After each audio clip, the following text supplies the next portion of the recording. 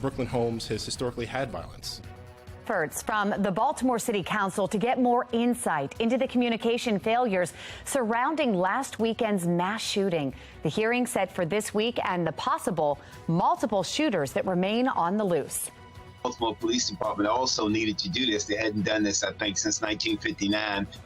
Plus, Baltimore's new police district map now in effect. Why some argue the change is cause for concern. Waking up cooler this morning, and we're talking about numbers today that I think you're going to like in terms of our humidity values. We'll break it down coming up. Live from WBFF in Baltimore, this is Fox 45 Early Edition. Good morning, everyone. Welcome to Fox 45 Early Edition on this Monday, July 10th. I'm Megan Gilland. Let's check in with meteorologist Justin Chambers as he's giving us our first look at the forecast. Good morning. Yeah, good morning, Meg. Had some strong storms around yesterday, but things are a lot calmer this morning and actually feeling pretty nice as you look out over the Inner Harbor early on your Monday. Our temperatures right now are cooler than we've been the last couple of mornings. We're talking mid to upper 60s for Cockeysville and Towson to Baltimore City. 68 your temperature there. Same number for you in Dundalk, and we're at 67 in Brooklyn Park. So a cooler morning, a drier week ahead with temperatures actually that will stay below average temporarily before we start heating up. So overall, your morning drive, upper 60s here into the lower 70s through about 8 o'clock this morning. Back with your full forecast. We'll do that in just a few minutes from right now. All right. Sounds good, Justin. Thank you. Looking at our Len Stoller traffic network here. We've got our Towson cam pulled up here. A dark shot before the sun comes up. You can see a few cars out on the roads here this morning, but pretty quiet start here so far. We do begin here this morning in a city in crisis. It has been just over a week since 30 people were shot during the Brooklyn Day block party at the Brooklyn Homes in South Baltimore. 20-year-old Kylese Fergbemi and 18-year-old Alaya Gonzalez were killed in that shooting. There is still a $28,000 reward for any information that leads to an arrest. Police are still searching for suspects, and they believe that more than one person fired and more than a dozen guns were used. A 17-year-old is in custody in connection with the shooting, but he is not facing homicide charges. 3 victims are still in the hospital. This Thursday, a city council committee will hold a hearing on the shooting and the police response to it. Councilman Mark Conway called that public safety meeting. City leaders are saying they hope to find out how hundreds of people were able to gather at the Brooklyn Day block party without police knowing about it. Acting Commissioner Richard Worley says the department found out about the party just hours before the shooting. We heard the police commissioner say there was an intelligence failure. I mean, this isn't, national security. This is a neighborhood block party, and you're saying you didn't know? Another looming question is what role Safe Streets could have played in preventing the shooting. The Safe Streets interim director says Safe Streets workers knew about the potential danger but failed to relay any information to police. I don't know that Safe Streets would relay that. At the time at which Safe Streets was at this event, there was not an indication that this is where the event was heading. Councilman Conway says that he wants answers. That said, in an instance where we know that there are multiple guns at a 1,000-person event, it sort of begs the question, what can they do that reduces the risks to that event and doesn't put them in the line of ruining their credibility? Well, the City Council has held a number of investigative hearings that did not get the results some would have hoped for. In 2021, the Council held a hearing on Baltimore City Public Schools' internal report into Augusta Fells High School, showing grade changing and inflated enrollment. During that hearing, no member of the Council brought up the school by name. Well, the Council held another hearing on city schools earlier this year following a Project Baltimore report showing 23 schools where 0 students among those tested are proficient in math. Council members spent more time asking about summer programs than how test scores could have been improved. And then Thursday won't be Monzi's first time before the council. It held a hearing on the Safe Streets program last year, if you remember. It ended early after council members spent most of their time arguing with then Director Shantae Jackson about why council members weren't told about a change in the program structure. Taxpayer watchdog David Williams says this time has to be different. Hopefully it's not just a one-day hearing. The problem is that we don't want the city council to grandstand next week. We want the city council to have real questions and demand real answers. There needs to be constant follow-up to all of these folks and to demand accountability. We want to know what you think. Do you trust City Council to ask tough questions about the mass shooting? So far, 97% of voters say no. You can head to foxbaltimore.com/vote to weigh in on this. Elsewhere in a city in crisis, Baltimore's new police district map is now in effect. You can see it behind me. This new map is the first major boundary change in more than 60 years. The new boundaries are meant to balance resources and improve response times. It positions officers in areas with the highest calls for service. Each district will still remain short on officers, though, which one expert we spoke with says is cause for concern. Now, redistricting does not mean that police officers cannot respond from anywhere in the city. And as we indicated on previous conversations, you still have the force multipliers in place where other agencies are now becoming more actively involved, mainly the Sheriff's Department. Acting Commissioner Richard Worley admits that it won't address the department's staffing crisis and says they'll make adjustments along the way. You can find the new police district map on our website, foxbaltimore.com. Still ahead on the early edition, Treasury Secretary Janet Yellen heading home from Beijing. Why she says the trip was productive in opening communication between the two countries. Plus, a drier start to the work week here. Our Weather Authority team is letting us know when we could see more showers.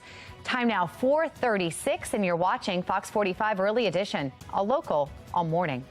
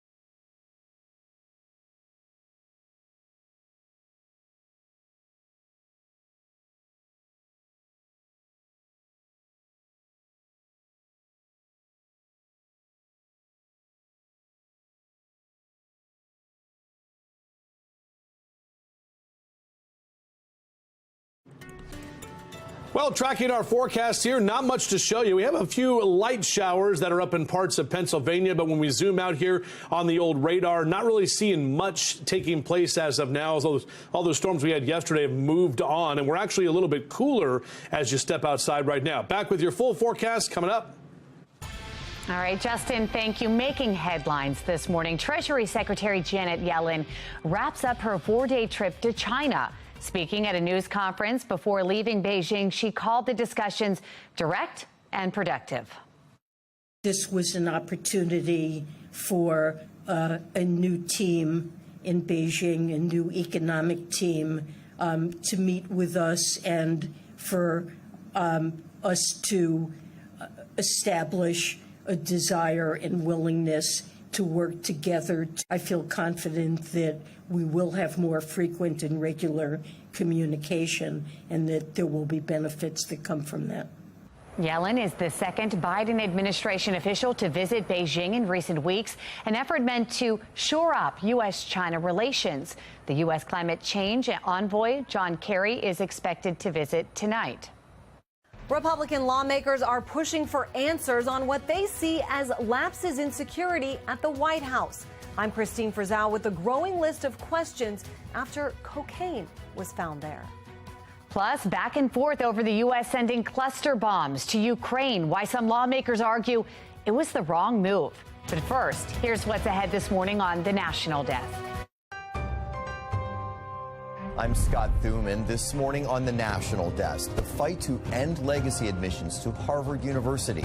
We're breaking down the lawsuit with a Washington insider. That's this morning on the National Desk, America's News Now, weekday mornings. You can watch the National Desk on our sister station, the CW Baltimore, weekdays from 6 to 9 a.m. Time now 4:41. You're watching Fox 45 Early Edition, all local, all morning.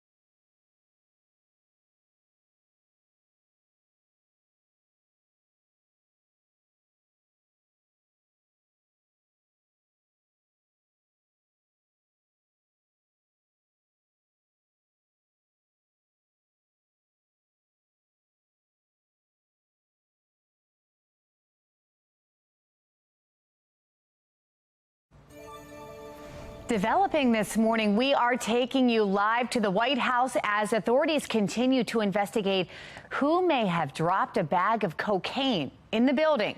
So far, there are still no suspects. In the absence of answers, more questions from lawmakers on Capitol Hill and candidates on the campaign trail. National correspondent Christine Frizzell has the story.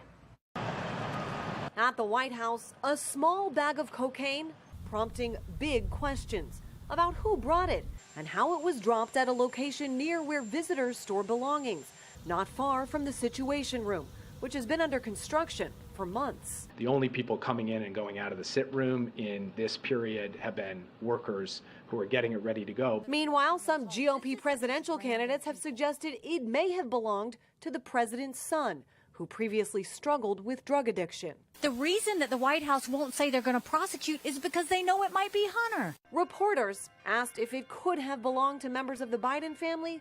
met with this response. They were not here Friday. They were not here Saturday. They were not here Sunday. They were not even here Monday. They came back on Tuesday. So to ask that question is actually incredibly irresponsible. The Biden family, it appears, was at the White House on Friday, seen in this video departing that day for Camp David.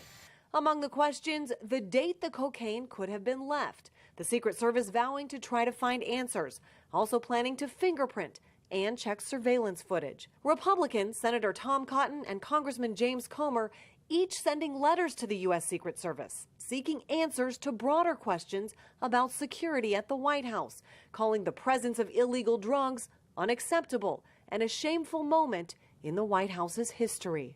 The Secret Service has acknowledged they've received these communications and will respond appropriately, but also states this is still an open and active investigation. I'm Christine Frizzau reporting.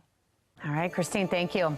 Well, take a look at this. A sibling showdown at the Maryland Zoo. These are sisters Nova and Nita having a Sunday wrestle session there. The zoo tells us that the pair loves to show off their natural abilities and strength. That is awesome. Well, this summer, Sinclair is partnering with the National Diaper Bank for Sinclair Care's Summer Diaper Drive. You can scan this QR code right there to help local diaper banks provide diapers to children and families in need. You can donate today for a healthier future for our little ones. And if your family is struggling with basic needs for your baby, just go to sinclaircares.com. All right, 446, we are taking you live across Maryland now this morning. We are waking up with some dry conditions out there after those severe storms rolled through the state yesterday. We want to bring in meteorologist Justin Chambers here on this Monday morning to see what we can expect here today. See if those storms are out of here, Justin. Yeah, we're definitely seeing nicer conditions here, Meg, with some cooler temperatures as well on your Monday, getting out early from our Towson camera. Looking right now, you can see 68 is your current temperature. We haven't seen mornings in the 60s for a while. Notice that dew point temp at 64 degrees, so not bad. Remember, we had those dew points in the 70s pretty much all of last week, even in the morning time. Here's the best news I have for you. If you don't like all of that humidity, we've got a couple of days where we'll see some drier air. This is your dew point trend, and notice they stay in the low to mid 60s through Wednesday. That means we will be less humid in the afternoon. Thursday and Friday, we're right back to where we were this past week and over the past weekend as well, with those dew points sliding back into the lower 70s. So here's a look at your rise and shine cast. Upper 60s for the next couple of hours with our temperatures. Sun comes up at 5:49, goes to bed tonight at 8:35. Those daylight hours are slowly shrinking here as we're past the summer solstice now. Our day planner at 71 by 8 a.m. Numbers for noontime. Not a bad day for lunch outdoors with lower 80s and high temperatures today in those mid to upper 80s. So overall, a very pleasant Monday afternoon. A few clouds kind of hanging around. That's really about it. We're pretty much done with the rain and the storms for now, and then we'll take a pause before we see them pick back up later this week. We'll see those low to mid and upper 80s across Carroll and Baltimore counties for your highs this afternoon. The average this time of year is 89. So again, some of us will be below average for our temperatures. For Ellicott City and Columbia down through Elk Ridge, 87 Glen Burnie and Pasadena, 88 in Severna Park for you this afternoon. And up and down the 95 corridor, keeping those mid to upper 80s going for Philly and Baltimore down through D.C. Heading down the Ocean City right at 80 for the high there today. Notice our temperature tracker. We're going to start heating back up Tuesday and Wednesday. We get to the low and mid 90s, but again, that's going to be with less humidity.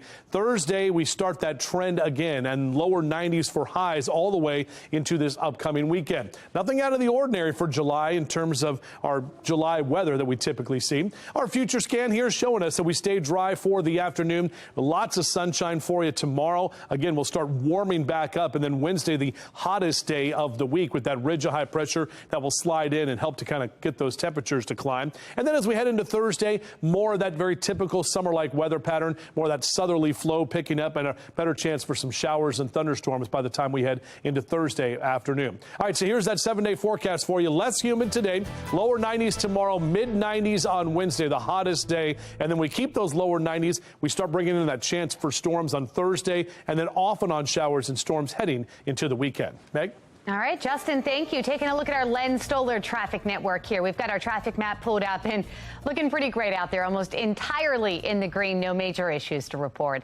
Let's get a check now on mass transit. We have Mark Jones with the MTA joining us. Good morning, Mark. Well, good morning out there for the commute start. You'll find, Megan, light rail link looking good from end to end. On-time service is what you'll find there. But Metro Subway link is still dealing with the service disruption between Owings Mills and Hopkins Station as repairs continue out there on that service. This is, of course, the service disruption from Friday. Still with us this morning. Allow extra time for travel as shuttle buses remain in place, providing service. If your ride is on the MARC train system, no delays or issues. Looking good, in fact, for travel on the Camden, Tan, and Brunswick lines of MARC. For the MTA Transit team, I'm Mark Jones. All right, Mark, thank you. Still ahead on the early edition, lingering questions surrounding last weekend's mass shooting. Why safe streets will be one of the topics covered at a city council hearing this week. But first, Ukraine attempting to become a member of the United Nations. Why the United States is pushing back on the move. Time now 4:50. You're watching Fox 45 Early Edition, all local, all morning.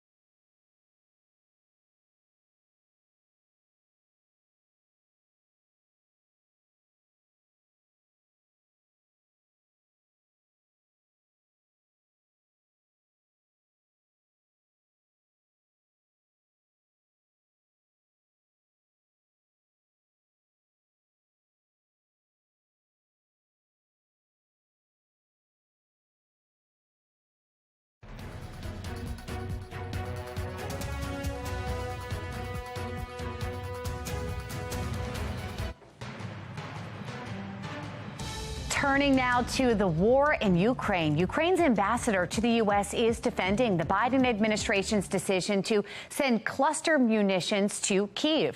The controversial weapon has been condemned by many human rights groups and countries for the danger that it poses to civilians.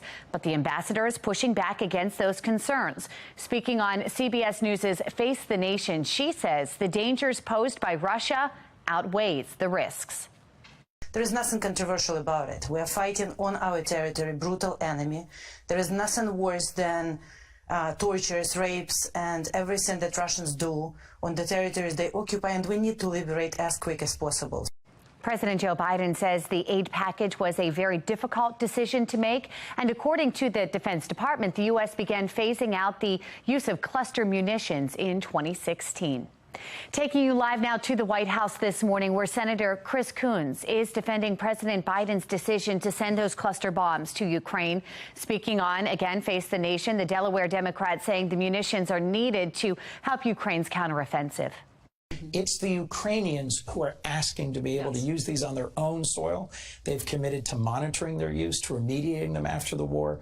And frankly, they will be tactically helpful against dug-in Russian troops that are behind large minefields.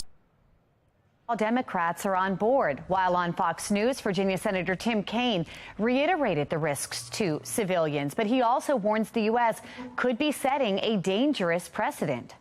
I have some real qualms about it. If there's an international prohibition and the U.S. says, but here's a good reason to do something different, it could give a green light to other nations to do something different as well.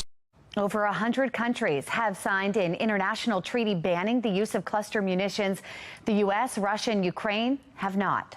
Ukrainian President Volodymyr Zelensky has been invited to the NATO summit, but he is threatening not to attend if the alliance does not accept Ukraine as a member. It's all a matter of political will, just to find the proper wording and invite Ukraine. It would be an important message to say that NATO is not afraid of Russia. President Biden, meanwhile, is voicing hesitancy over the aid. In an interview airing on CNN, he continued to pledge security guarantees, but said that Ukraine needs to follow proper protocol to join. And so I think we can work it out, but I think it's premature to call for a vote, in now, because there's other qualifications that need to be met.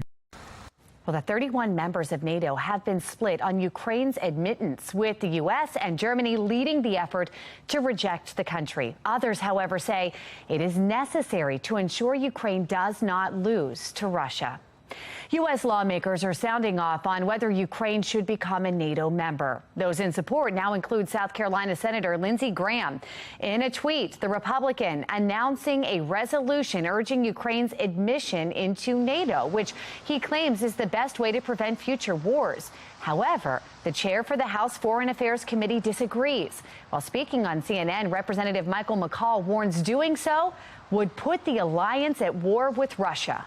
I think first, they have to win the counteroffensive. Secondly, have a ceasefire, then negotiate a peace settlement. We cannot admit Ukraine into NATO immediately. That would put us at war with Russia under Article 5 of the United Nations. McCall's remarks come just one day after Ukraine marked the 500th day of Russia's invasion. Making headlines now this morning, the Defense Department is saying a U.S. drone strike killed an Islamic State group leader in Syria. That attack taking place on Friday over the western part of the country. The department confirming it was the same group of drones harassed by Russian jets earlier that day. Defense officials have been complaining about an uptick in Russian aggression in that region. But according to Russian military, it has been working with Syrian forces on a 6-day joint military exercise. It's been just over a week since Baltimore's biggest mass shooting. Coming up next, we're looking into the questions and concerns with how city agencies responded. Severe weather in the Northeast turns roads into rivers. We'll tell you about the threat that continues today just ahead from the Live Center. And we had a weather alert day here with some of those storms that rolled through yesterday as well. Talking about a calmer start to your Monday morning. Full weather forecast coming up. Live from WBFF in Baltimore, this is Fox 45 Early Edition. Well, good morning on this Monday morning, July 10th. I'm Tom Rogers. I'm Megan Gillen. Storms moved out. Pretty quiet start to this Monday morning. Yeah, after just unbelievable weather yesterday, we have meteorologist Justin Chambers talking about how much rain fell and some trees came down, a little bit of wind mixed in there. Yeah, there are actually a lot of reports of wind damage of trees on power lines and those trees that are down across parts of Harford County, Frederick County as well. This is all from yesterday and all of the weather alert action that we were dealing with yesterday afternoon and evening time. Nice and calm, though, over the Inner Harbor at this time. Officially, we actually picked up 1.3 inches of precipitation. That's rain, of course, at BWI, but still puts us about 5 inches below average for this time of year. Mid to upper 60s. That's the cool thing right now, is our temperatures are cooler as we start your day. So you can see out for a run or a jog in the next couple of hours. We'll keep those numbers in the mid to upper 60s. And our high temps today are going to be in the mid to upper 80s. So a little bit cooler than those days we've had over the last few. In fact, we've had 7 out of the 9 days in July in the 90s, back to the 80s for today. We'll have a full forecast for you coming up in a few. Thank you, Justin. Taking a look now at your Lens Solar Traffic Network. Now, this map does not show any of the incidents, but just north of where it says lenssolar.com, 5 vehicles involved in an accident right near the Maryland House, northbound 95. There's no camera showing that. It's causing some delays if you're northbound 95. South of this in Rolling Hills on 97 southbound, all lanes closed because of 3 vehicles involved there. Also, again, no cameras showing that, but that's both of those incidents are still causing some delays. 97 south, right near Rolling Hills, and 95 north near the Maryland House. My life changed right there. I'll never be the same. My son cries a lot. He breaks down. He wakes up this morning crying, Aliyah, are you home? Are you there? Aliyah, are you coming home? It's like a bad dream. Turning now to a city in crisis. We're now 1 week into the investigation into one of Baltimore's biggest mass shootings in recent memory. The shooting claiming the lives of 2 people and injured 28 others. Investigators are still trying to piece together what happened and make arrests for those responsible for this shooting. But questions remain about how city agencies responded to the mass shooting and why it happened in the first place. Olivia Dance joining us live now from City Hall with a closer look at those questions. Olivia. Yeah, Megan and Tom, that's exactly right. There are still many unanswered questions about how this could have happened in the first place. Questions that will hopefully get answered during a council meeting that's happening right here at City Hall on Thursday. Councilman Mark Conway, on the heels of the mass shooting in his district, calling a public safety meeting for later this week. City leaders saying they hope to find out how hundreds of people were able to gather at the Brooklyn Day block party without police knowing about it. Acting Police Commissioner Richard Worley saying the department found out about the party just hours before the shooting. Another looming question is what role Safe Streets could have played in preventing it. That said, in an instance where we know that there are multiple guns at a 1,000-person event, it sort of begs the question, what can they do that reduces the risks to that event and doesn't put them in the line of ruining their credibility? Councilman Conway is calling for answers. According to the Safe Streets director, the agency knew about the potential danger, but failed to relay any information to police. I don't know that Safe Streets would relay that. At the time at which Safe Streets was at this event, there was not an indication that this is where the event was heading. Of course, the biggest question is how did this happen at all? And police say that there are multiple suspects responsible for the shooting. So, of course, if you have any information, you're asked to call police or Metro Crime Stoppers. For now, reporting live in Baltimore, I'm Olivia Dance, Fox 45, Early Edition. Thank you, Olivia. 5:02. And the City Council has held a number of investigative hearings that didn't get the results some may have hoped for. In 2021, the council held a hearing on Baltimore City Public Schools' internal report into Augusta Fells High School, where it showed grade changing and inflated enrollment. During that hearing, no member of the council brought up that school by name.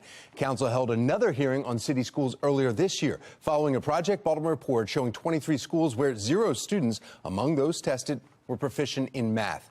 Council members spent more time asking about summer programs than how test scores could be improved. And then Thursday won't be Monty's first time before the council. It held a hearing on the Safe Streets program just last year. It ended early after council members spent most of the time arguing when then Director Shantae Jackson about why council members were not told about a change in the program structure. Taxpayer watchdog David Williams says this time has to be different. Hopefully it's not just a one-day hearing.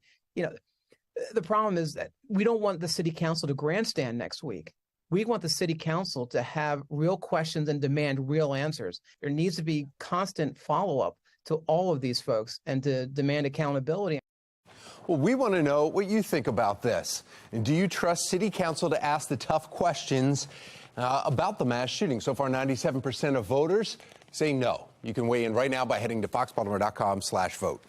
Dispatch audio shedding more light on the timeline of events last week and what role the officer shortage played in it. Calls started coming in from the party before 11 Saturday night. Callers reporting people shooting and fighting. Officers talked about a crowd of up to 1,000 people asking for backup. A sergeant instructing an officer not to go toward the crowd alone. Platform right here. Any other units? We're coming. Foxes overhead. Do not go into the crowd by yourself.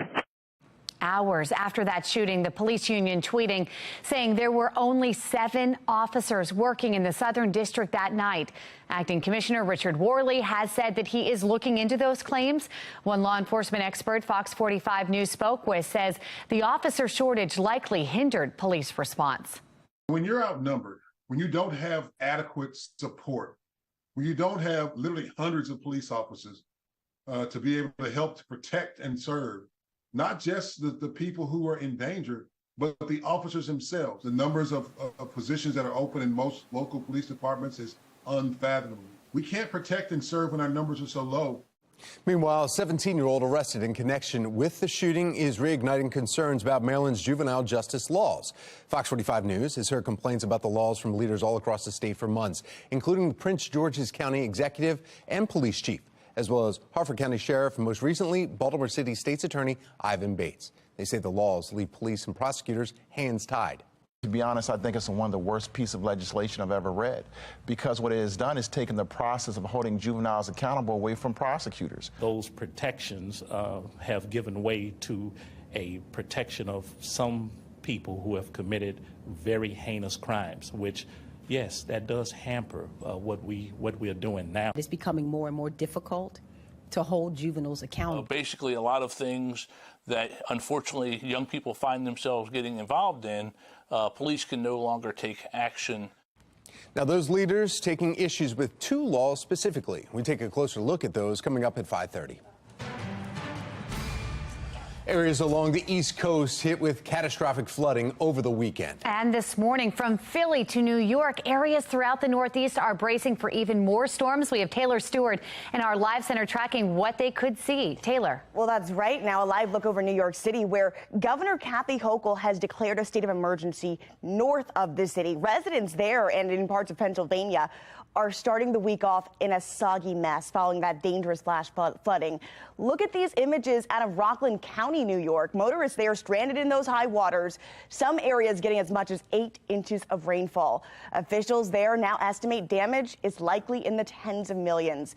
But take a look at this tweet right now from from New York State Police about Rockland County. Look at this roadway. They had to close down the Palisades Interstate throughout the weekend. It remains closed this morning, as floods continue to turn roads into rivers. Oh God, wait, I gotta get my phone. I gotta get my phone open. Not just Rockland, though. This is video of fast-moving water from Highland Falls, New York, among the areas along the East Coast hit with catastrophic flooding. Authorities say a woman in her 30s drowned after being swept away from moving waters. She was trying to evacuate her home at the time. This as the state has already deployed 5 swift water rescue teams to help rescue people stranded in those floods. We're also getting new images out of Pennsylvania, 55 miles outside of Philadelphia, where deluge is drowning the area there. More cars trapped under high water. And this morning, we are still continuing to follow what's happening throughout the region. FEMA's reminding folks to stay clear of those affected areas, avoid roads, saying most of the deaths that happen in floods happen inside of vehicles. We'll stick with the Weather Prediction Center and bring you the updates throughout the morning. Baltimore Police Department also needed to do this. They hadn't done this, I think, since 1959. Ahead on the early edition, Baltimore's new police district map now in effect. Why some argue the change is cause for concern.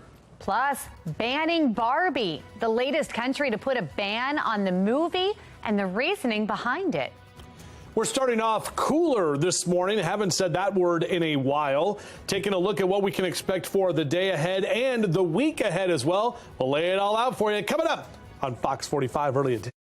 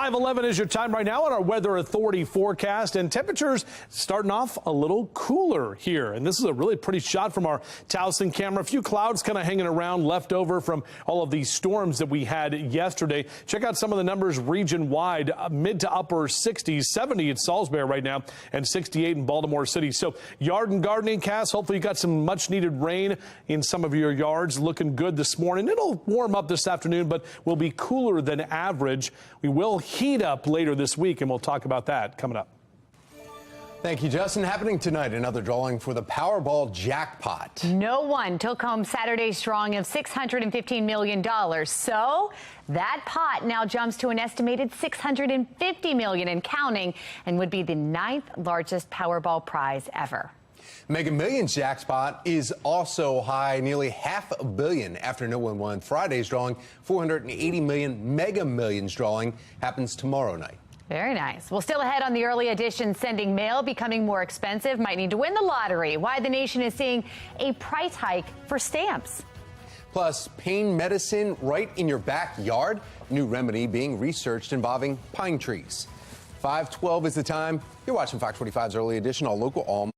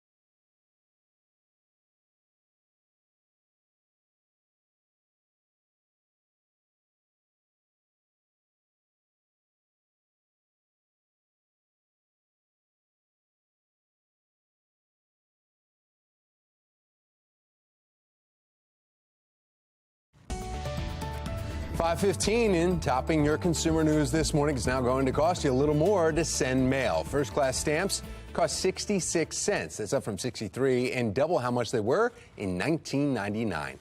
Other increases include postcards. Those with domestic destinations are ticking up from 48 to 51 cents. International postcards will cost $1.50.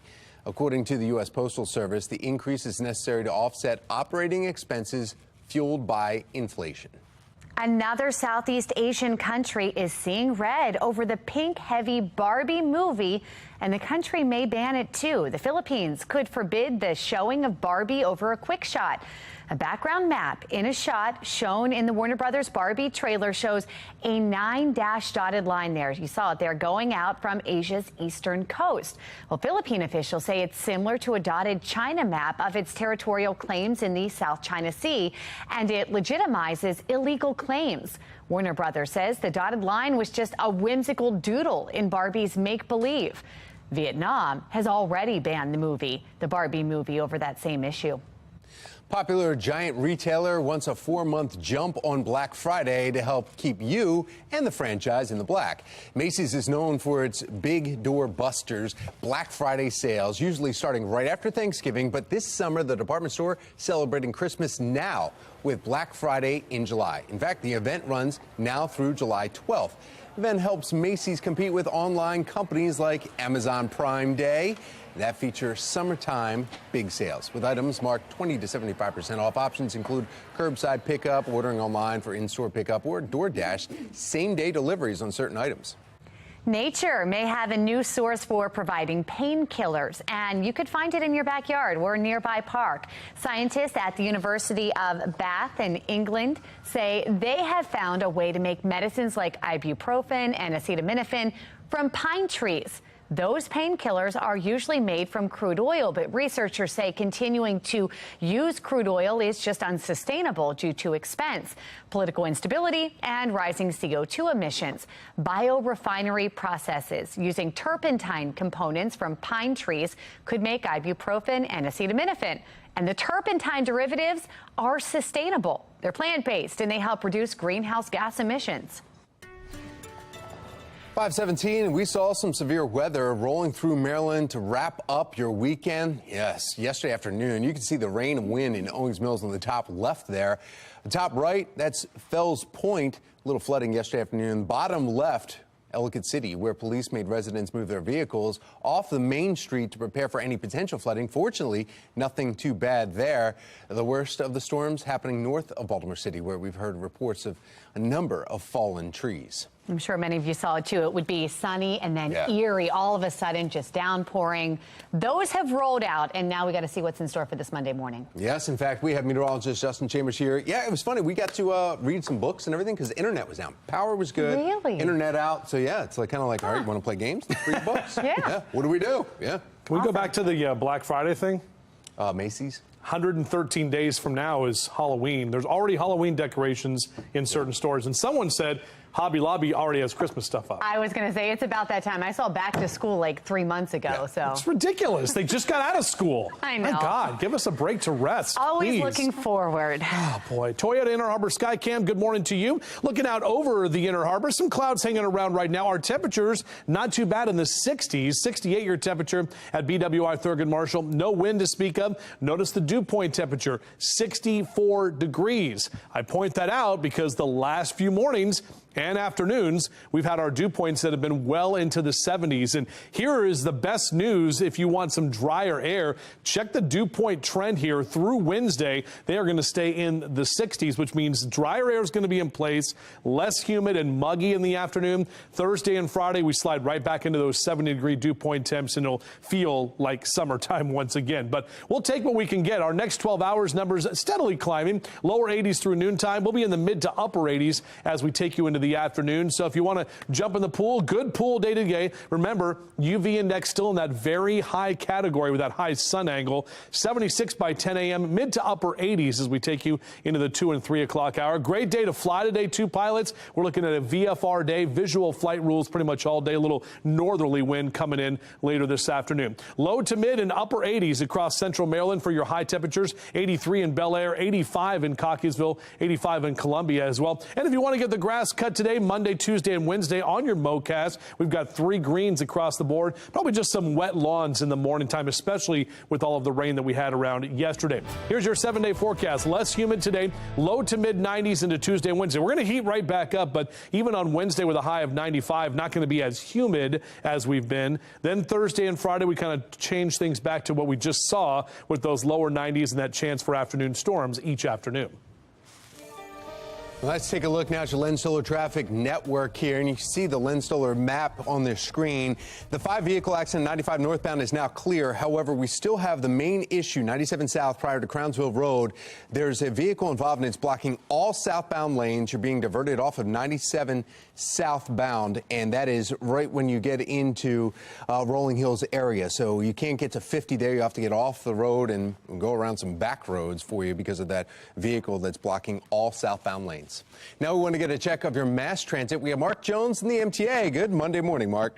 Good Monday morning, Tom. Good morning, everyone. Out there on the MARC train system, we've got 10 train 505 and Camden train 841, both operating with 5-minute delays. The other trains look good for the commute start. Out there on Light Rail Link, no delays or issues on time service from end to end. Metro Subway Link, however, still has a service disruption between Owings Mills and Hopkins Station. Shuttle buses remain in place, providing service there on Metro Subway Link. Allow extra time for getting there, as you'll need that and you'll incur delays. For the MTA Transit team, I'm Mark Jones. Thank you, Mark. When was the last time you had a hearing test? I'm Liz Bonus with new research that shows it could make a difference in preventing memory loss in the future. It is just ahead. The new Baltimore Police District boundaries are in effect. I'm Olivia Danson. Coming up next, I'll tell you why some have concerns with the timing of the redistricting. You're watching Fox 45 early.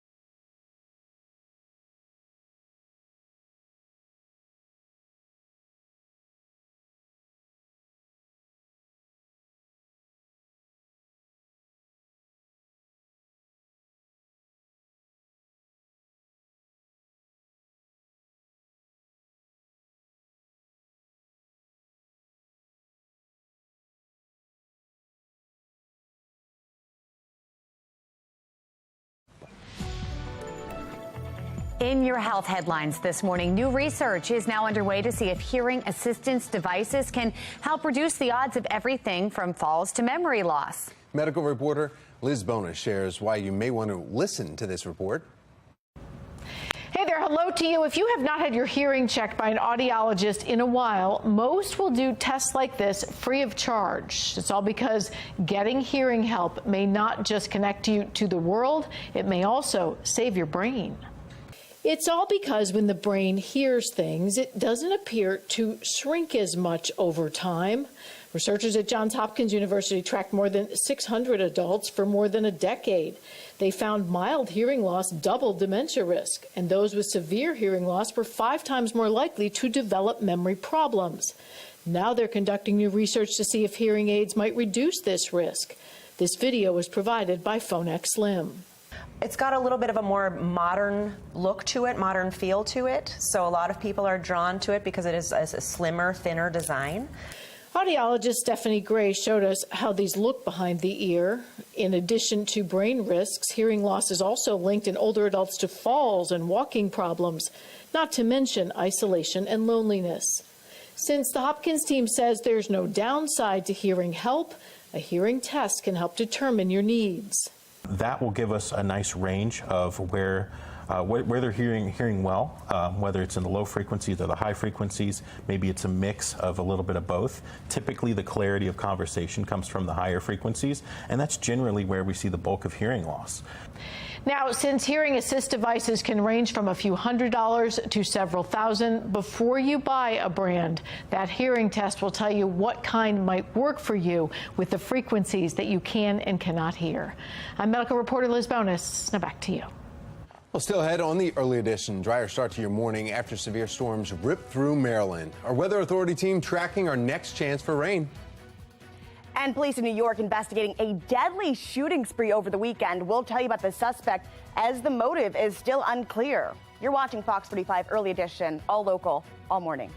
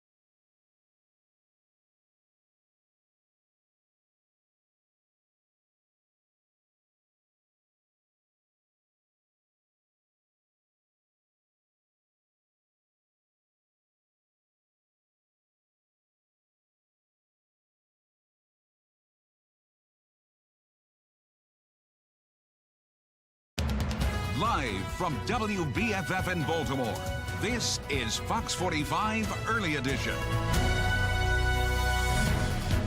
Welcome back to Fox 45 Morning News. It's Monday, July 10th. I'm Megan Gilland. I'm Tom Rogers. We need to find out exactly, is this the day to clean up after everything that came through yesterday? Goodness gracious. Meteorologist Justin Chambers has been tracking our forecast. Yeah, actually looking better today to be outdoors, guys. We're talking about less humid conditions and temperatures that will be below average for at least a day. Our Towson cam right now showing us some clouds kind of hanging around left over from all of those storms we had yesterday. Statewide, lower 60s in Oakland, mid 60s Cumberland, upper 60s and lower 70s is what we're looking at right now as you wake up and down the Chesapeake at this time. So out for a run or a jog next couple of hours, mid to upper 60s overall, mild conditions, not too bad at all. Snowball cast looking good, 88 today, lower 90s tomorrow, mid 90s on Wednesday. So temperatures are definitely warming up or heating up as we head toward the middle of the week. But again, we take a break from the humidity for now. We'll take a closer look at when we'll see that return and when some of those thunderstorms come back as well. Well, thank you, Justin. Turning now to a city in crisis. Baltimore Police Department's new district lines now in effect. Olivia Dan's joining us live now from downtown Baltimore with the details on the change and why some have concerns on this. Olivia. Yeah, that's right. The new boundaries that make up the Baltimore Police Department's 9 districts are now in effect, and the new boundaries are meant to improve resources and balance response times, but each district will remain short officers, which law enforcement expert Tyrone Powers says is concerning.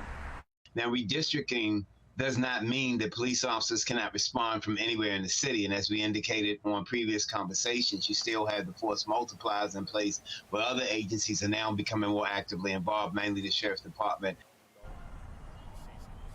The new boundary lines position officers in areas that have the highest calls for service. The change was a requirement by the state, but it's happening in the height of summer, which is a time of year where crime is historically at its highest. Acting Police Commissioner Richard Worley admits it won't address the department's staffing crisis and says they will make adjustments along the way. We want to continue to look at calls for services and add our constants on how many officers each shift needs. Now, the change comes as the department is trying to fill over 500 vacancies, but Commissioner Worley seems confident that the department will be able to make the adjustment. For now, reporting live in Baltimore, I'm Olivia Dance, Fox 45. Early edition. All right, Olivia, thank you. Some city leaders have raised concerns over the timing of the district change, saying that they are not sure that it should have been done in the summer when crime is historically at its highest. The concerns that was brought up by one of my colleagues during budget hearings was just the fact that, you know, new people in a different place, and here we are trying to do this other deployment. Well, you can find the new police district map on our website, foxbaltimore.com. Baltimore City saw another mass shooting this weekend. 5 people shot along Greenmont Avenue in East Baltimore. 2 were killed. Another victim is in critical condition. A person was killed in a separate shooting in Northeast Baltimore Saturday night. A 17-year-old survived multiple gunshots early Sunday morning. In total, 3 were killed, 4 others were hurt. This weekend's mass shooting marks the 10th the city has seen so far this year. 63 people have been hurt in those 10 shootings. 9 have been killed. Philadelphia and Chicago are the only cities in the nation that have seen more mass shootings this year, with 16 and 11 respectively. Former federal prosecutor Dhruv Vignarajah says city and state leaders need to step up and take responsibility for this violence. Every time you hear a local leader say, oh, this is a gun violence problem across the country, what they're saying is, it's not really my fault. It's not really my responsibility to do something about it.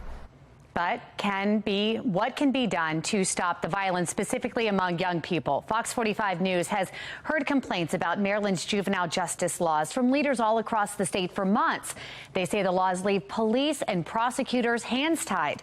Those leaders taking issue with 2 laws specifically. One of them, the Juvenile Justice Reform Act. Supporters say it is aimed at providing services to juveniles instead of lengthy sentences, and it prevents children 13 and under from being charged with most crimes. If a child commits an adult misdemeanor, the maximum sentence is 6 months probation.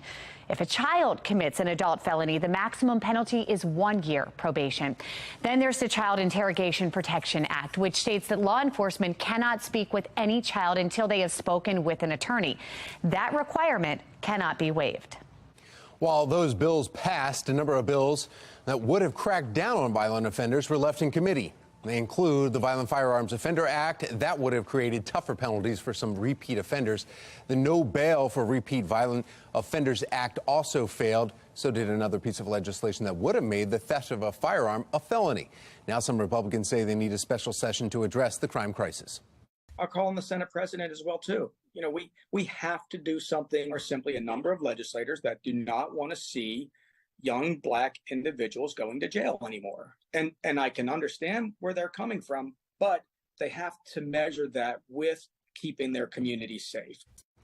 Well, Fox 45 News also pressing Senate President Bill Ferguson on whether the state needs a special session to address the crime. He told us he doesn't think more laws would have stopped what happened at Brooklyn Homes. Last week, we asked you if you think the governor should call a special session to combat the violent crime. 93% of those who have voted responded yes. This morning, a 25-year-old man is in police custody after a series of random shootings in New York City over the weekend. Taylor Stewart is in our live center now with more on the man accused of killing one and hurting three others. Taylor? That's right. Right now, we're starting off with a live look over New York City this morning, where police from all 5 boroughs quickly launched into the search for the gunman who they say went on a shooting spree across Brooklyn and Queens over the weekend. Now, here are pictures of one of those shooting scenes. The first one reported around 11 in the morning on Saturday. A 21-year-old man shot in the shoulder. Not long after that, the suspect allegedly shot an 86-year-old man. But the gunman not done. This is 25-year-old Thomas Abreu from Brooklyn. Investigators say he was involved in 6 shootings total. Witnesses tell police he rode by on a scooter and began firing randomly into a group of people. No one was hurt in that incident, but just 8 minutes later, a 44-year-old man was shot in the face. We are here today to discuss a violent sequence of events in which an individual took it upon himself to shoot 4 innocent people, tragically killing one. Our hearts go out to all the families affected by the senseless violence. The shooter in these connected incidents used an illegal scooter that did not have a license plate to move from one location to the next. Despite the difficulties this presented, our investigators were able to pull video of the shooter. Now, Abreu is currently charged with 3 of those shootings. The district attorney's office is going to determine if he'll face additional charges. Right now, police say the motive is not clear. We'll keep you updated here at the Live Center. Brooklyn Homes has historically had violence. New efforts from City Council to get more insight into the communication failures surrounding last weekend's mass shooting. The hearing set for this week as the possible shooters remain on the loose. Plus, North Korea voicing its concerns about wastewater coming from Japan, why the country is calling the process evil. Plus, a cooler and drier day ahead. Meteorologist Justin Chambers letting us know just how hot we get later this week. 5:38 now on Fox 45 Early Edition. A local.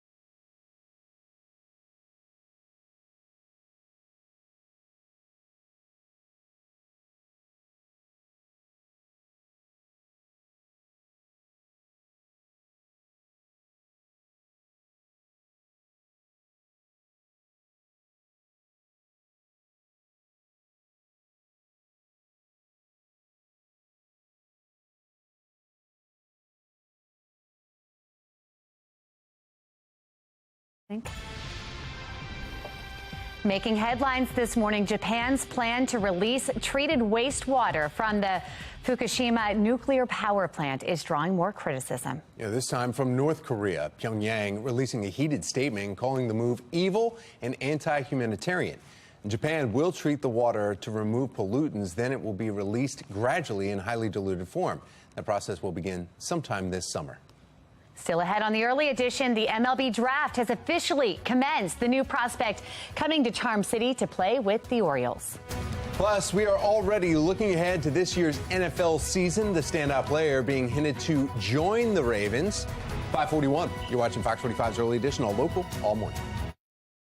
Fox 45 News, winner of 16 2022 Regional Emmy Awards, more than all other Baltimore news stations combined.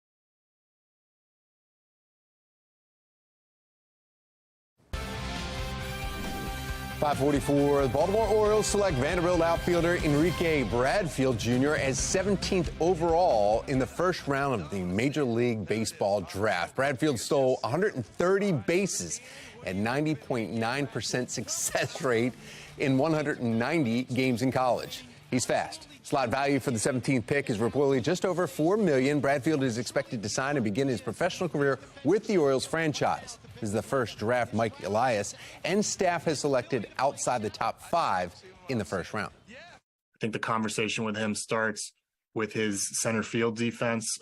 It's absolutely electric in college, and just historically, probably one of the better college center field defenders that we've seen in a while.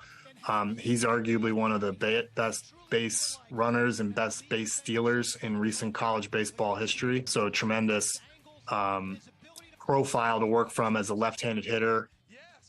1 pick down, 21 picks to go. Here are the next 4. Round 2, pick 53, competitive balance round.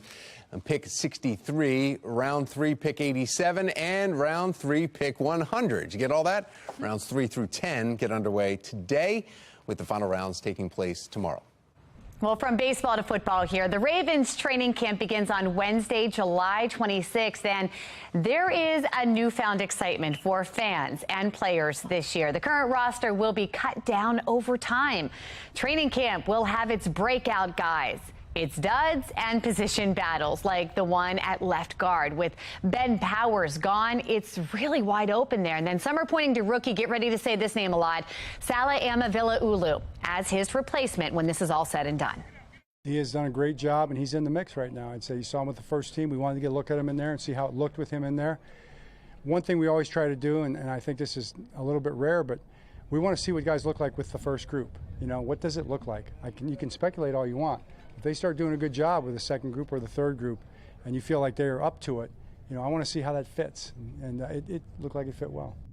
Again, training camp begins on Wednesday, July 26th. Stadium practice will be held on July 29th. And then we've got those two joint practices with the Commanders August 15th and 16th. The training camp will wrap up for the team on August 18th. I like that date. Yeah, not a bad date. And the Orioles had the Twins booed last night coming off the field in their home stadium because they're just, 15-2. Yeah. I mean, this is a great sports town. First of all, by the way, the O's, I mean, 5 in a row. They swept the Twins, and they are just 2 back of the Rays into the All-Star break.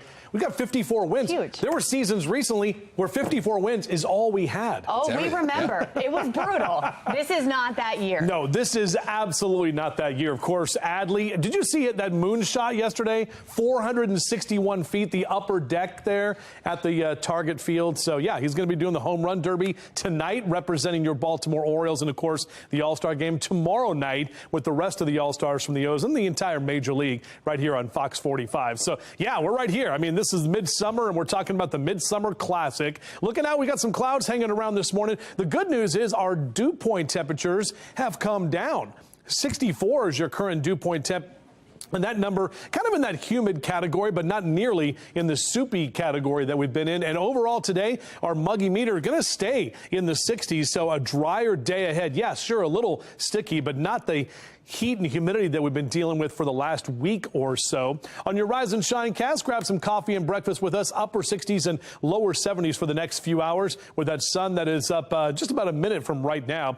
Golfers hitting the links today on your forecast. Lower 70s through 9 a.m. and lower 80s into that noon hour. We'll get to the mid to upper 80s as we take you into that 2 and 3 o'clock hour for the afternoon. Those numbers, again, slightly below average across Carroll and Baltimore counties for your highs today. We're talking mid to upper 80s as opposed to those widespread 90s. Even Hartford and Cecil counties still cleaning up from some of the storms we had yesterday, but low to mid 80s for you across the board. Now, on your car wash cats, we do have a potential of a stray pop-up shower kind of left over today, but overall, I'm going to put 3 greens on that car wash cast as we definitely have a drier week ahead. And you can see that here on our future scan. Again, as we head toward the afternoon, we'll see a few of those pop-up showers possibly to the north of us, but not much happening today. Definitely a drier day with plenty of sunshine tomorrow. Ridge of high pressure is going to build in as we head to midweek, and that's going to really get our temperatures to start climbing. And then by Thursday, we'll get back into that summer-like weather pattern where we'll have more of that moisture rolling in, the potential for those showers and pop-up thunderstorms. Thursday looks to be our next weather maker and our next chance for some afternoon thunderstorms. But again, enjoy these next 3 days that stay mainly dry. We'll keep those 90s going as we head into the weekend. Meg? Awesome. Justin, thank you. Taking a look at our Len Stoller traffic network here. We have our traffic map pulled up, and take a look at this, guys. Picture perfect. We are in the green with no issues to report here at this hour. Let's go ahead and take a live look now from our traffic camera here this morning. Inner loop in the Towson area here this morning. We've got some light volume out there. No issues here in this area as well. Mark Jones with the MTA now joining us with a look at mass transit. Good morning, Mark.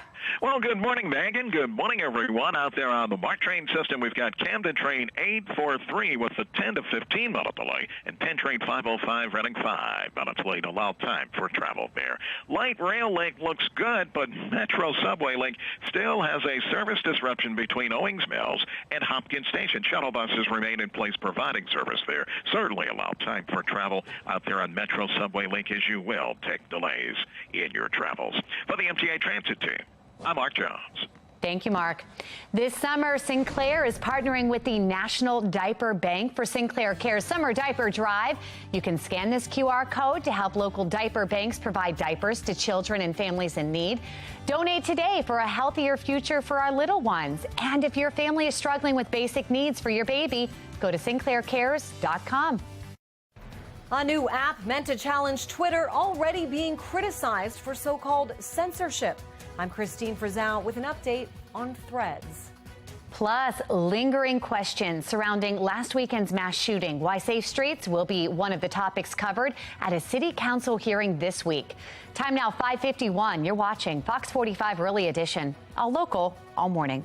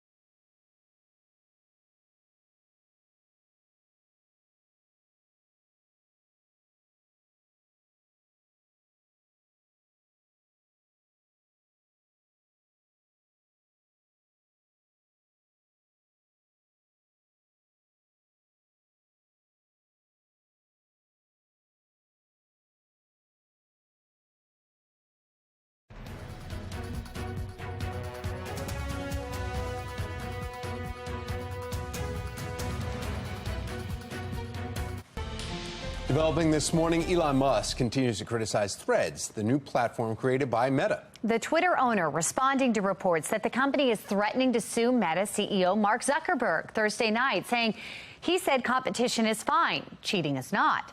Twitter is accusing Meta of hiring ex-Twitter employees with access to, quote, trade secrets.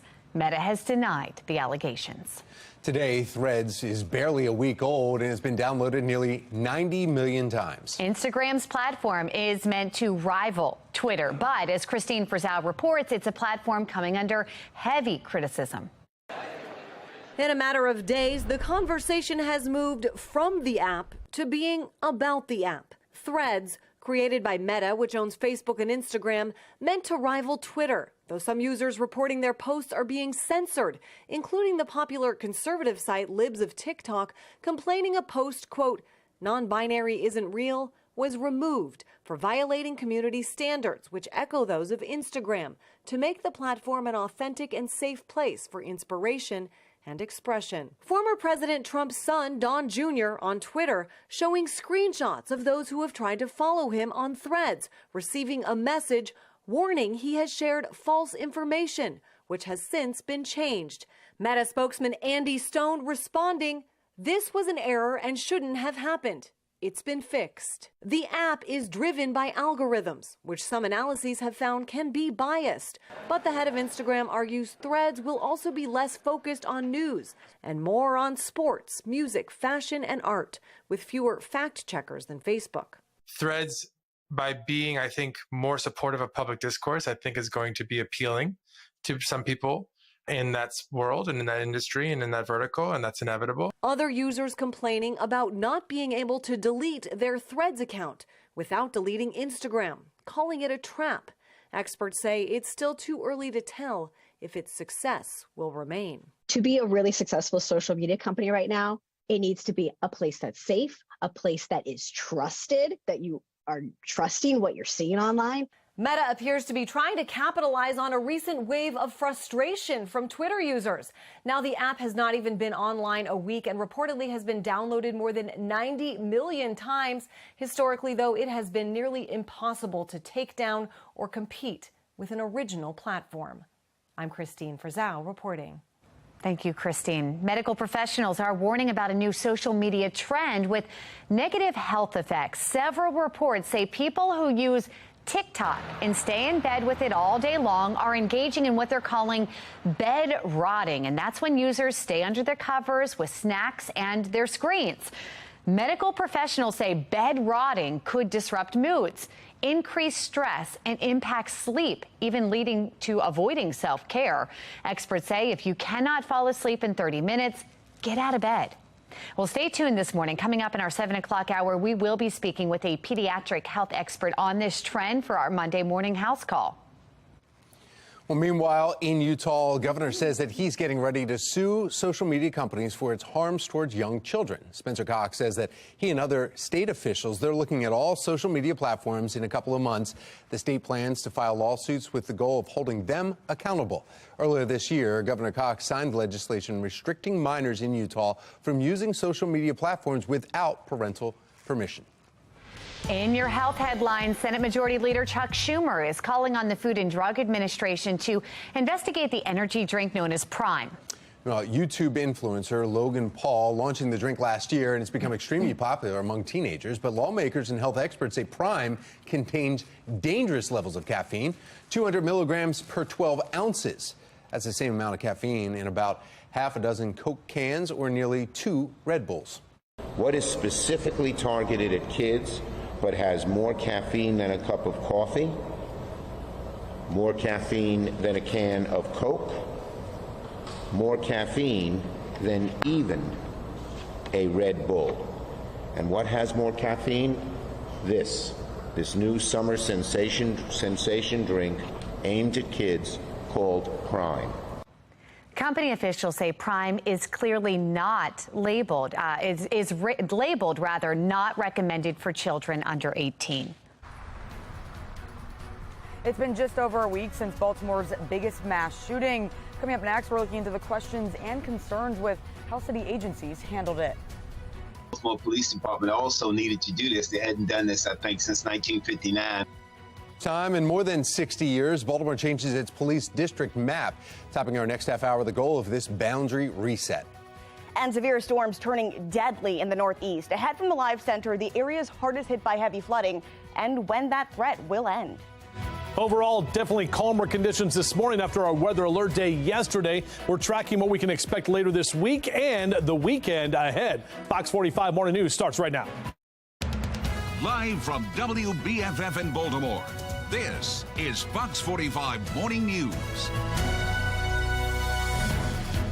Coming up on 6 o'clock on this Monday morning, July 10th, and it is a windows open kind of morning. I'm Tom Rogers. I'm Megan Gillen. Patrice Sanders is off this morning. We want to bring in meteorologist Justin Chambers and see what's going on. Yeah, good morning, guys. Temperatures are definitely cooler this morning than we've seen the last couple of mornings, and we're going to have some drier air in place here, not only today, but for the next couple of days. As we take you outside right now, still some clouds left over from all of the showers and storms we had yesterday, but that sun is now up. That's our Towson cam right there. 6 65 in Towson. Same number for you, Cockeysville and Hunt Valley, 64 in Bel Air, and mid-60s in Brooklyn Park down through Glen Burnie and Pasadena. So a cooler Monday morning, drier week ahead. We're going to be heating back up as we get later into the work week, but we'll keep that humidity in check at least, so that will be a nice little plus. Our morning drive, Mr. Bo says we are good to go. Upper 60s and lower 70s over the next couple of hours. We're back with your full forecast in just a few minutes from right now.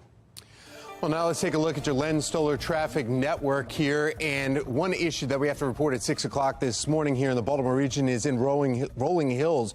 We're talking about southbound 97 completely shut down. All lanes closed there. They're directing you off to 175, so it's going to take you a little bit longer to get by there. Actually, now they've even moved it back further. Maryland 32 is where you're being redirected to get around all the way around so that you can get down to 50 off of 175 or 32. So a vehicle closing all southbound lanes, 97 southbound there in Gambrills. You could be advised we have another adult female, number one female shot in the left leg. 21 to 23, can you come back around with me? I got another one down here. My life changed right there. I'll never be the same. We want to make sure this never happens again. This morning, in a city in crisis, the investigation continues just over 1 week after one of Baltimore's biggest mass shootings in recent memory. Here's what we know so far. 30 people were shot. 2 of them died during the Brooklyn Day block party in South Baltimore. 20-year-old Kylas Fagbemi and 18-year-old Aaliyah Gonzalez. They were killed in that shooting. Now, a $28,000 reward is available for information that leads to an arrest. Now, police are still searching for the suspect as they believe more than one person fired and more than a dozen guns were used. 17-year-old is now in custody in connection with the shooting, but is not facing any homicide charges. 3 victims are still in the hospital. As investigators still try to piece together what unfolded and identify the arrests that need to be made, questions remain about how city agencies respond to mass shootings and why it happened in the first place. Olivia Dance is joining us live now from City Hall this morning with a closer look at the questions that have prompted this Thursday's hearing there at City Hall. Olivia. Hey, Megan and Tom, that's exactly right. There's still many questions about how this could have happened in the first place and how it was handled. Questions that will hopefully get answered during a council hearing that's happening right here at City Hall on Thursday. Councilman Mark Conway, on the heels of the mass shooting in his district, calling a public safety meeting for later this week. City leaders saying they hope to find out how hundreds of people were able to gather at the Brooklyn Day block party without police knowing about it. Acting Police Commissioner Richard Worley saying the department found out about the party just hours before the shooting. Another looming question is what role Safe Streets could have played in preventing it. That said, in an instance where we know that there are multiple guns at a 1,000-person event, it sort of begs the question, what can they do that reduces the risks to that event and doesn't put them in the line of ruining their credibility? As you just heard, Councilman Conway is calling for answers. According to the Safe Streets director, the agency knew about the potential danger, but failed to relay any information to police. I don't know that Safe Streets would relay that. At what time at which Safe Streets was at this event, there was not an indication that this is where the event was heading. Of course, the biggest question is how did this happen at all? Now, police say that there are multiple suspects responsible for this shooting. So if you have any information, you're asked to call police or Metro Crime Stoppers. For now, reporting live in Baltimore, I'm Olivia Dance, Fox 45 Morning News. Thank you, Olivia. The City Council has held a number of investigative hearings that didn't get the results some were hoping for. In 2021, the council held a hearing on Baltimore City Public Schools' internal report into Augusta Fells High School, showing grade changing and inflated enrollment. During that hearing, no member of the council brought up the school by name. The council held another hearing on city schools earlier this year, following a Project Baltimore report showing 23 schools where 0 students among those tested are proficient in math. Council members spent more time asking about summer programs than how test scores could be improved. Thursday won't be Monty's first time before the council. It held a hearing on the Safe Streets program just last year. It ended early after council members spent most of the time arguing with then Director Shantae Jackson about why council members were not told about a change in the program structure. Taxpayer David Williams, it says that taxpayer watchdog David Williams, I should say, says that this time has to be different. Hopefully it's not just a one-day hearing. You know, The problem is that we don't want the city council to grandstand next week. We want the city council to have real questions and demand real answers. There needs to be constant follow-up to all of these folks and to demand accountability. We want to know what you think. Do you trust city council to ask tough questions about the mass shooting? So far, 98% of those who have responded say no. You can head to foxbaltimore.com/vote to weigh in. 6:05 now, and areas along the East Coast hit with catastrophic flooding over the weekend. And this morning from Philly to New York, areas throughout the Northeast are bracing for even more storms. Taylor Stewart in our live center with the latest on what they're seeing. Taylor. That's right, you guys. We're starting off here with a live look over New York City, where Governor Kathy Hochul declared a state of emergency north of the city. Residents there and in parts of Pennsylvania starting off the week with a soggy mess. That follows dangerous flash flooding. Now look at these new images out of Rockland County, New York. Motorists there just stranded in those high waters, with some areas getting as much as 8 inches of rainfall. Officials are now estimating damage is likely in the tens of millions. But take a look at this tweet from New York State Police. They actually had to shut down the Palisades Interstate as numerous roadways looked a lot like this. Trees down, water inundating the roads, and it was not the only area where flooding was a major concern. Oh God, wait, I gotta get my phone. I gotta get my phone open. This is video of fast-moving water from Highland Falls, New York, among those areas along the East Coast hit with that catastrophic flooding. This weekend, authorities say a woman in her 30s drowned after she was swept away by fast-moving water as she tried to evacuate her home. The state has since deployed 5 swift water rescue teams to help with rescues in those flooded areas. These images here out of Pennsylvania, 55 miles south of Philly, a deluge drowning the area. Cars there trapped in high water under an overpass, and we are continuing to follow the impacts here. FEMA is reminding residents in those affected areas to avoid flooded roads, saying half of the deaths that they deal with happen inside of vehicles. We'll keep you updated with the Weather Prediction Center here at the Live Center. Baltimore Police Department's new district lines now in effect. Why some are concerned over the changes. And Maryland Terp makes history at the MLB draft, just ahead the top spot that he now holds for the program. Drying out from the storms we saw roll through here yesterday, and actually a little bit cooler this morning. Going to break down how long these below average numbers stick around. It's coming up on Fox 45 Morning News. We are not below average.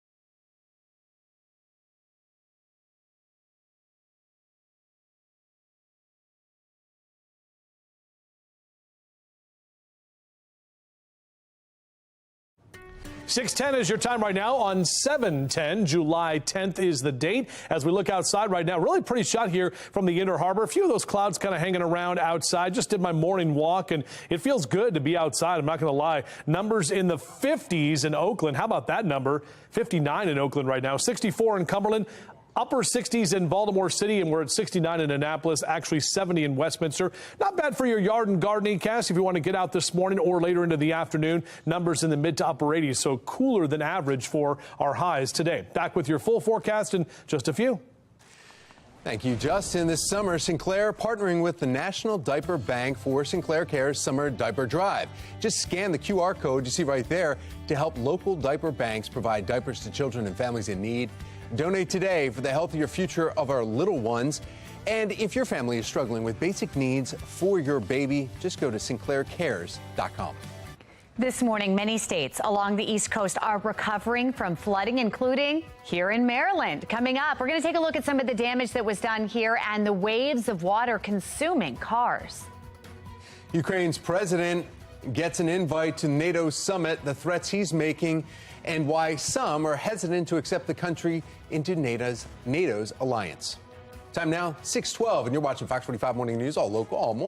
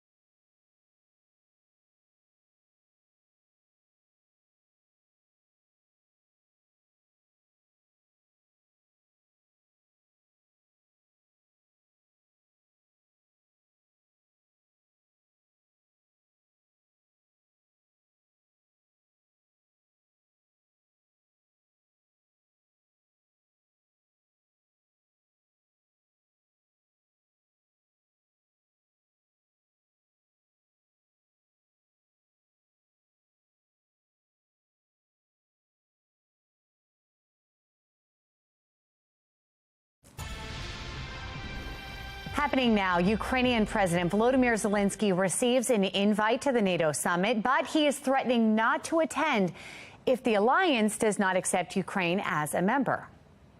It's all a matter of political will, just to find the proper wording and invite Ukraine. It would be an important message to say that NATO is not afraid of Russia. Meanwhile, President Joe Biden voicing hesitancy over the idea. In an interview airing on CNN yesterday, he continued to pledge security guarantees, but said Ukraine needs to follow proper protocol to join. And so I think we can work it out, but I think it's premature to call for a vote, in now, because there's other qualifications that need to be met. 31 members of NATO have been split on Ukraine's admittance, with the U.S. and Germany leading the effort to reject the country. Others, however, say it is necessary to ensure Ukraine does not lose to Russia. Well, now taking you live to Capitol Hill, as lawmakers are sounding the alarm on whether Ukraine should become a NATO member. In a tweet, South Carolina Senator Lindsey Graham urging Ukraine's admission into NATO, claiming it's the best way to prevent future wars. However, the chair for the House Foreign Affairs Committee disagrees. Representative Michael McCall, who also spoke on CNN yesterday, warns doing so would put the alliance at war with Russia. I think first, they have to win the counteroffensive. Secondly, have a ceasefire, then negotiate a peace settlement. We cannot admit Ukraine into NATO immediately. That would put us at war with Russia under Article 5 of the United Nations. Now, McCall's remarks come just a day after Ukraine marked the 500th day of the Russia invasion.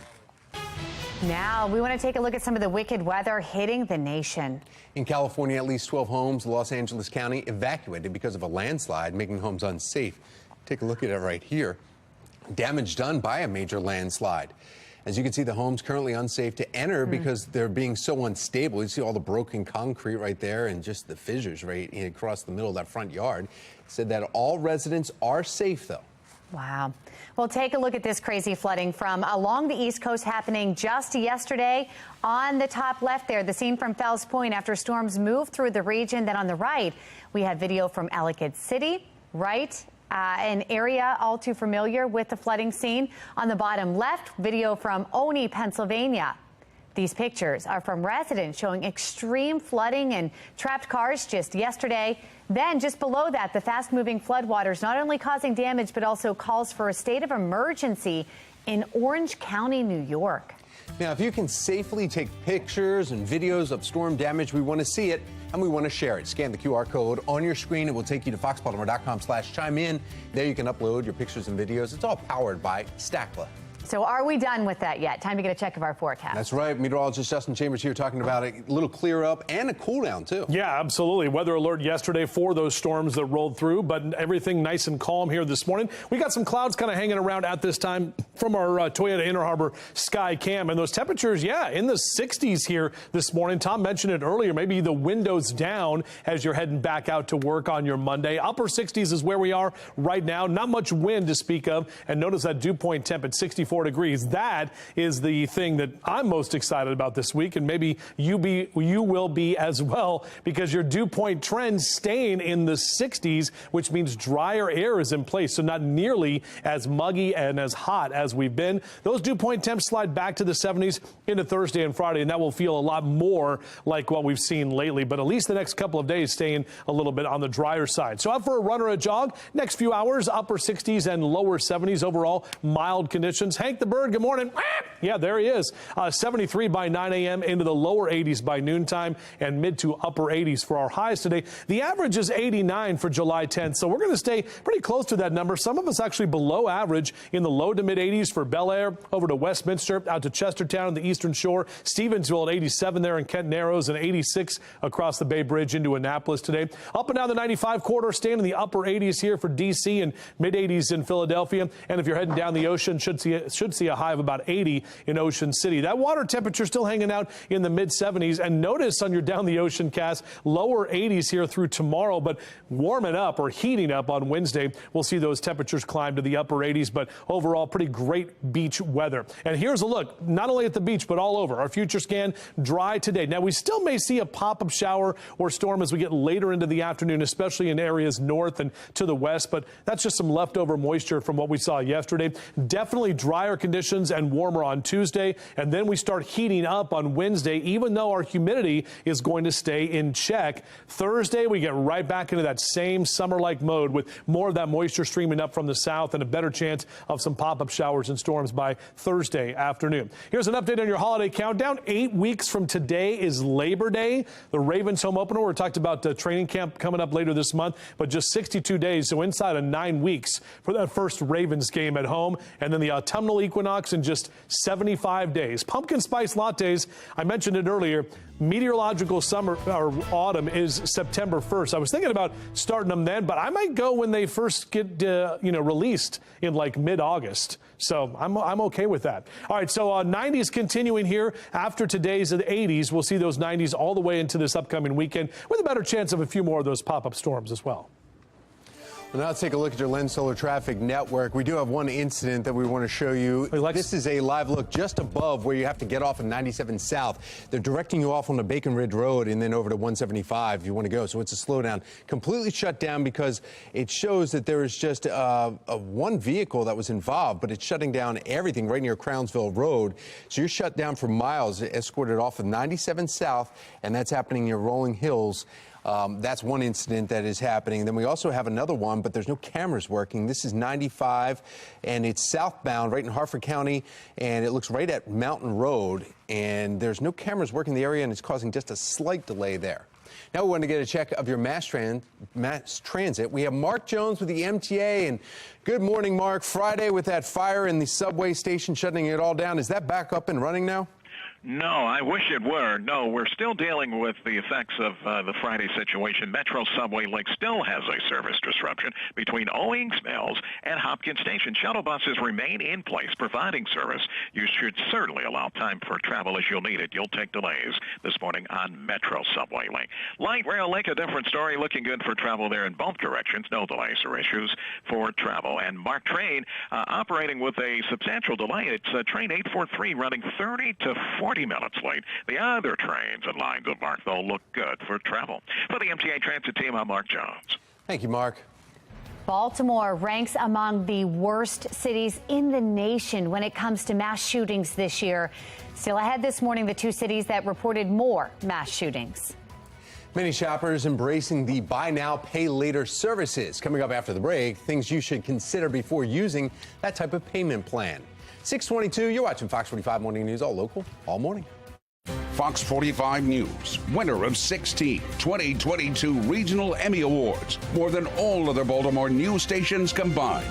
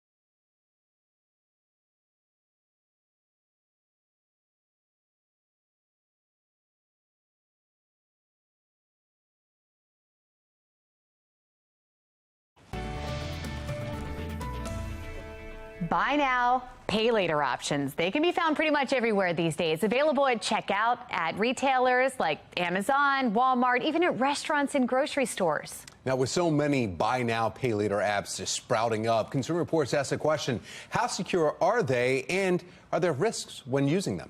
With just a few clicks on your phone, you can make a big or small purchase with no interest or fees and divide the cost into 4 payments over several weeks or months. Sounds great, which might explain why buy now, pay later apps are growing in popularity. In a recent Consumer Reports survey, 21% of Americans said they had used a buy now, pay later at least once. But not surprisingly, there's some important fine print that you need to be aware of. There's questions about these loans' lack of consumer protections. So we tested some of them to see how safe they really are for consumers. Consumer Reports analyzed 8 popular buy now, pay later apps for safety, privacy, and transparency. Coming out on top, PayPal scoring 89 out of 100, earning high marks in fraud protection and offering good security practices.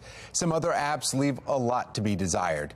PerPay and Zilch pulled up the rear with scores of 69 and 70, performing poorly in Consumer Reports privacy control tests.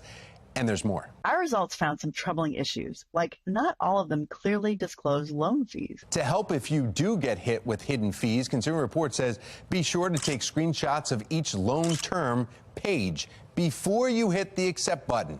This could help you if you need customer service in the future. Fraud and identity theft are also concerns when using these apps. You should make it a habit to regularly check your buy now, pay later account for fraudulent charges and to review all transaction and email notifications from your loan provider. And if you can't pay on time, notify the company ahead of time because you may be able to reschedule a payment.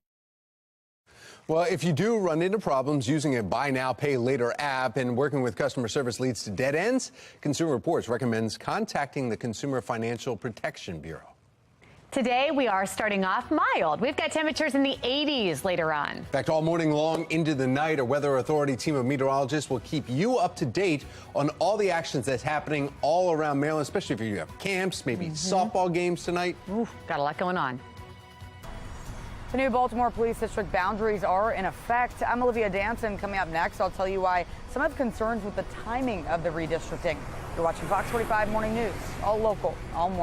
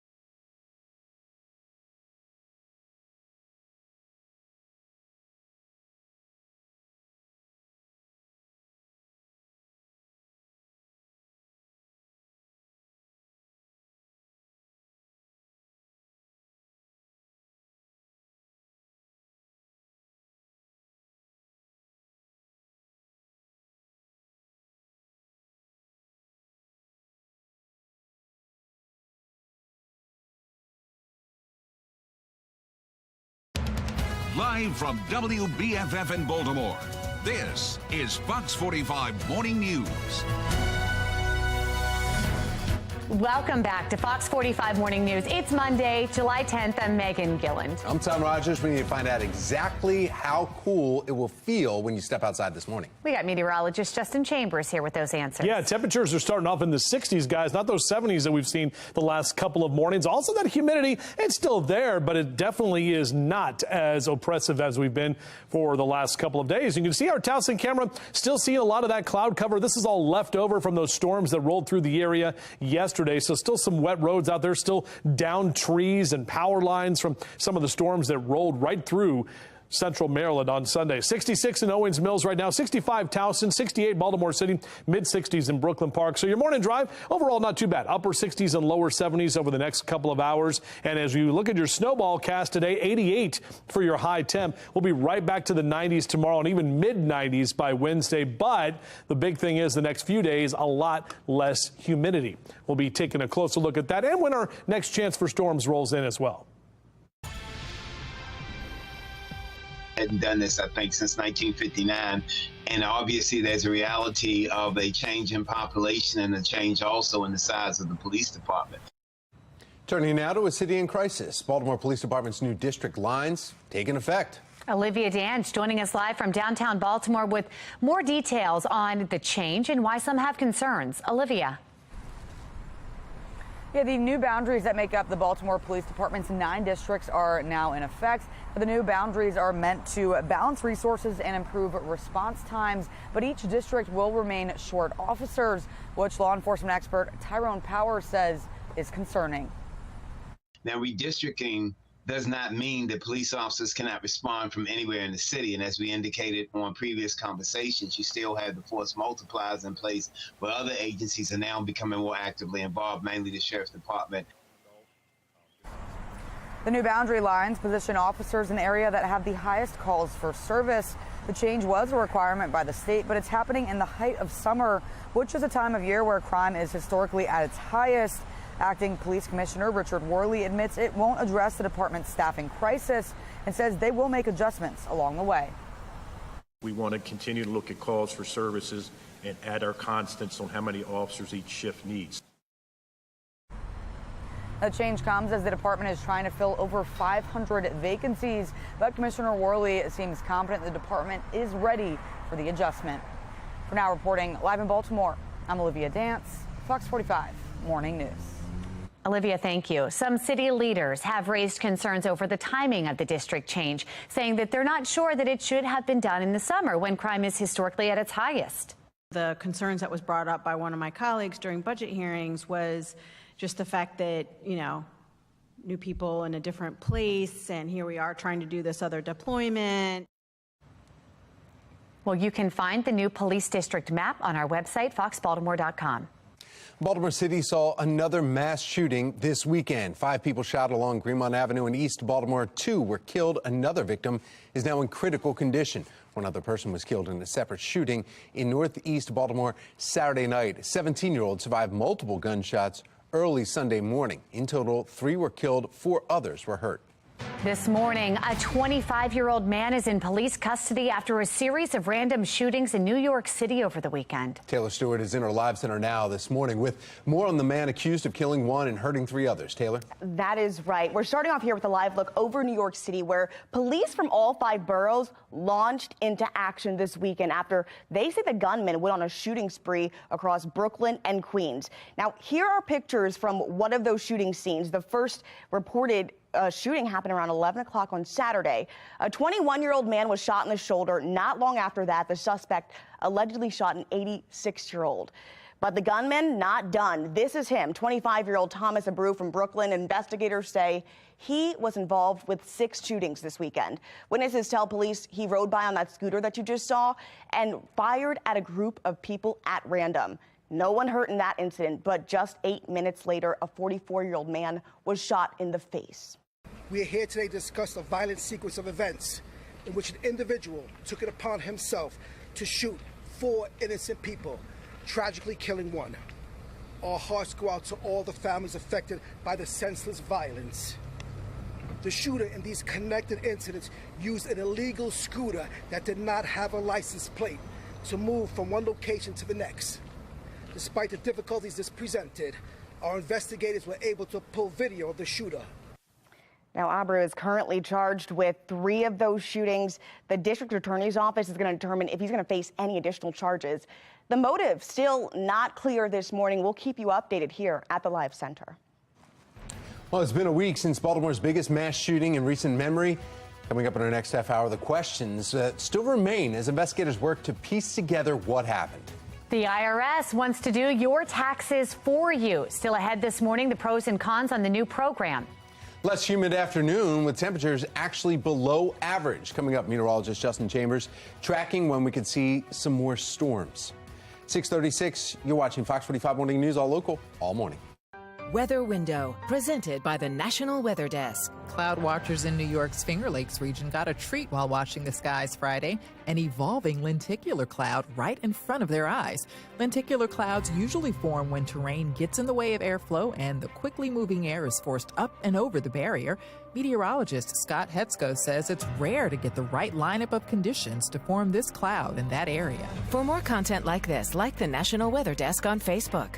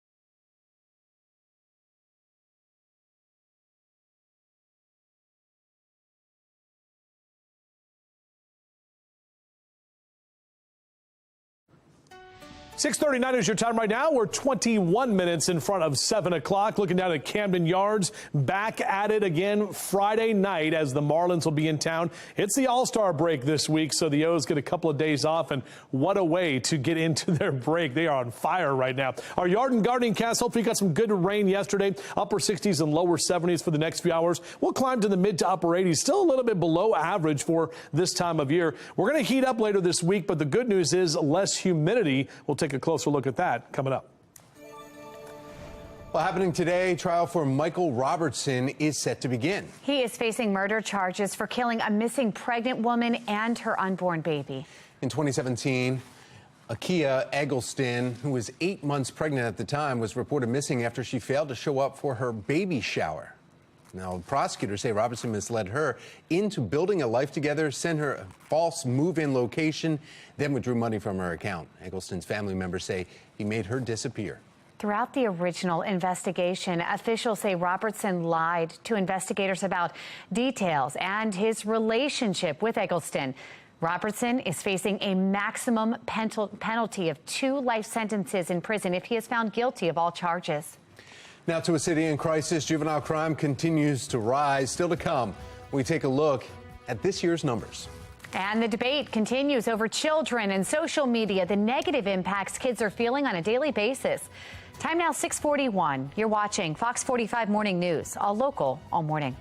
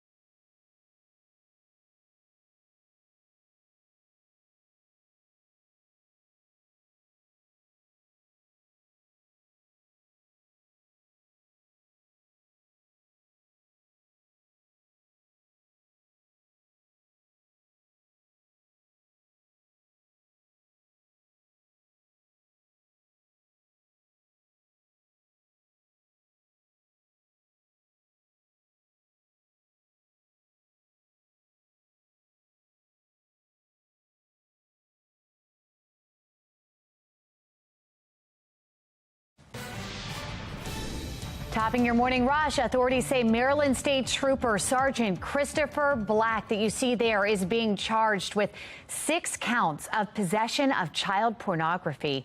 Maryland State Police have the Cecil County man who has served 21.5 years as an officer in custody.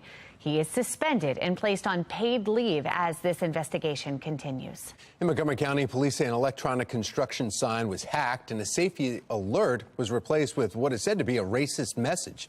It happened just north of Olney in Brookville Road and Georgia Avenue. Officers responding Sunday morning just before 8. Any information that leads to an arrest is actually worth up to $10,000 in a reward. It's been just over a week since Baltimore's biggest mass shooting, claiming the lives of 2 people and injuring 28 others. Investigators are still trying to piece together what happened and make arrests for those responsible for the shooting. Olivia Dance joining us live now. Olivia, what are some of the questions and concerns that remain about how city agencies responded to the shooting? Well, Megan, there's still many questions about how this could have happened in the first place and also how it was handled. Questions that will hopefully get answered during a council hearing that's happening right here at City Hall on Thursday. Now, Councilman Mark Conway, on the heels of the mass shooting in his district, calling a public safety meeting for later this week. City leaders saying they hope to find out how hundreds of people were able to gather at the Brooklyn Day block party without police knowing about it. Acting Police Commissioner Richard Worley saying the department found out about the party just hours before the shooting. Another looming question is what role Safe Streets could have played in preventing it. Coming up in about 15 minutes, we're looking into why the Safe Streets workers didn't warn police about the potential dangers at the party. Megan and Tom, back to you. All right, Olivia, thank you. Yeah, we want to get over to find out exactly what this weather is going to be like after yesterday afternoon and that all the storms that popped up and the rain that fell. That up and down. Meteorologist Justin Chambers with what's next. Do you guys like pina coladas? Yeah. Do you like pina coladas? And getting caught in the rain? Yep. Getting caught in the rain. Today's National Pina Colada Day. Really? Yeah, hashtag Rupert Holmes. Yeah, but we won't have any hashtag It's Dry Day today. Hashtag day short, day late. Yes. Dollar short. Yeah, hashtag. We could keep going with that, but we should probably stop saying hashtag, Tom. Our Towson Cam, good morning to you right now. We've got the clouds that are out there and our temperatures that are not bad for a pina colada or any kind of drink you may have this morning. Maybe you're going to do coffee first. On our muggy meter, this is the good news, guys. We're talking about a dew point temp in the mid-60s. So that puts it in the humid category. Still some of that leftover moisture from yesterday. But looking ahead toward the afternoon, our temperatures warm up, but we kind of stay between that nice and sticky category. Overall, a drier day ahead. Definitely not as muggy or as oppressive as we saw last week. On your Rise and Shine cast, next couple of hours, 60s and 70s here for the next few hours. Sun will be up until 8:35 tonight. And if you're jumping in the pool today on your splash cast, that UV index in the very high category, mid-70s through 10 a.m. Make sure to get that sunblock on and make sure to reapply it throughout the day. Upper 80s is where we'll end up in that 2 and 3 o'clock hour for the afternoon. On your sprinkler cast, you can probably keep them off, especially if you got some of the rain over the weekend or over the last couple of days, drying out nicely, but we'll probably need those sprinklers back on later this week. Here's a look at your high temperatures. Carroll County, we're looking at Westminster and Eldersburg in the mid-80s today, 87 in Towson and Lutherville, 85 Cockeysville, Hunt Valley, mid to upper 80s for Perry Hall and White Marsh for your highs today. In Howard and Anne Arundel County is looking at numbers in the mid to upper 80s for Ellicott City and Elkridge, down through Glen Burnie and Pasadena, right about 88 in Severna Park as well. And numbers up and down the 95 corridor, mid to upper 80s for Philly and Baltimore, down through D.C., heading up to New York in the lower 80s today, and right about 80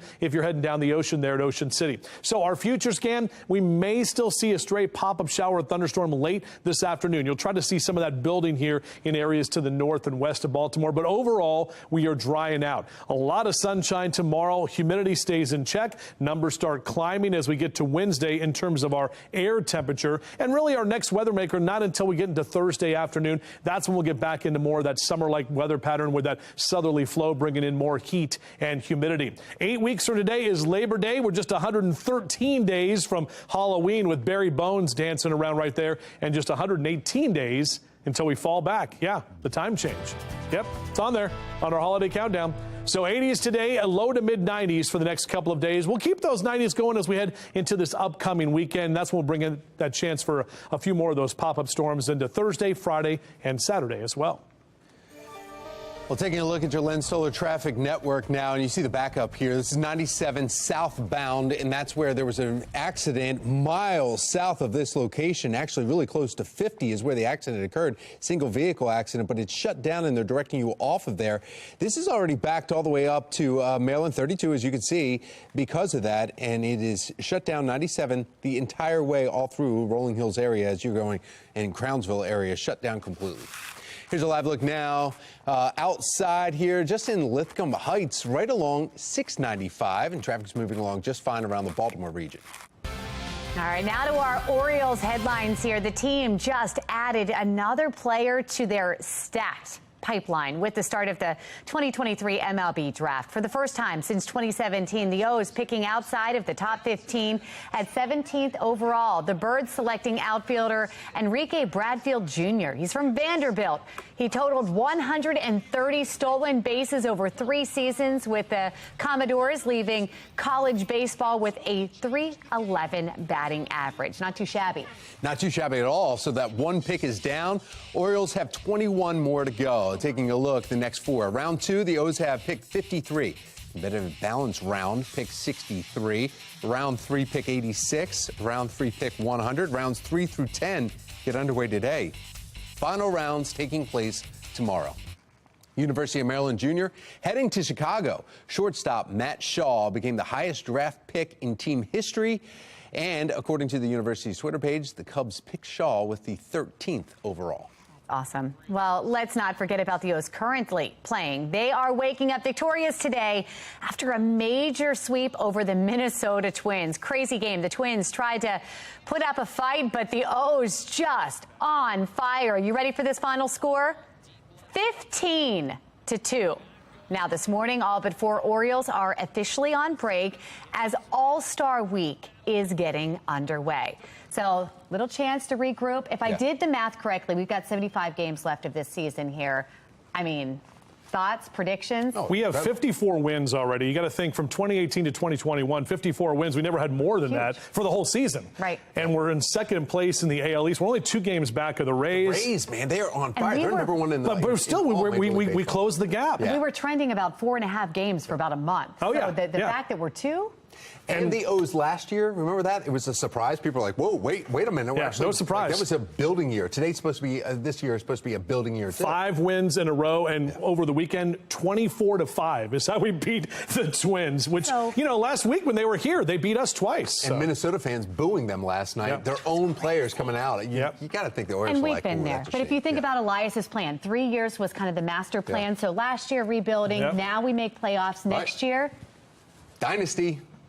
Elias. I mean, these young kids are so fun to watch. So. All right. We'll have to end it there. We could keep talking about this.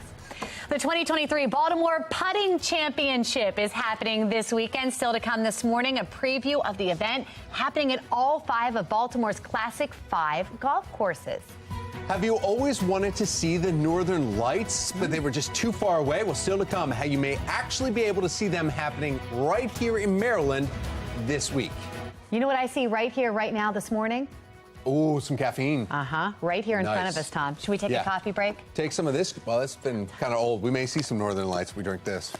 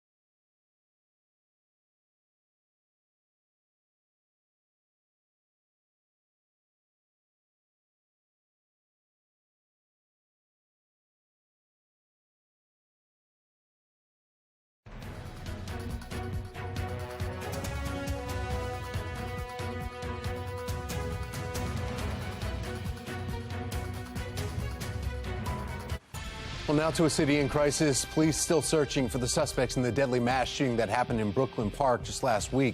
They say more than one person fired and more than a dozen guns were used. 17-year-old is in custody in connection with that shooting, but he's not facing homicide charges. There's a $28,000 reward for information leading to an arrest. Now, 3 victims are still in the hospital. Thursday, the city council committee will be holding a hearing on the shooting and the police response to it. Well, that teen is facing weapon charges after a social media video appears to show him pulling a gun out of a backpack at that block party. You see the blurred out faces there. The teen's lawyer spoke to Fox 45 News' Mackenzie Frost about the uncertainty surrounding his arrest. We don't know what it was. We don't know if it was a real gun, if it was a toy gun. We have no idea what it was. Okay. And until we do know what it was, it's very difficult to basically make guesses. We don't know what it was. Have you asked him? I have asked him. What did he say? We just don't know what it was. Okay, well, while Baltimore City officials boast about shootings lower this year than the high rate of shootings and killings last year, we are seeing more juveniles involved in violent crime and gun activity. Joining us now on the reality of youth crime in Baltimore City, political commentator Armstrong Williams. Good morning, Armstrong. Good morning, Tom. You know, last Sunday, not yesterday, but last Sunday's mass shooting in Brooklyn, 15 juveniles were shot, adding to the growing list of young people just touched by gun violence in Baltimore this year. You know, I thought it was very insightful, the recent interview with Ivan Bates, where he said the focus is on service and not sentencing. And, you know, to not hold these young kids accountable and responsible, you're the reason why you're fueling this kind of behavior, this kind of senseless violence where there seems to be no kind of price that they pay. I mean, the parents are not raising these kids. The fathers are not in the home. They have no understanding what right and wrong is. They have no understanding what it means to be a man. You know, you and I, when we were growing up, it was fisticuffs. I mean, we would fight, and you remember the brass knuckles. Yep. Now, all these kids, their emotions is you pull out a gun and just start shooting. When you think about the mindset of a kid, our kids that just can pull out a weapon, Tom, and shoot 17 or 18 people and wound 28, and having no idea whether they died or not, it just tells you the kind of warpness that we're dealing with in the society. And until law enforcement and families and the Maryland State Legislature, let's not forget how Governor Hogan, former Governor Hogan, tried to push through legislation to deal with these issues. Well, Armstrong, let me read something. This brings up a very good point. Senator Joe Carter said this: they cannot enter into an entire life of criminality, and they can understand the consequences for their actions. She was referring to some of the laws that are on the books and whether they need to be addressed or not, because there was multiple ones that were not addressed, not brought up, we never made it out of committee, and they're saying you're going to put too many juveniles behind bars and they'll just have a lifelong, they'll just be a lifelong criminal. It's not that you're putting too many juveniles behind bars, Tom. You're putting the juveniles behind bars who are repeat offenders, and you need to take them off the street. And I've said this and I'll say this again. The needs of the few should not outweigh the needs of the many.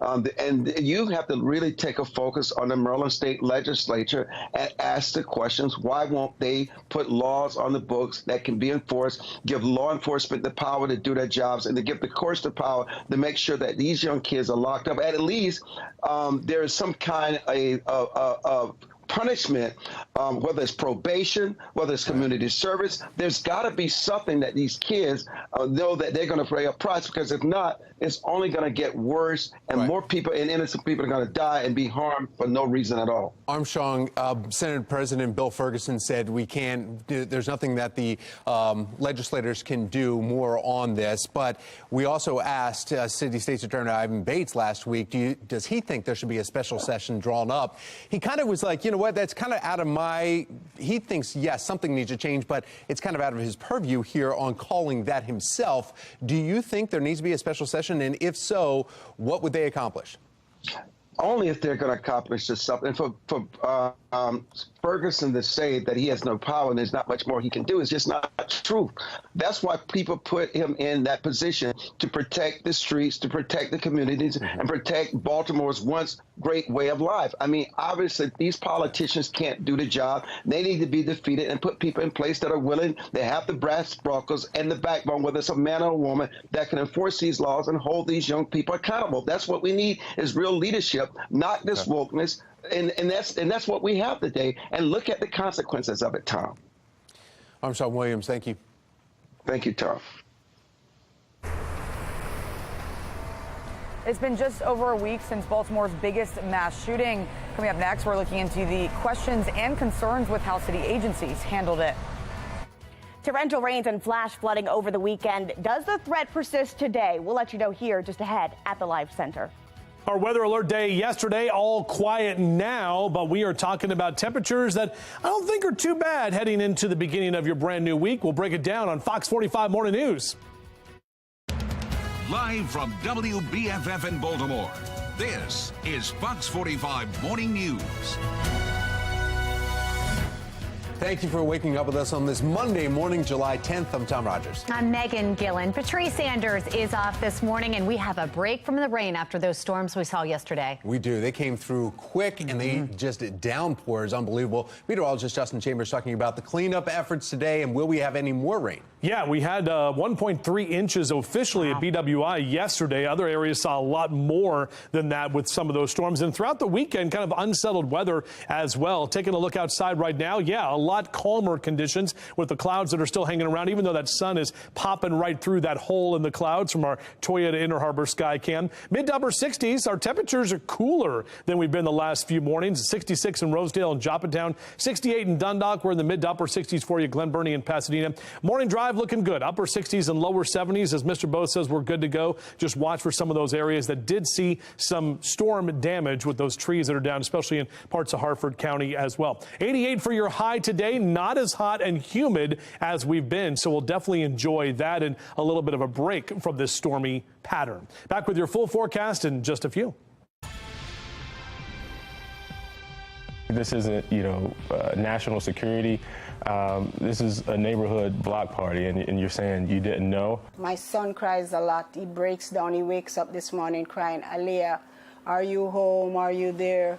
Aliyah, are you coming home? It's like a bad dream. Turning now to a city in crisis. We are now 1 week into the investigation into one of Baltimore's biggest mass shootings in recent memory. The shooting killed 2 people and injured 28 others. Investigators are still trying to piece together what happened and make arrests for those responsible for the shooting. Questions remain about how city agencies responded to that mass shooting and why it happened in the first place. Olivia Dance joining us live now from City Hall with a closer look at those questions. Olivia. Megan and Tom, that's exactly right. There's still many questions about how this could have happened in the first place and how it was handled. Questions that will hopefully get answered during a council hearing that's happening right here at City Hall on Thursday. Councilman Mark Conway, on the heels of the mass shooting in his district, calling a public safety meeting for later this week. City leaders saying they hope to find out how hundreds of people were able to gather at the Brooklyn Day block party without police knowing about it. Acting Police Commissioner Richard Worley saying the department found out about the party just hours before the shooting. Another looming question is what role Safe Streets could have played in preventing it. That said, in an instance where we know that there are multiple guns at a 1,000-person event, it sort of begs the question, what can they do that reduces the risks to that event and doesn't put them in the line of ruining their credibility? As you just heard, Councilman Conway is calling for answers. According to the Safe Streets director, the agency knew about the potential danger, but failed to relay any information to police. I don't know that Safe Streets would relay that. At the time at which Safe Streets was at this event, there was not an indication that this is where the event was heading. Is how did this happen at all? Now, police are still searching for the suspects responsible, and they believe there are multiple suspects. Of course, if you have any information, you're asked to call police or Metro Crime Stoppers. Reporting live in Baltimore, I'm Olivia Dance, Fox 45 Morning News. Thank you, Olivia. The City Council has held a number of investigative hearings that did not get the results some were hoping for. In 2021, the Council held a hearing on Baltimore City Public Schools. Internal report into Augusta Fells High School showing grade changing and inflated enrollment. Well, during that hearing, no member of the Council brought up the school by name. The council held another hearing on city schools earlier this year following a Project Baltimore report showing 23 schools where 0 students among those tested are proficient in math. Council members spent more time asking about summer programs than how test scores could be improved. Thursday will not be Monzi's first time before the council. Held a hearing on the Safe Streets program just last year. Ended early after council members spent most of their time arguing with then-Director Shante Jackson about why council members were not told about a change in the program structure. Taxpayer watchdog David Williams says this time has to be different. Hopefully it's not just a one-day hearing. You know, the problem is that we don't want the city council to grandstand next week. We want the city council to have real questions and demand real answers. There needs to be constant follow-up to all of these folks and to demand accountability. Well, we want to know what you think about this. Do you trust city council to ask tough questions about this mass shooting? So far, 96% of those who have voted responded no. You can weigh in right now by heading to foxbaltimore.com/vote. Dispatch audio is shedding more light on the timeline of events last week and what role the officer shortage played. Calls started coming in from the party before 11 Saturday night. Callers reporting people shooting and fighting. Officers talked about a crowd of up to 1,000 people asking for backup. A sergeant instructing an officer not to go toward the crowd alone. Platform right here. Any other units? We're coming. Fox is overhead. You're not going to the crowd by yourself. Hours after the shooting, the police union tweeting saying there were only 7 officers working in the Southern District that night. Acting Commissioner Richard Worley has said that he is looking into those claims.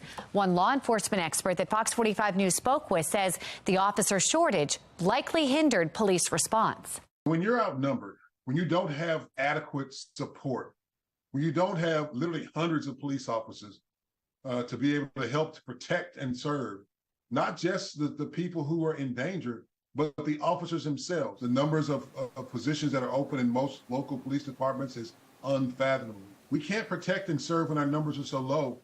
Well, meanwhile, the 17-year-old arrested in connection with the shooting is reigniting concerns about Maryland's juvenile justice laws. Fox 45 News heard complaints about the laws from leaders all across the state for months now, including the Prince George's County Executive, police chief, as well as the Harford County Sheriff and most recently Baltimore City State's Attorney Ivan Bates. They all say the laws leave police and prosecutors hands tied. To be honest, I think it's one of the worst pieces of legislation I've ever read, because what it has done is taken the process of holding juveniles accountable away from prosecutors. Those protections have given way to a protection of some people who have committed very heinous crimes, which yes, that does hamper what we are doing now. It's becoming more and more difficult to hold juveniles accountable. Basically, a lot of things that unfortunately young people find themselves getting involved in, police can no longer take action. Now, those leaders taking issue with 2 laws specifically, and we take a closer look at those coming up at 7:30. In counties under pressure, the Carroll County Sheriff's Office is now investigating a fire that killed a man living in his mobile home. It's just after 1 Saturday afternoon. Firefighters arriving to Rockbrook Trailer Park saw heavy fire in the rear of the mobile homes. You can see the video right here. Even though the cause of the fire is still under investigation, Deputy State Fire Marshals concluded the fire originated in the home's rear bedroom and where the victim was located.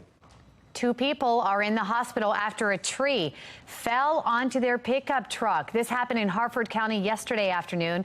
Falston volunteer firefighters responded to the incident and emergency personnel worked to free them. Harford Road at Falston Road is shut down at this time. Areas all along the East Coast hit with catastrophic flooding over the weekend. And this morning from Philly to New York, areas throughout the Northeast are bracing for even more storms. We have Taylor Stewart in our live center with what we're expected to see today. Taylor. Exactly, guys. A live look over New York right now where the governor, Kathy Hochul, declared a state of emergency just north of the city. Residents there and in parts of Pennsylvania are starting off the week with a soggy mess. This follows dangerous flash flooding over the weekend. Take a look at these images out of Rockland County, New York. Motorists just stranded in those high waters as the water just continues to inundate cars, roadways, overpasses. 8 inches of rainfall in hours, officials say, as they estimate the damage is now likely in the tens of millions. And a look here at this tweet from New York State Police. They had to close the entire Palisades Interstate on numerous roadways going all the way up from exit 14. We're told that's about 4 miles at least because roads were just closed and shut down. Now, take a look at this. Oh God! Wait, I gotta get my phone. I gotta get my phone open. This is video of that fast-moving water from Highland Falls, New York. This is among those areas along the East Coast hit with catastrophic flooding. Authorities say a woman in her mid-30s drowned after she tried to get away from flash flood waters and to evacuate her home. The state has now deployed 5 swift water rescue teams to help with rescues in flooded areas. But these images here out of Pennsylvania as well. Take a look 55 miles outside of Philly, a deluge drowning the entire area there. Cars were trapped in high water as that overpass just above it couldn't reach it. Now, officials there are saying residents need to stay clear of the affected waters and the roadways. Most of the deaths they deal with happen in areas where people are in vehicles and trapped in water. We'll keep you updated here at the Live Center. Back to you. Oh, rather, Justin, meteorologist Justin Chambers, what can we expect for the weather here? Yeah, we're seeing calm conditions. We were in weather alert day yesterday, part of that same line of storms that moved up and down the East Coast. We had some damage in certain areas here. In fact, some trees that were down into power lines in parts of Harford County and Frederick County as well, and definitely some of the flooding concerns that we saw yesterday. But everything is nice and dry right now. Still some wetness on some of those roads. You can see from our 695 cam in Towson. A cooler Monday morning. We definitely have a drier week ahead, and then we are going to be heating back up. But the good news is we keep that humidity in check, at least for the next couple of hours. So on your yard and gardening cast, numbers in the 70s and lower 80s for the next few hours. We'll get to the mid to upper 80s for your highs this afternoon. Coming up in a few minutes, we'll talk about when that next weather maker rolls in and when we get back to some more stormy conditions. Thank you, Justin. Here's a look at the stories making your headlines at this hour. Baltimore Police Department's new district lines now in effect. The changes you need to know and why some are concerned. But first, a new trend could have your teenagers rotting away. After the break, we take a look at what bed rotting is, and a doctor shares how you can keep your children in check. It is 7:12. You're watching Fox 45 Morning News, all local, all morning.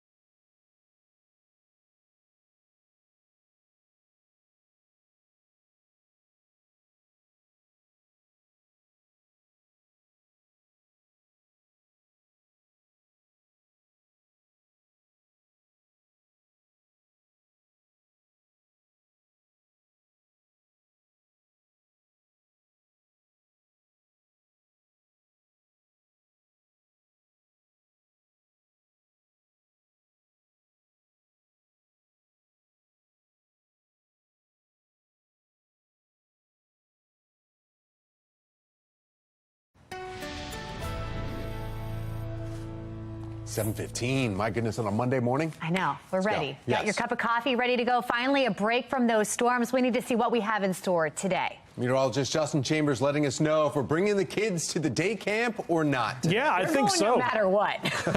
I think so. I mean, we're going to see drier conditions today, guys. And the big news today is a lot less humidity. Even though we have those clouds that are hanging around from what we saw yesterday, the leftover moisture, overall, we're going to be on a drier trend, especially today and tomorrow, even into Wednesday as well. 69 your current temperature, BWI, no wind to speak of at this time, and yeah, humidity 87%. Notice the dew point at 65 degrees, and here's your dew point trend. Check out these numbers here into the 60s through Wednesday. Those are the dew point temperatures, which means our feels like numbers are what the actual temperatures will be.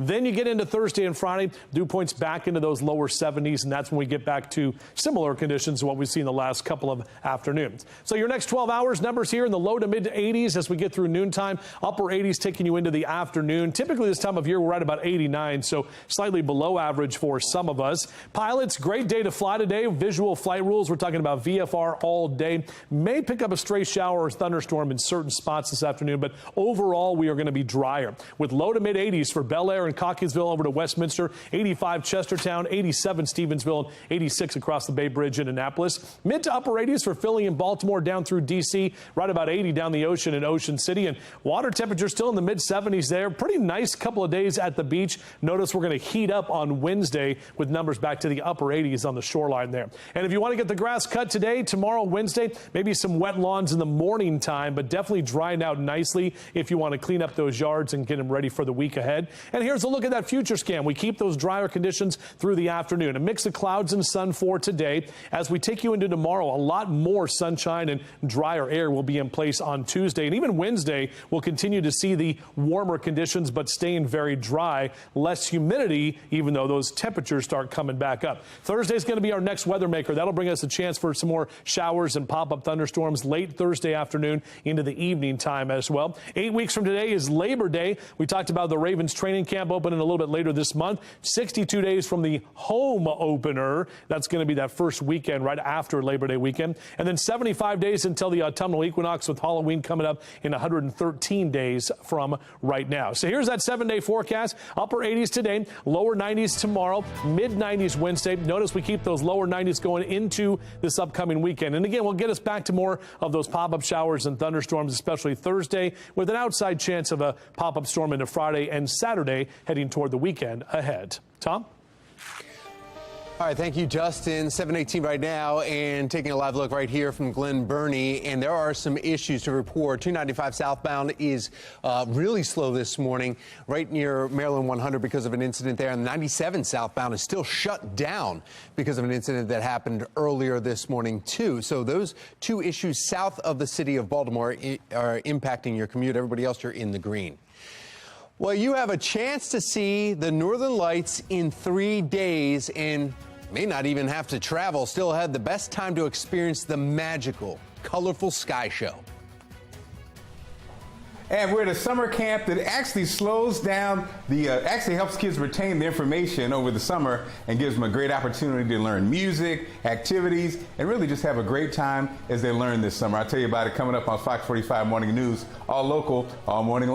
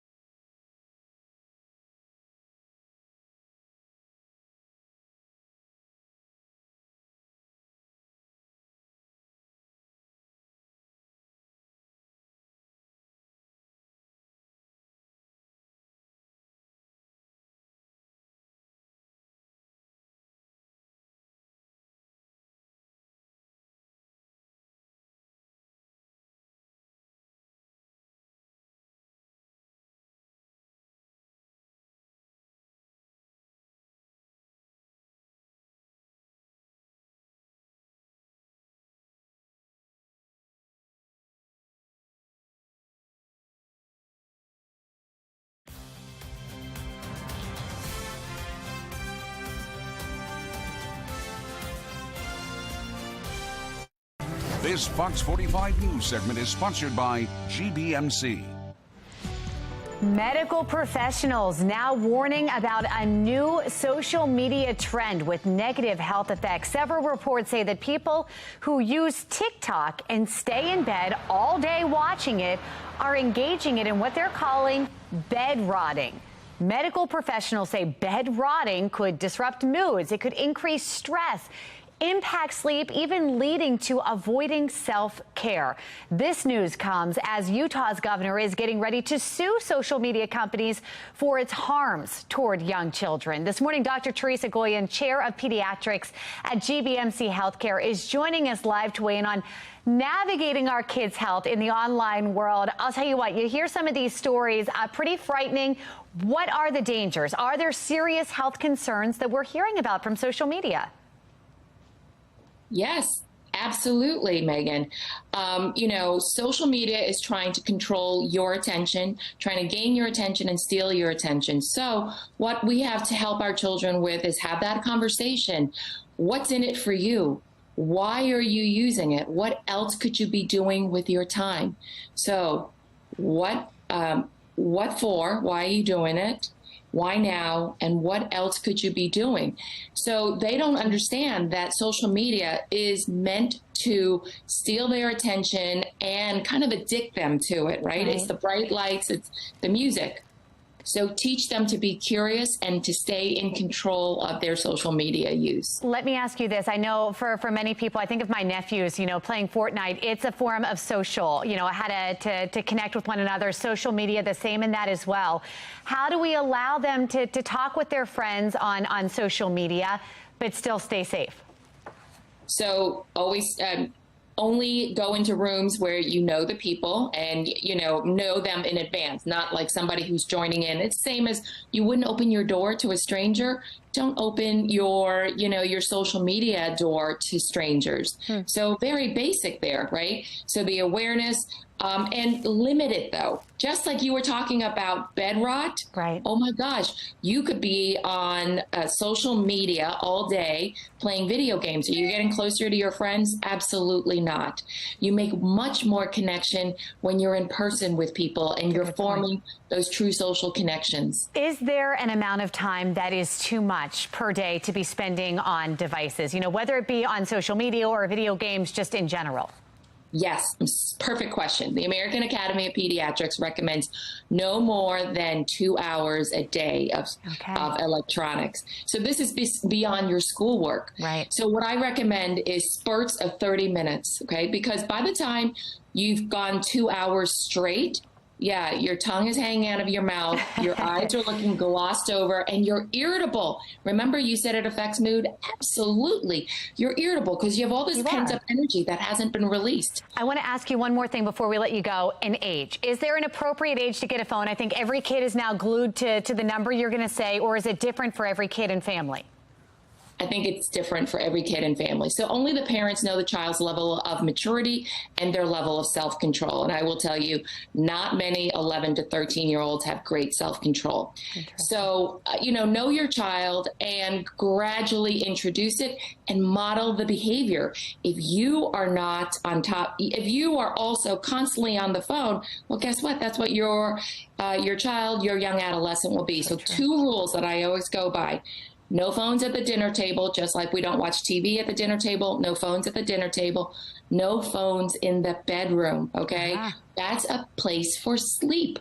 So an hour before you go to sleep, no blue lights, please. The blue lights from any kind of phone, iPad interrupts your sleep cycle. And if you want to hear more, we have the Practical Parenting website, Practical Parenting Podcast, GBMC Practical Parenting Podcast, and our last episode was on social media. Perfect. So we can go to hear more. Dr. Goyen, we appreciate your time. Some great information. Thank you. Thank you so much. Well, school is out, and for most parents, that means finding ways to entertain your kids that doesn't include social media and devices, so why not send them to camp? Mark Clark is live in Baltimore with a closer look at summer camps for kids that is so Baltimore. Good morning, Mark. Good morning, guys. I'm with Camp Director Shayna, and again, the camps are so amazing for the kids. And so tell us about what's going on for the wonderful kids this summer. So here at Beyond the Natural Foundation Summer Camp, we have a music and visual arts experience like none other. The children here get to learn steel pan, traditional drums, djembe, do visual arts, and also have math and English so that they won't suffer from any summer learning loss. We are partnering with the Forest School, and we do nature walks. There's foraging, there's songwriting, there's everything that you need in order for your child to grow creatively, to be committed, to cultivate all of those other skills that you just didn't know your children had, and have a wonderful camp experience right here at Beyond the Natural. I love it. And it's so important, like you said, to keep the kids active so they retain that information. Absolutely. And it just sounds like you have them excited about learning. Absolutely. It's absolutely fun from start to finish. I mean, honestly, who doesn't love music, right? Who doesn't love music? Exactly. How can you imagine you felt when you learned how to do your first hip-hop beat, right? You learned to do it on the table, then you learned to do it on the drums. Can you imagine playing in a stadium somewhere else? We expand the mind of the child so that they can realize that the skills that they have now can translate to skills being used later anywhere around the world. So don't put yourself in a box. Come on out of the box here at Beyond the Natural, right? See, that's how you do it right there. Okay, so again, guys, if you have the website, again, this is great for the kids and help them, again, retain that information during the summertime. We're here this morning, all morning long. Get out of the box. Exactly. Make this fun. We're going to put information, Mark, on our website for everyone interested, foxbaltimore.com/newslinks. It will be partly cloudy, but much drier today with less humidity. Meteorologist Justin Chambers letting us know how long this dry spell sticks around. The new Baltimore Police District boundaries are now in effect. I'm Olivia Danson. Coming up next, I'll tell you why some have concerns with the timing of the redistricting. You're watching Fox 45 Morning News, all local, all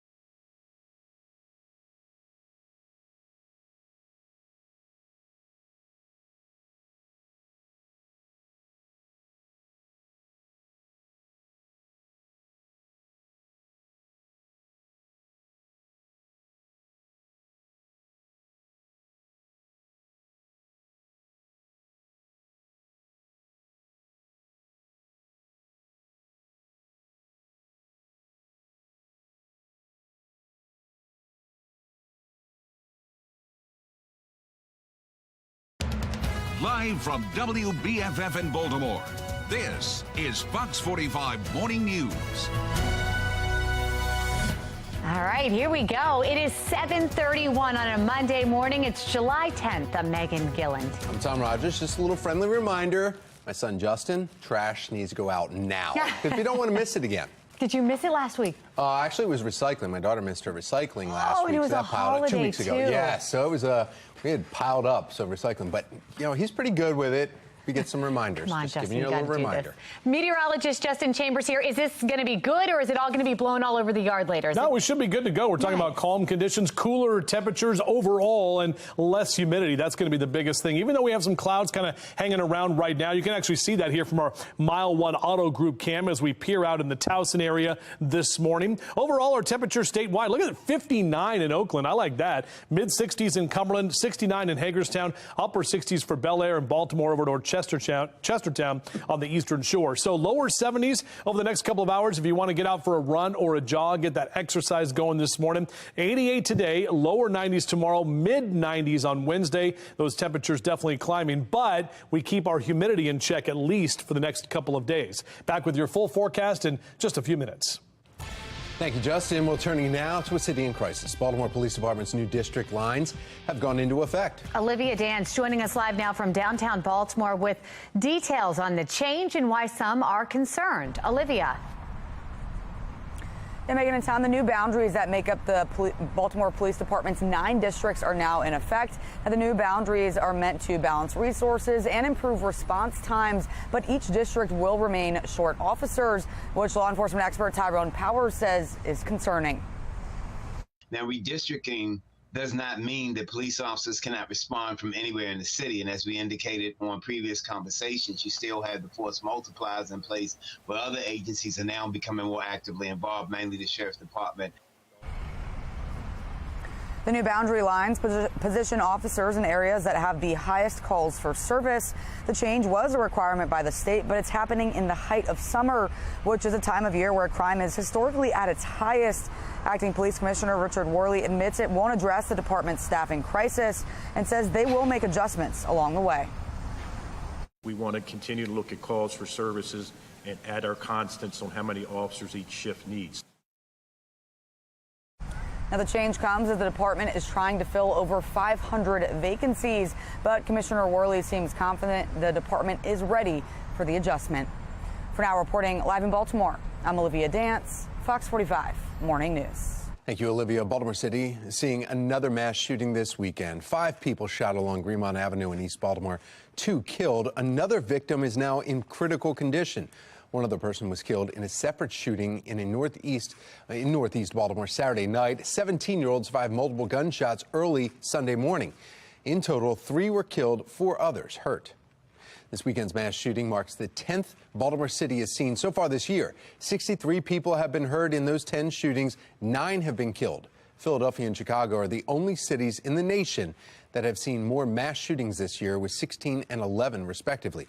Former federal prosecutor Through Vignaraja says city and state leaders need to step up and take responsibility for this violence. Every time you hear a local leader say, oh, this is a gun violence problem across the country, what they're saying is, it's not really my fault. It's not really my responsibility to do something about it. The latest mass shooting in the nation happening in Cleveland yesterday morning. Police say a gunman opened fire on a crowd of people, leaving 9 hurt. At least one of them is in critical condition. Investigators say it's not clear what sparked the violence. On Saturday, a separate shooting in New York City left an elderly man dead and 3 others hurt after police say a man on a scooter went on a random shooting spree through multiple boroughs before he was taken into custody. The nationwide violence has many on edge. You have to have your eyes well open, looking at all sides, because at any minute you could be hit by a stray bullet. It's very scary, that's all I can say. I mean, even there's nothing I can do, probably. Experts say 2023 is one of the most violent years on record. The Gun Violence Archive reports nearly 400 mass shootings nationwide this year, taking the lives of more than 22,000 Americans. Well, but what can be done to stop this gun violence, specifically among young people? Fox 45 News has heard complaints about Maryland's juvenile justice laws from leaders all across the state for months now. They say the laws leave police and prosecutors' hands tied. Those leaders taking issue with 2 specific laws. One of them, the Juvenile Justice Reform Act, where supporters say it's aimed at providing services to juveniles instead of lengthy sentences. It prevents children 13 and under from being charged with most crimes. If a child commits an adult misdemeanor, the maximum sentence, 6 6 months probation. If a child commits an adult felony, well, the maximum penalty, 1 year probation. Then there's the Child Interrogation Protection Act, which states that law enforcement cannot speak with any child until they have spoken with an attorney. That requirement cannot be waived. While those bills passed, a number of bills that would have cracked down on violent offenders were left in committee. And that includes the Violent Firearms Offender Act that would have created tougher penalties for some repeat offenders. The No Bail for Repeat Violent Offenders Act also failed. So did another piece of legislation that would have made the theft of a firearm a felony. Now some Republicans say they need a special session to address the crime crisis. I'll call on the Senate president as well, too. You know, we have to do something, or simply a number of legislators that do not want to see young Black individuals going to jail anymore. And I can understand where they're coming from, but they have to measure that with keeping their communities safe. Fox 45 News also pressed Senate President Bill Ferguson on whether the state needs a special session to address crime. He told us he doesn't think that more laws would have stopped what happened at Brooklyn homes. Last week, we asked you if you think the governor should call a special session to combat violent crime. 93% of those who responded said yes. My life changed right there. I'll never be the same.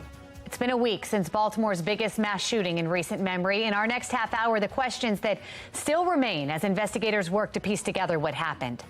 Our high temperatures today will be in the low to mid 80s. Just ahead, how the rest of the work week is shaping up.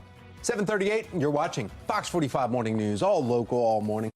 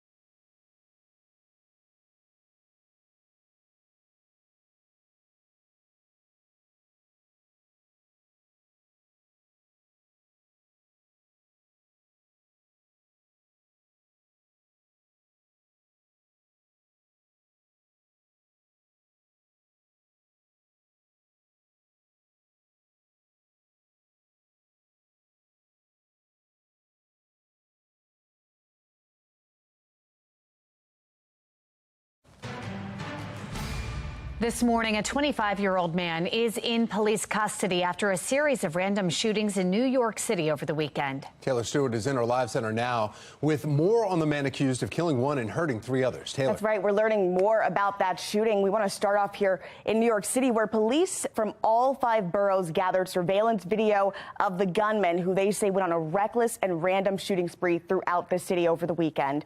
This is 25-year-old Thomas Abreu from Brooklyn. Investigators say he went from Brooklyn to Queens, and at that time rode on a scooter and was involved in more than 6 shootings. He fired at a group of people at random. No one was hurt in that incident, but he kept going. They say after 8 minutes, he shot a 44-year-old man in the face. We are here today to discuss a violent sequence of events in which an individual took it upon himself to shoot 4 innocent people, tragically killing 1. Our hearts go out to all the families affected by the senseless violence. The shooter in these connected incidents used an illegal scooter that did not have a license plate to move from one location to the next. Despite the difficulties this presented, our investigators were able to pull video of the shooter.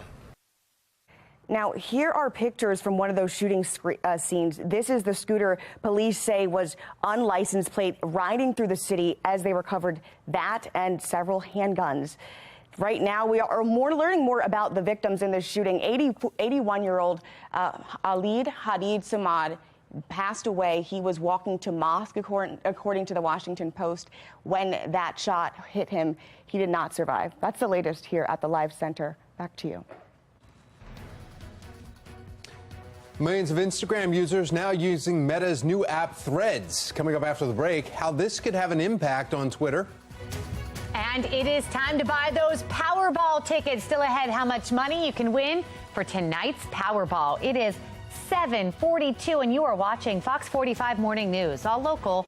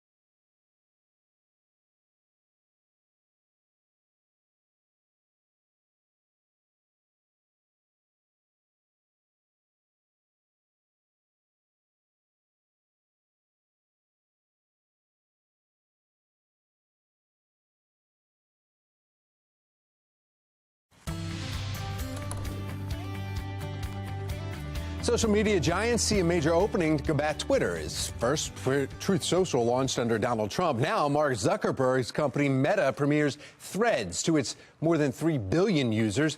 But what is Threads, and is it any different than Twitter? Joining us now, author, journalist, and founder of Celebrity Cafe, Dominic Mizrandino. Good morning, Dominic. Good morning. Good to be on the air with you. Hey, all right, let's talk Threads. I mean, it's the biggest thing here. You've got Zuckerberg, he's got 3+ billion, almost 4 billion users on other things. He kind of launches something, and already within, I think, the first day or two, 90 million users are on it. So is Threads the new Twitter? It's certainly starting to look that way. It's already a third of the way there. It's fastest growing app. And I think we have a historical lesson that Google became the new Yahoo, and before that, Alta Vista. You constantly have MapQuest to Google Maps. We always reinvent the web. So could this be another reinvention? So far, it's looking that way to me. What is the difference, though? I mean, why not just continue using Twitter unless you get different followers on different programs? I know that there were some issues with Instagram. If you're on Instagram and you're on Threads, you may lose both if you try to delete Threads. Yeah, it's intertwined with Instagram, but generally it's the same concept, same format, same physicality. So I think the only difference here is emotional, in that people said, I don't like this and I like that instead right now. Gotcha. And there's a lot of, especially in this sad political world, there's a lot of people taking sides, and it's let's go from this side of the ring to that side of the ring at this point. It seems, though, you know, when you look at it, you're like, Facebook is now, as my kids say, is for old people. Instagram is the friendlier place to be. There's so many others, you know, Snapchat, all the other ones that are out there. But they say Twitter is like for angry users. Do you think Threads is kind of like setting up that same format? I mean, with 400 characters?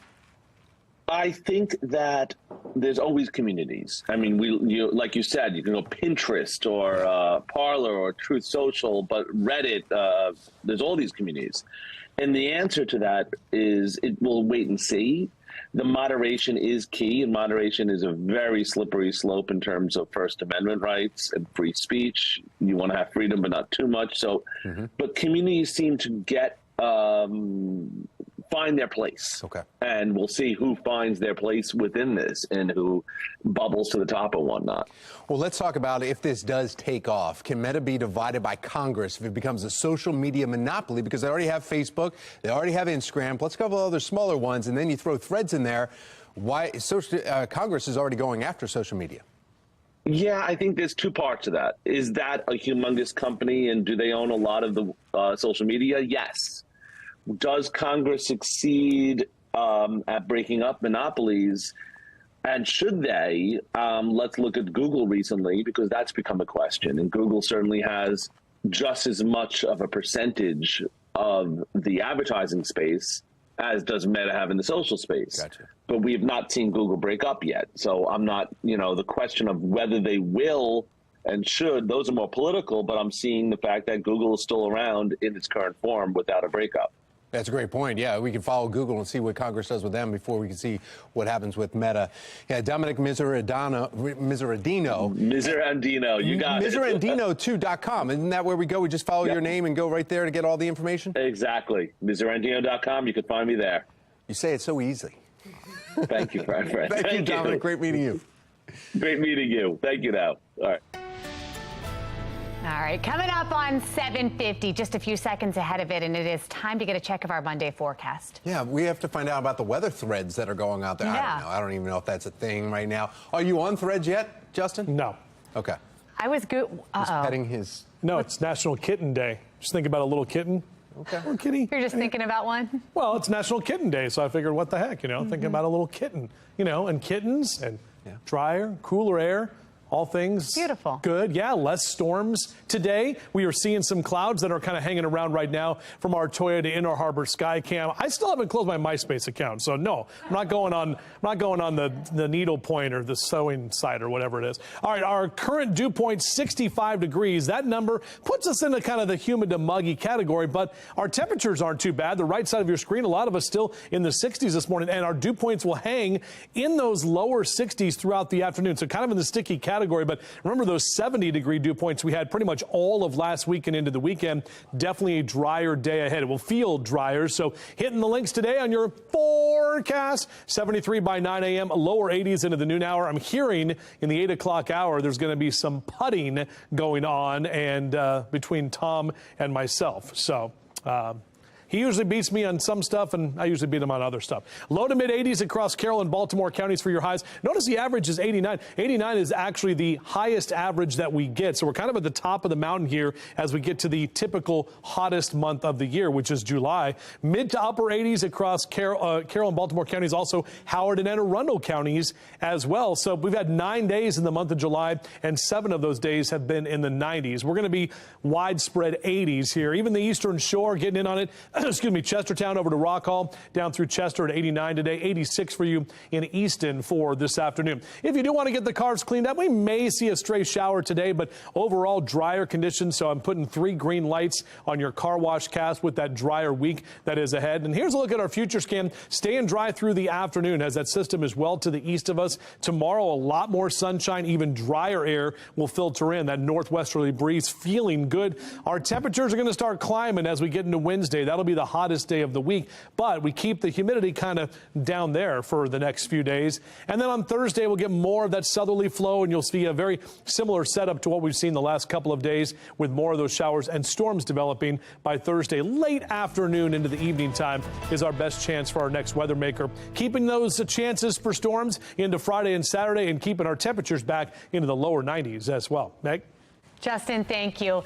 Gear up for a post-Independence Day workout. You ready? Still ahead in our 9 o'clock hour, the 4 movements that will make you feel like a true star.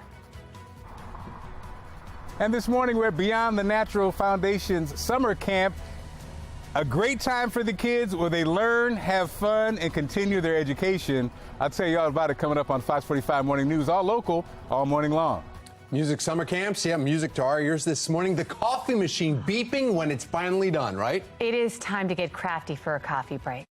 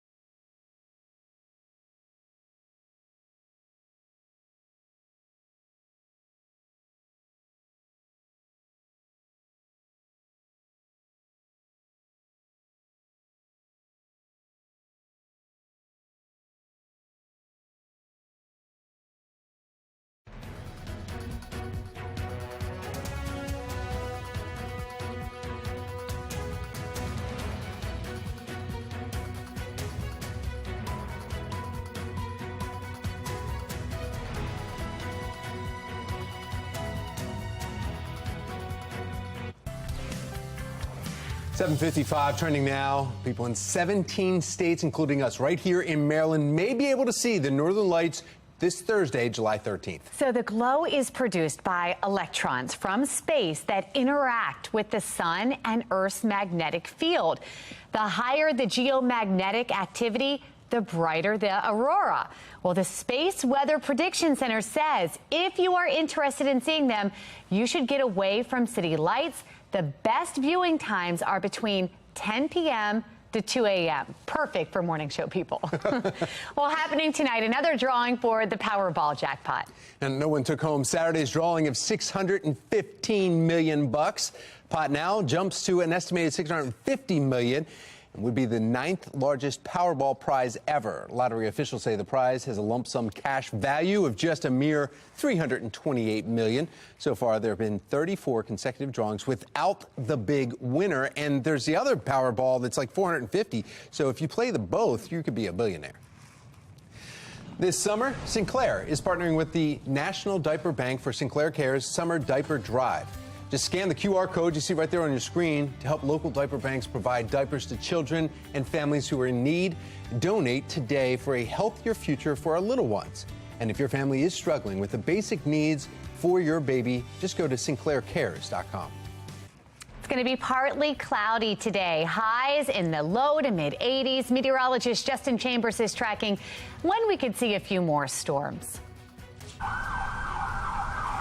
It's been just over a week since Baltimore's biggest mass shooting. Coming up next, we're looking into the questions and concerns with how city agencies handled it. You're watching Fox 45 Morning News, all local, all morning.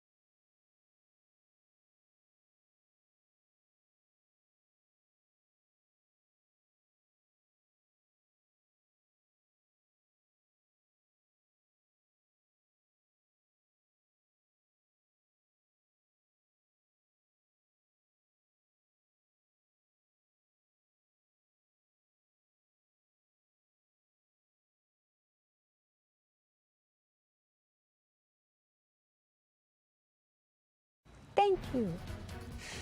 Well, just over a week ago, largest mass shooting in Baltimore's history. Now, city leaders are raising questions about the police response. Coming up, we have the latest on that ongoing investigation. And BPD's new police districts have gone into effect, but how will it affect safety in the city? Why some critics say the decision could have waited. Weather alert day is all done. We are definitely calmer now and talking about drier conditions ahead. We'll break it all down on our Weather Authority forecast. Live from WBFF in Baltimore, this is Fox 45 Morning News. Thank you for joining us on this Monday morning. It's 8 o'clock, July 10th. I'm Tom Rogers. I'm Megan Gillen. We have meteorologist Justin Chambers here with us with the forecast. Yeah, temperatures not looking too bad this morning, and definitely drier air is going to be in place, especially as we head into the afternoon. We're still hanging on to some of those clouds as we look out over the Inner Harbor right now. Not a bad day to be on the water. Boaters and watermen will have your captain's cast coming up in a little bit. Mid to upper 60s for Owings Mills and Cockeysville right now. We're at 68 in Rosedale. Made it to 71 in Baltimore City over to Dundalk as well. So on your out and about cast, keeping those numbers in the 70s through 10 a.m., sneaking into the lower 80s by midday today, and on our way to highs in the mid to upper 80s. 88 today, 71 tonight. We're back to the 90s tomorrow, but we keep the drier air in place for the next couple of days. I think a lot of us will be excited about that. Back with your full forecast coming up in just a few minutes from right now. All right, thank you, Justin. 8:02, and taking a live look right now from the United Kingdom, where President Joe Biden is meeting with King Charles III since the monarch was crowned in May. You're looking into Windsor right there on the court. Now, they are having a one-on-one meeting to talk about climate change, something the king has been invested for much of his life. We'll be checking in throughout the morning and taking you as soon as we see either the president or the king. You could be advised we have another adult female, number one female shot in the left leg. 21-20, can you come back around with me? I got another one down here. My life changed right there. I'll never be the same. We want to make sure this never happens again. Morning. In a city in crisis, the investigation continues just over 1 week after one of Baltimore's biggest mass shootings in recent memory. Now, here's what we know so far. Pardon me, 30 people were shot, 2 of them are dead, during the Brooklyn Day block party in South Baltimore. The victims, 20-year-old Kylis Fagbemi and 18-year-old Aaliyah Gonzalez. A $28,000 reward is available for any information leading to an arrest. Baltimore police are still searching for the suspects and say more than one person fired and more than a dozen guns were used. They have already arrested 17-year-old in connection with the shooting, but he is not facing homicide charges. 3 victims are still in the hospital this morning. This Thursday, a city council committee will hold a hearing on the shooting and the police response. Investigators are still trying to piece together what actually happened there, and some are still searching for accountability in how city agencies responded to the mass shooting and why it happened in the first place. Olivia Dance joining us live now from City Hall with a closer look at those questions and more. Olivia. Yeah, Megan and Tom, that's exactly right. There are still many questions about how this could have happened in the first place and also how it was handled. Questions that will hopefully get answered during the council hearing that's happening right here at City Hall on Thursday. Now, Councilman Mark Conway, on the heels of the mass shooting in his district, calling a public safety meeting for later this week. City leaders saying they hope to find out how hundreds of people were able to gather at the Brooklyn Day block party without police knowing about it. Acting Police Commissioner Richard Worley saying the department found out about the party just hours before the shooting. Another looming question is what role Safe Streets could have played in preventing it. That said, in an instance where we know that there are multiple guns at a 1,000-person event, it sort of begs the question, what can they do that reduces the risks to that event and doesn't put them in the line of ruining their credibility? As you just heard, Councilman Conway is calling for answers. According to the Safe Streets director, the agency knew about the potential danger, but failed to relay any information to police. I don't know that Safe Streets would relay that. At the time at which Safe Streets was at this event, there was not an indication that this is where the event was heading. Of course, the biggest question is how did this happen at all? And police believe there are multiple suspects responsible for the shooting. So if you have any information, you're asked to call police or Metro Crime Stoppers. Reporting live in Baltimore, I'm Olivia Dance, Fox 45 Morning News. Thank you, Olivia. Baltimore City Council has held a number of investigative hearings that did not get the results some are hoping for. In 2021, the council held a hearing on Baltimore City Public Schools' internal report into Augusta Fells High School showing grade changing and inflated enrollment. During that hearing, no member of the council brought up the school by name. The council held another hearing on city schools earlier this year following a Project Baltimore report showing 23 schools where 0 students among those tested are proficient in math. Council members spent more time asking about summer programs than how test scores could be improved. Well, Thursday won't be Monzi's first time before the council. It held a hearing on the Safe Streets program last year. It ended early after council members spent most of their time arguing with then director Shantae Jackson about why council members were not told about a change in the program structure. Taxpayer watchdog David Williams says this time has to be different. Hopefully, it's not just a one-day hearing. You know, the problem is that we don't want the city council to grandstand next week. We want the city council to have real questions and demand real answers. There needs to be constant follow-up to all of these folks and to demand accountability. We want to know what you think. Do you trust city council to ask tough questions about the mass shooting? So far, looking at those responses, 97% of those who have voted say no. You can head to foxbaltimore.com/vote to weigh in. New boundaries for Baltimore police districts, but not everyone's on board. Topping our next half hour, how the change could put stress on staffing. And multiple states along the East Coast hit with this. Look at that fierce flooding over the weekend. Taylor Stewart is in our live center with more on New York's state of emergency. We had our own severe weather here with a weather alert day on Sunday. No weather alert today as things are a lot calmer. We'll break down our next chance for storms coming up on Fox 45 Morning News. All local, all morning.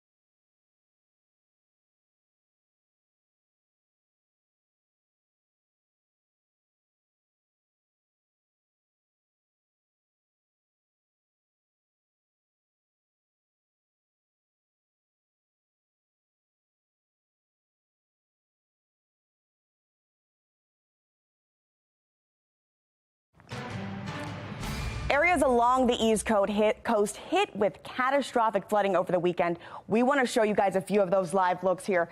Hartford, Connecticut, a live look here. As you can see, the rain is still in effect, but I got to tell you, it's really bad in New York, especially Rockland and Highland counties. Look at this here in Fox Edge. There was a reporter who was standing out here just a second ago. As you can see, the road is completely gone. New York State Police there have now closed this part of the interstate in Palisades, but this is what folks are dealing with as they've dealt with these severe storms. Take a look. Oh God, wait, I gotta get my phone. I gotta get my phone open. That's fast-moving water from Highland Falls, New York. We just showed you. Swamping roads there. Authorities say a woman in her 30s drowned after she was swept away by floodwaters trying to evacuate her home. And then these images outside of Philadelphia, you can see cars there just trapped in a deluge of water under an overpass. And then Rockland County, New York, where governor there has decided that there's going to be a state of emergency north of the city. Some areas got as much as 8 inches of rainfall. We want to send it back out to meteorologist Justin Chambers for a look at what we're expecting here today. Yeah, Taylor, we got officially about 1.3 inches at BWI. Some of you saw even some heavier rain. There was actually some damage reported, especially in parts of Harford County with trees down into some power lines there. So possible still power outages in that part of our area this morning. But this is what it looks like right now from the Towson area on 695. Things a lot drier at this time. And overall, kind of a cooler start to your Monday morning. A drier week ahead, too. But we will be heating back up once we get into Wednesday and Thursday. Our yard and gardening cast, maybe you're cleaning up some of that debris from all of that rain and wind that rolled through yesterday. 70s for the next couple of hours and on our way to the mid and upper 80s for your highs this afternoon. Some of us will be actually below average for your temperatures today. We're back with your full forecast. We'll track how warm we get later this week and when those storms return as well. An exciting first-round pick for the Orioles. We'll have the latest on the ongoing MLB draft. But first, some Congress members voicing support for a new proposal for the IRS to prepare taxes for Americans. An expert weighs in on what it could mean for taxpayers. It's 8:12 and you're watching Fox 45 Morning News, all local.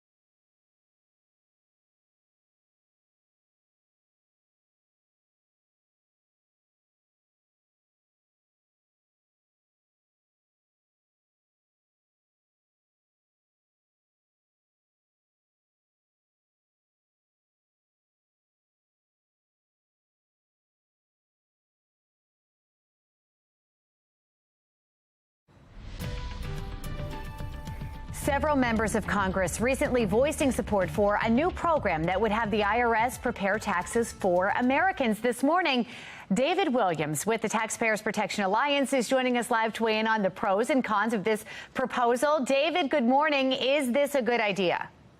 Good morning, Megan. And there are no pros to this. There are only cons. Here's the problem, is that right now you can file your taxes for free. You can have a private company do this. If you make $73,000 or less, these companies like H&R Block, TurboTax, they will do your taxes for free. They'll submit them to the IRS. What the IRS wants to do now is prepare your taxes. Megan, think about that. The IRS preparing your taxes. Do you think that they're going to give you a really big refund, or are they going to try to squeeze as much money out of you as possible? What do you think? I will keep tight-lipped on that, David. My question for you is there any insight as to what might be happening? Can you be tracking what the IRS is doing so maybe we could have a little more oversight and trust? Yeah, so that's the key here, right? Is making sure there's oversight. But I don't think the IRS can do this. You just look at their software. This is going to cost billions of dollars to build this program. And right now, there's a lot of privacy concerns with the IRS. They have leaked very sensitive information, taxpayer information out. And what is going to be required is sending all of your financial data to the IRS. Bank records, receipts, and this is the problem, is that they're going to have access to all this information. And again, at the end of the day, it's not going to benefit taxpayers. And I don't think the IRS really can handle it at this point. One thing, David, that I think is appealing in this is that they would do it for you. I know there is currently a program for low-income residents to actually have their taxes filed for free. Would this differ at all? This is completely different. And right now, the IRS just isn't being honest with the American people. They testified before Congress that this was back in January, that they were considering this idea.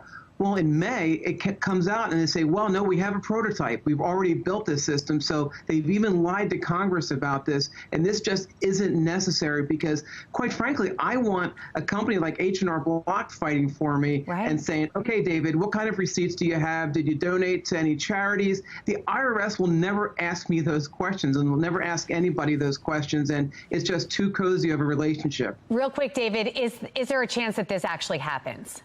I think it's going to happen. I think that's the problem, is that they're building this prototype, and I think we're moving towards this, that in early 2024, we're going to see this. And at some point, it actually may be mandatory because the IRS may say, okay, this is how we're doing it. But this is really a move in the wrong direction. All right. David, we appreciate you shedding light on this. Thank you.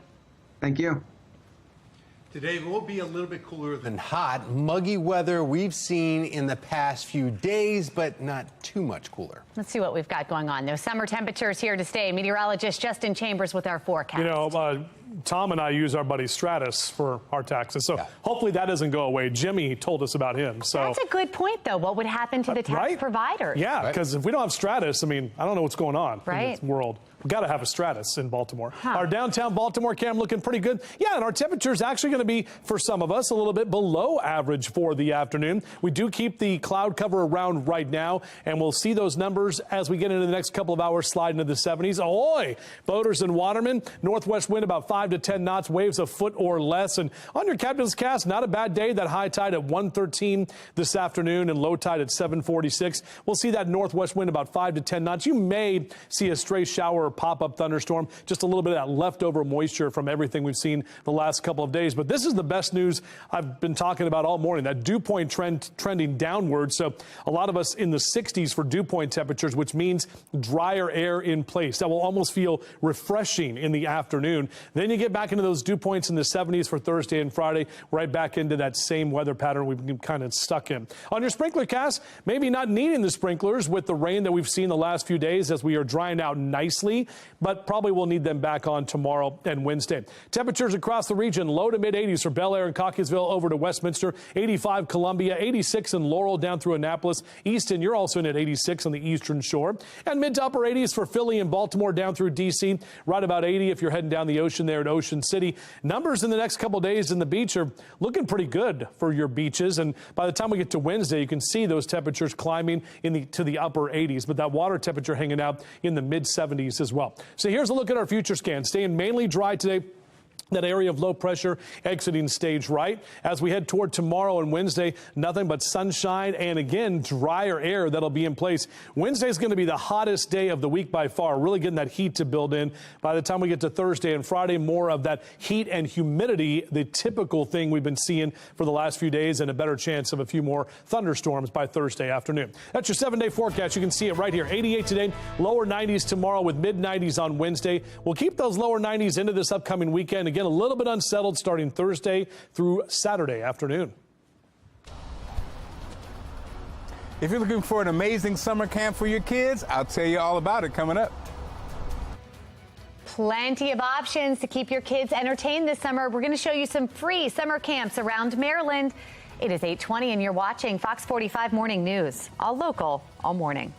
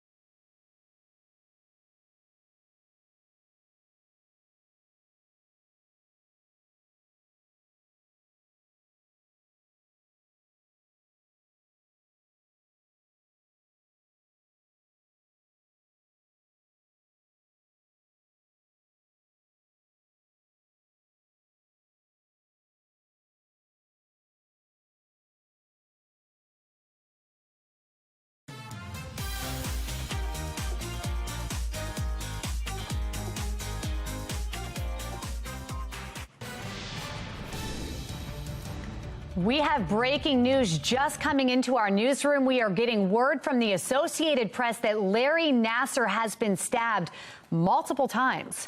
Now, sources say it happened during an altercation at a federal prison in Florida, and he is said to be in stable condition. But you know, he made headlines a couple years ago with all U.S. gymnasts because of his handling of physicals and seeing them. He was their doctor for the Olympic gymnast squad with the females and has been accused of molestation and was a major court battle there for years.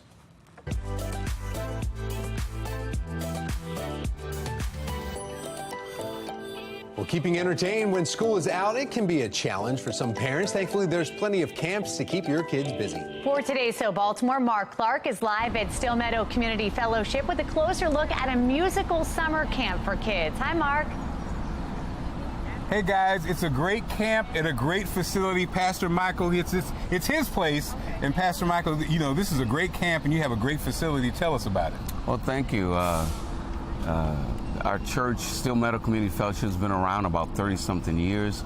I've been here much less than that. And part of our connection with Beyond the Natural is being good stewards, trying to be accessible and available to the community. I love it. And again, you know, you can tell the energy. I was teasing you. Everybody walks by, they say, "What's up, Pastor Michael?" I think that energy is very important. So you already have a great camp, but you also have a great place to facilitate it. Yeah. And I think that's a statement about your church and about yourself. Yeah, we've worked really hard over the last few years to just be a community church, right? So, you know, our context is, especially for this, is creativity. We believe there's a creator and that he is very purposeful, and that part of our job is to help nurture creativity in young people and old people. I love it. And so, guys, we have the website. There's still spaces for the camp. You can participate. Okay, Rev, that's enough. His rich voice is making me sound bad. So thanks, Rev. Enough of you, more of me. Thanks, guys. God bless.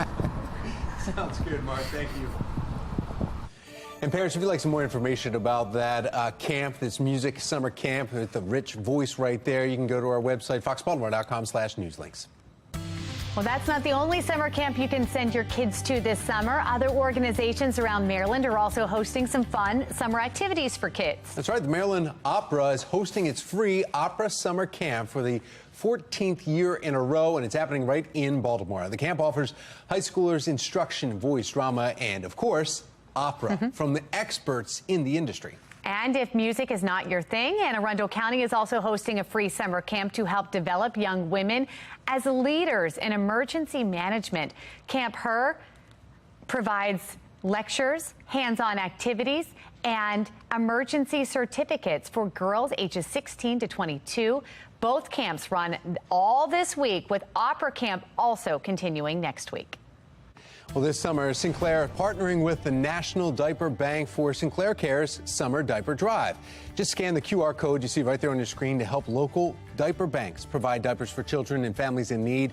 Donate today for a healthier future for our little ones. And if your family is struggling with some basic needs for your baby, you can get some help by going to sinclaircares.com. The new Baltimore Police District boundaries are now in effect. I'm Olivia Danson. Coming up next, I'll tell you why some have concerns with the timing of the redistricting. You're watching Fox 45 Morning News, all local, all morning.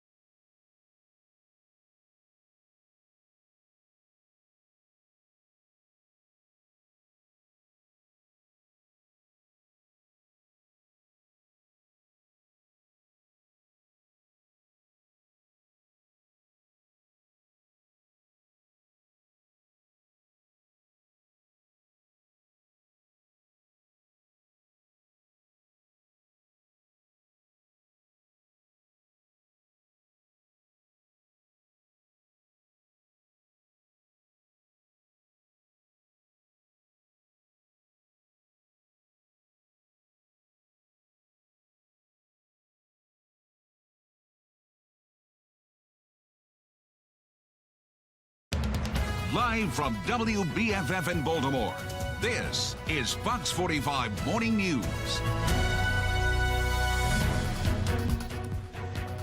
Good morning. Yes, good morning. It is Monday morning. Yes, it is. Let's do it. Let's do it. We're getting into the work week here. A lot of kids may be going out to camp right now. You're probably doing the parent drop-off line for some of those camps. Yep, Oh, yeah. probably sitting in that sunshine outside. Meteorologist Justin Chambers. It's a little bright now. It's gotten better. There's a lot of cloud cover actually right now, so we have some sun that is out there. As we look outside from this shot right here, you can see this is what I've been talking about all morning, how those clouds have been hanging around, that sun poking through a little bit from our Mile 1 Auto Group cam. Temperatures statewide, how about 59 in Oakland, upper 60s in Cumberland, and even lower 70s for Westminster and Baltimore down through Annapolis at this hour. So you're out and about cast here. Numbers staying in the 70s through about 10 a.m. on our way to the lower 80s by midday, and we'll top out in the mid to upper 80s for your highs this afternoon. Lower 90s tomorrow, then back to the mid 90s on Wednesday. But notice the next 3 days are staying basically rain free. Also less humidity to deal with. Back with your full forecast coming up in just a few minutes from right now. Golfing weather right there, Justin. Turning now to a city in crisis, Baltimore Police Department's new district lines have now gone into effect. That's right. Olivia Dance now joins us live from downtown Baltimore with more on the changes and why some have concerns about it. Olivia. That's right. The new boundaries that make up the Baltimore Police Department's 9 districts are now in effect. And the new boundaries are meant to balance resources and improve response times. But each of the districts will remain short officers, which law enforcement expert Tyrone Powers says is concerning. Now, redistricting does not mean that police officers cannot respond from anywhere in the city. And as we indicated on previous conversations, you still have the force multipliers in place where other agencies are now becoming more actively involved, mainly the Sheriff's Department. Now, the new boundary lines position officers in areas that have the highest calls for service. The change was a requirement by the state, but it's happening in the height of summer, which is a time of year where crime is historically at its highest. Acting Police Commissioner Richard Worley admits it won't address the department's staffing crisis and says they will make adjustments along the way. We want to continue to look at calls for services and add our constants on how many officers each shift needs. And the change comes as the department is trying to fill over 500 vacancies, but Commissioner Worley seems confident the department is ready for the adjustment. For now, reporting live in Baltimore, I'm Olivia Dance, Fox 45 Morning News. Now, some city leaders have raised concerns over the timing of the district change, saying they're not sure it should have been done in the summer when crime is historically at its highest levels. The concerns that was brought up by one of my colleagues during budget hearings was just the fact that, you know, new people in a different place, and here we are trying to do this other deployment. You can find out about the new police district map on our website, foxbaltimore.com. Baltimore City saw another mass shooting this past weekend. 5 people shot along Greenmont Avenue in East Baltimore, 2 killed. Another victim is in critical condition this morning. One other person was killed in a separate shooting that happened in Northeast Baltimore Saturday night. 17-year-old survived multiple gunshots early Sunday morning. In total, 3 were killed, 4 others were hurt. This weekend's mass shooting marks the 10th Baltimore City has seen so far this year. 63 people have been hurt in 10 of those shootings. 9 have been killed. Philadelphia and Chicago are the only cities in our nation that have seen more mass shootings this year, with 16 and 11 respectively. Former federal prosecutor Dhruv Ignarajah says city and state leaders need to step up and take responsibility for this violence. Every time you hear a local leader say, oh, this is a gun violence problem across the country, what they're saying is, it's not really my fault. It's not really my responsibility to do something about it. But what can be done to stop the gun violence? Well, specifically among young people, Fox 45 News has heard complaints about Maryland's juvenile justice reform laws from leaders across the state for months now. They say those laws leave police and prosecutors, they have their hands tied, and they take that issue within 2 laws specifically. One of them is the Juvenile Justice Reform Act. It supports that it's provided services for juveniles instead of actually lengthy sentences. It prevents children 13 years old and under from being charged with most crimes. If a child does commit an adult misdemeanor, the maximum sentence is 6 months of probation. If a young person commits an adult felony, the maximum penalty there is a year of probation. So here, let's take a look at the Child Interrogation Protection Act. It states that law enforcement cannot speak to a child until they've spoken to an attorney. That requirement cannot be waived. While those bills passed, a number of bills that would have cracked down on violent offenders were left in committee, including the Violent Firearms Offender Act that would have created tougher penalties for some repeat offenders. The No Bail for Repeat Violent Offenders Act also failed. So did another piece of legislation that would have made the theft of a firearm a felony. Now, some Republicans say they need a special session to address the crime crisis. I'll call on the Senate president as well, too. You know, we have to do something, or simply a number of legislators that do not want to see young Black individuals going to jail anymore. And I can understand where they're coming from, but they have to measure that with keeping their communities safe. Fox 45 News also pressing Senate President Bill Ferguson on whether the state needs a special session to address the crime. He told us he doesn't think more laws would have stopped what happened at Brooklyn Homes. Last week, we asked you if you think the governor should call a special session to combat the violent crime. And as you see right there, 93% of those who responded said yes. New this morning, a 25-year-old man in custody after a series of random shootings in New York City this past weekend. We have the updates on the ongoing investigation from our live center.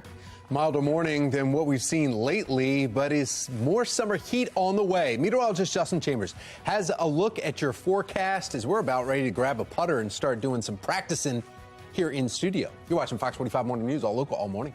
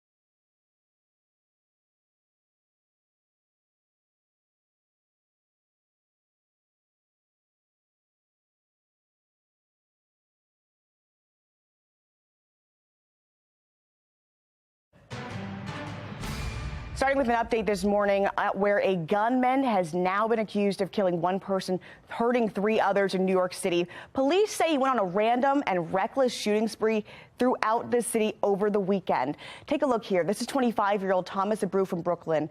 Investigators say he was involved in 6 shootings. Witnesses say he rode by on a scooter and just began firing at people at random from Brooklyn to Queens. Now, no one was hurt in the first incident, but just after 8 minutes, another person was shot, a 44-year-old man who survived. But take a listen. We are here today to discuss a violent sequence of events in which an individual took it upon himself to shoot 4 innocent people, tragically killing one. Our hearts go out to all the families affected by the senseless violence. The shooter in these connected incidents used an illegal scooter that did not have a license plate to move from one location to the next. Despite the difficulties this presented, our investigators were able to pull video of the shooter. And they pulled ring video, surveillance video. This is the scooter that the suspect used to drive through the city and fire at individuals. We know an 87-year-old man was hit by one of those bullets. This morning, we're learning that the Washington Post has identified him as Hamoud Ali Saidi. His grandson spoke with the Post. They say he was on his way to a mosque, which he did every week, and that's where he was headed when he was killed. That's the latest here at the Live Center. Back to you. Our Weather Authority forecast at 8:41, looking into Camden Yards, where the O's will be back at it coming up on Friday night. It's All-Star break right now. Of course, Adley going to be in the Home Run Derby tonight in Seattle, and then tomorrow night, that All-Star game right here on Fox 45 with 4 of our Orioles in the lineup, including Austin Hayes, who's starting now. So, Bird is the wordcast. Yeah, Hank the Bird excited about the O's and their so far great season. Looking at numbers next hour in the lower 70s and temperatures in the low to mid and even upper 80s. So those numbers actually below average for some of us for this time of year. Back with your full forecast. We'll do that in just a few minutes from right now. All right, well, coming up, 2023. I just sent one ball flying. Sorry, Baltimore Putting Championship right around the corner. Up next, we're swinging a few rounds with a pro putt-off that you will not want to miss. Hold on, let me tap this one more time. Come on, get away. Oh. All right, well, the Major League Baseball draft is in full swing. We'll tell you about all the O's latest picks here coming up on Fox 45. You're watching Fox 45 Morning News, all local, all learning how to putt all morning. Oh, water hole.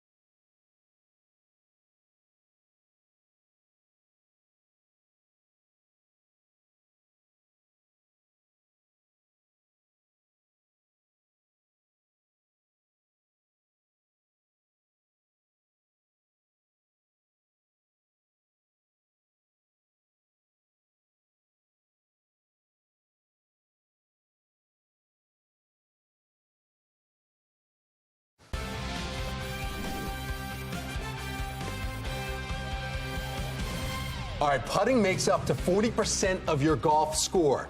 Much higher for non-pros like myself, but this guy, our meteorologist, Justin Chambers, you have a nice... It's good form, as Ed said, but it's just, I need to get the follow-through. You got to putt down the line or in the sand trap. In the sand trap sometimes, yes, sir. Yeah, and the Baltimore Classic 5, those courses are hosting a putt competition to get you or your kids 25 rounds of free golf. That is a lot of golf. Joining us now with the details, Ed Miller, the head golf pro at Pine Ridge Golf Course, one of our favorite golf courses here in the city. Good morning, bud. How are you? I'm great. Thank you for having me. It's been an awesome day. Good to be here. Yes, we sir. want to find out a little bit more about this contest because it's not just for adults or bad golfers like ourselves.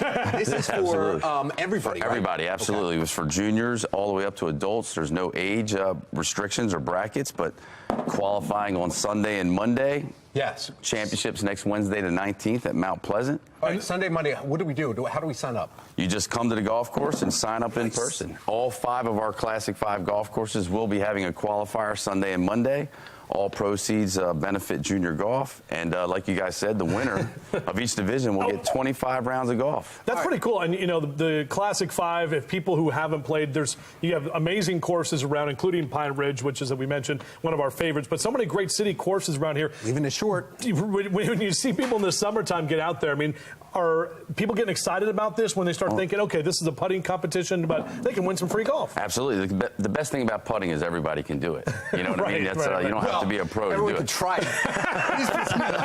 That is true. And, you know, technique-wise, it's only a couple fundamentals needed, but like I said, all ages, all physical beings can do it. Well, you think about it because you got like putt-putt courses, which are, you know, whatever, the Clown's Mouth or the Castle, whatever. But I mean, you know, anybody can have this at home on a rainy day, can't be out there at the golf course, right? That is correct. And this is a sport we're trying to get everyone in. So starting with the youngsters, making that free for them. So if you're, what age when you get a free admission to this contest? 10 to 17 years old. 10 to 17? 10 to 17, absolutely free. If you're 9 years old, maybe wait until next year. We'll try to wait till next year. Yes, sir. All right. And then this is obviously to bring in more people for the courses. I was just talking to you about how the courses do. You need about 40,000 rounds per year in order to make that course sustainable. Correct. Pine Ridge, you told me, which is a great course, by the way. How many rounds per year? 61,000 last year. Yeah. That's incredible. And congratulations to you being the pro out there. Thank you so much. Keep pushing it to the right. I keep pushing it to the right. You got to putt down the line, right? Down the line, correct. See? And a lot of that might be your posture. You see this bag right here? Do you have one of those? PGA. No, neither you and I have no business being here, but either way. This guy is the one that we need to get in there. And of course, Megan Gillen wanted to putt too, but she is out on this little assignment right now. We'll be back in just a little bit. But she's like, glad she's not here. Happy to have you here, Ed. Thank you so much. Yeah, thank you, and thank you so much. Good luck on this contest coming up. Taylor, what do you have? How come you're not over here putting? Come on.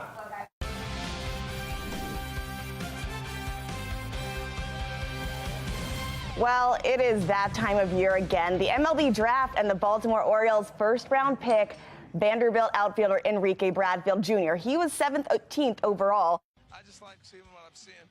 At 90.9%, the success rate in 190 college games. The slot value pick for the 17th pick is just over $4 million. He is expected to sign. This is the first time the Orioles are looking outside of the top 5 in the first round.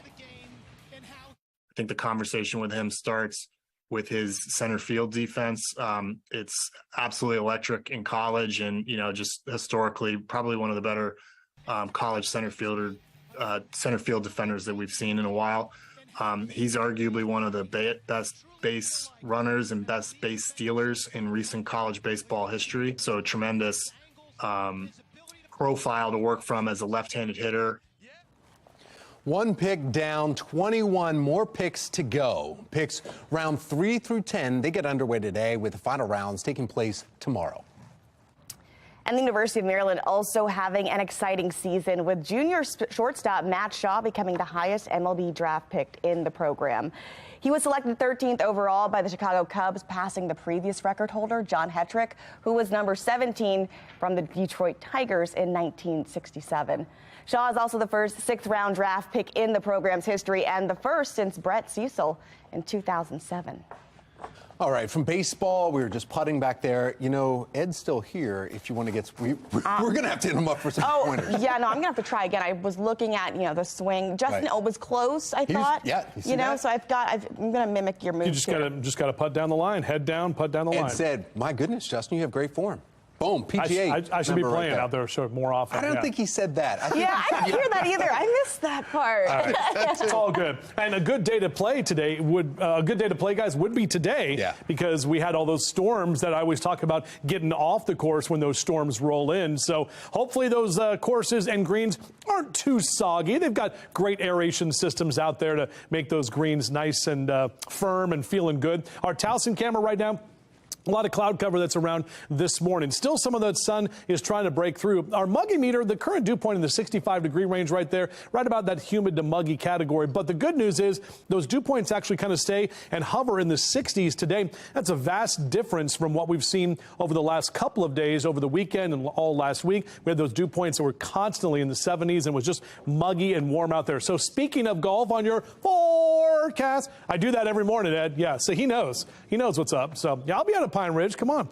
73 next hour, lower 80s through noontime. These are great golf scores, by the way. 88 by about 3 o'clock in the afternoon, and overall, nice dry day ahead. Pilots getting up there to fly. We're talking about visual flight rules. Even with some of the clouds around right now, we're still VFR throughout the day today. A little northwest wind, more than likely using 3-3 over there at Martin State. Our high temps today, mid to upper 80s here for Westminster and Eldersburg, over to the Hereford zone at 83. 88 in Baltimore City, down through Canton and Fells. Numbers for you in Hartford and Cecil counties, where you saw some storm damage yesterday with some of those trees down and on some power lines. Low to mid 80s for Bel Air and Aberdeen, over to Northeast. Elkton at 84 for your high this afternoon in Cecil County. Now, even though the clouds are hanging around now, we've got 3 greens here on your car wash cast. Overall, staying drier through the week. And over the next 2 days, well, actually, next 2 or 3 days, we're not talking about the rain that's going to be around. So you can see our future scan, seeing that storm system move out of here as we take you into Tuesday afternoon. More sunshine, drier air in place, and continuing to see the heat build on Wednesday. But notice we keep the storms out of here. Thursday, we'll get right back into that kind of stormy weather pattern with a chance for some pop-up showers and thunderstorms late Thursday afternoon into the evening time, and then heading into the weekend as well. Here's that 7-day forecast for you. So less humid today, low to mid 90s through Tuesday and Wednesday. Chance of a couple of pop-up storms starts Thursday, and we continue that chance into this upcoming weekend. Temperatures not too bad, though, staying into the lower 90s. Time to take a look at a view through your window. Some patriotic dogs. This is from Janet right there. And those dogs all decked out for the 4th of July, more than likely. So thank you very much for that picture, Janet. We'd love to see the view through your window. Just take a picture of that QR code on your screen or go to foxbaltimore.com/chime in on the website.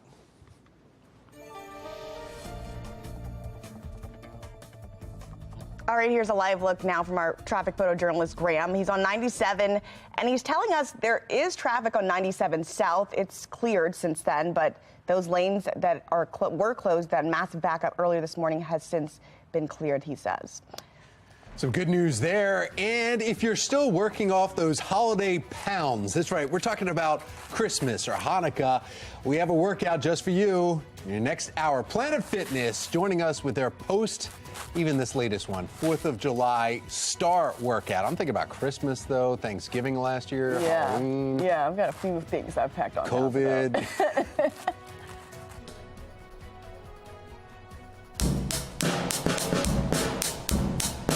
so. Beyond the Natural Summer Music Camp is going on. We'll tell you all about it coming up on Fox 45 Morning News. All natural, all local, all morning long. All natural. Look at that. It's exactly it. He did that so smooth, just tapping out the beat right there. Yep. I might have to drum us up a cup of coffee.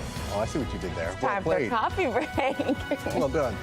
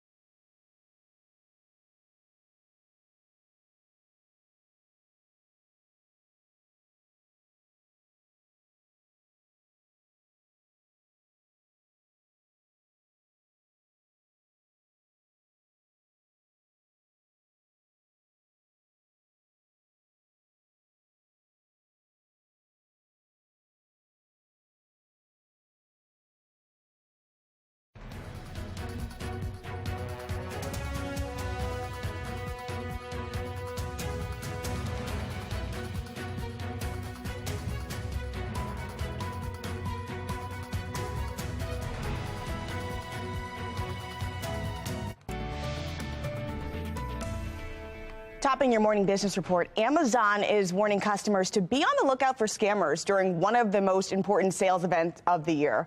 Shoppers around the country are getting ready for Amazon Prime Day deals. The Federal Trade Commission says 1 in 3 people reported a scam after purchasing items in 2021. Amazon says those customers should only make payments through its app or its website or physical stores. Speaking of shopping, a popular giant retailer wants a fourth of month jump on Black Friday. Macy's, known for its big door blockbusters on Black Friday sales, that usually start after Thanksgiving, now has Christmas as well, with the Black Friday in July. Some items are marked down 20 to 75% off. The options include curbside pickup, ordering online for in-store pickup, and DoorDash same-day delivery for some items. This event goes until July 12th. All right, let's get over to America's Steals and Deals. The following segment is sponsored by Naki. You know, I am always looking for new products to help keep me and my family safe, and I spend a lot of time in my car. I know you do too. So I am so excited to introduce you to the Minolta Dash Cam. Now, this gives you evidence if you're in an accident, and that is evidence at your fingertips. It records exactly what happened, and this is going to save you a lot of money on insurance claims. And it's extra peace of mind. It's really an investment for protecting your family, and I love that. Now, Minolta, as we know, is just such a trusted brand, and you can record inside and outside of your vehicle. Also, the camera, high resolution, 120-degree lens, clearer footage than any other dash cams on the market. And it automatically, I love this, automatically records collisions when you're parked. How great is that? And as I say, it includes the windshield mount, the memory card, also this power adapter, everything you need to get started right here, all in one piece. So right now, we're offering 38% off the Minolta dash cam, and I want you to head to asadeals.com for this exclusive offer. This is just something, protection for you and your family that you are going to love.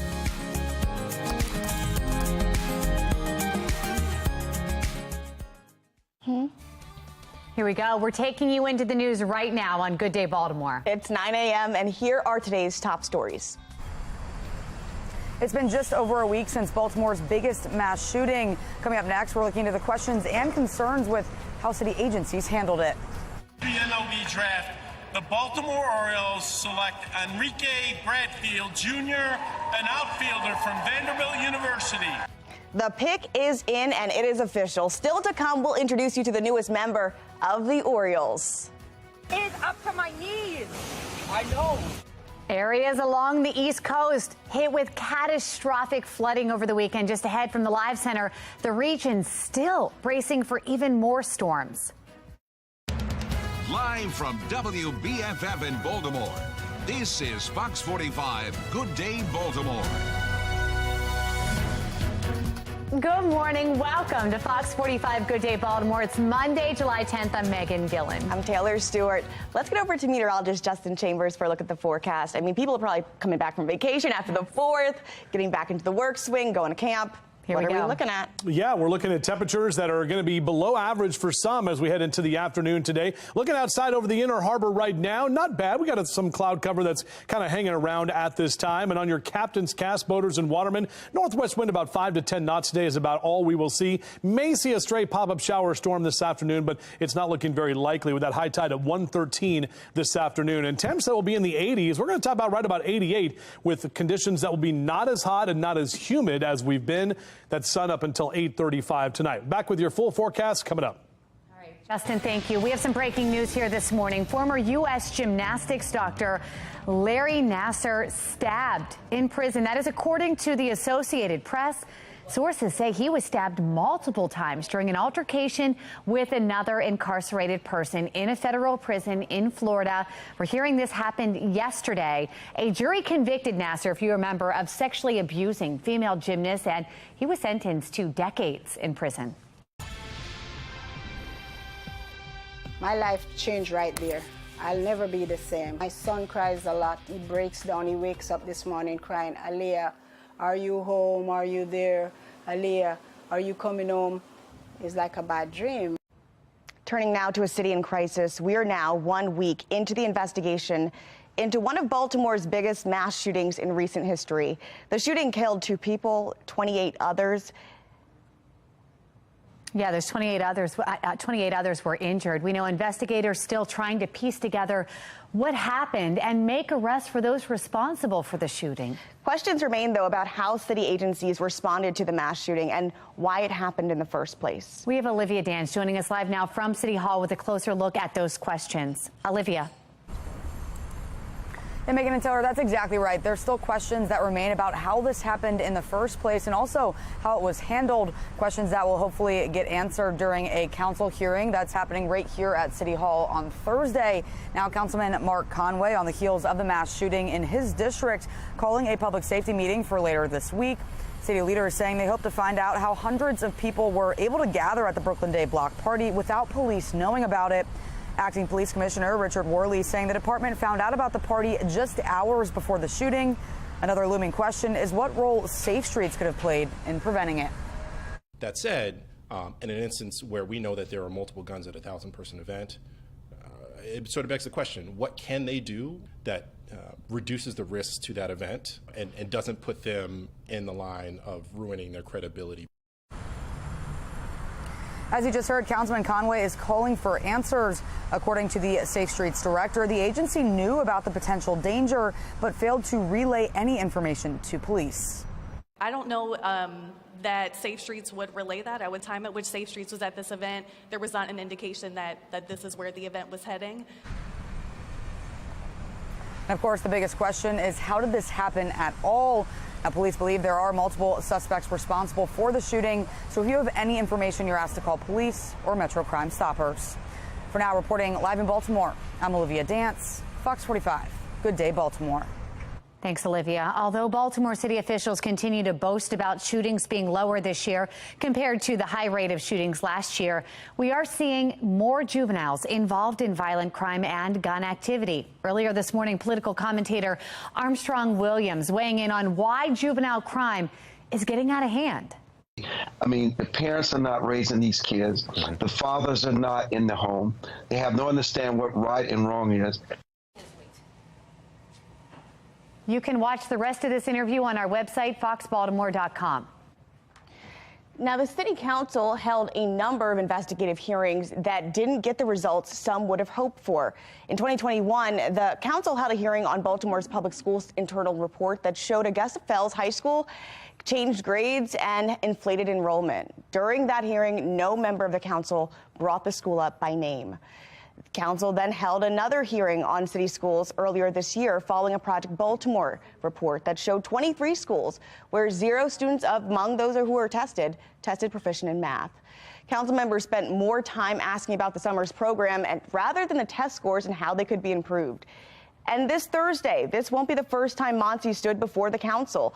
They held a hearing on the Safe Streets program just last year, which ended early after council members spent most of their time arguing with then director Shante Jackson about why council members weren't told about a change in the program structure. Taxpayer watchdog David Williams says this time has to be different. Hopefully it's not just a one-day hearing. You know, the problem is that we don't want the city council to grandstand next week.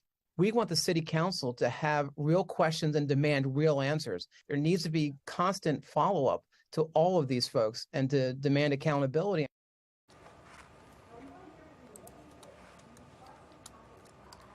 Questions about this mass shooting. So far, 97% of voters say no. You can go to foxbaltimore.com to weigh in. Areas along the East Coast have been catastrophic flooding over the weekend. You're live right now in Philly as it was one of the areas they saw flash flooding, and they're bracing for even more storms this morning.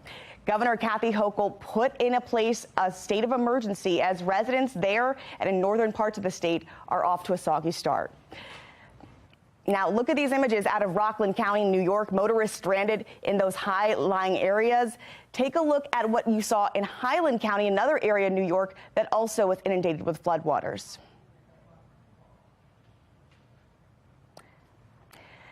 Meanwhile, police in New York State have closed Palisades Interstate Parkway. Numerous roads in the area were flooded, and because of that, they have been asking folks to avoid exit 14 Long Mountain Circle altogether. But this is not the only place we've seen this.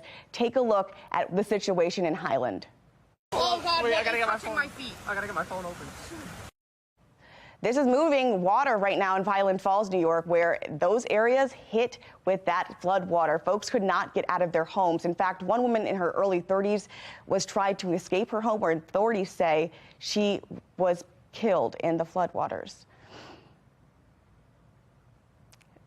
And we'll keep you updated here from the Live Center. Back to Justin. Yeah, we're tracking the potential for nicer and drier conditions, a lot calmer. We were weather alert yesterday. We had some of those showers and storms that caused us to go into weather alert. Even some damage reported right around here, especially in parts of Hartford County, with trees down, knocking into power lines as well, even out through Frederick County. So some of those reports coming in from the storms we saw yesterday and those big downpours where we had flood watches, we had flash flood warnings as well. A lot calmer now, overall cooler for your Monday morning. We do have a drier week ahead. We are going to be heating back up, but we do have a lack of humidity for the next couple of days. That's going to make it feel nicer to be outside, especially in your yards and gardens. If you got some good rain from Mother Nature, mid to upper 80s as we take you through the afternoon today. Should top out right about 88 for this afternoon, lower 70s tonight. We'll slide back into the lower 90s tomorrow. So a quick break from the 90s, but also that break from humidity, which I think a lot of us will enjoy for the next couple of days. We do have more storms on the way later this week, and we'll track them for you coming up. Baltimore City has a new police district map. What you need to know about these changes that are now in effect. And it is officially All-Star Week. After the break, we're going to go out live to Seattle to share with you more about what to expect in tomorrow's game and tonight's highly anticipated Home Run Derby. Now to our Len Stoller traffic network here. We are going to take a look at, wait for it, see what we've got here this morning. A live look from the roads here this morning and check in with producers. Where are we at, guys? This is 95, and you can see traffic building, but we're moving along just fine. 9:09 now on Good Day Baltimore.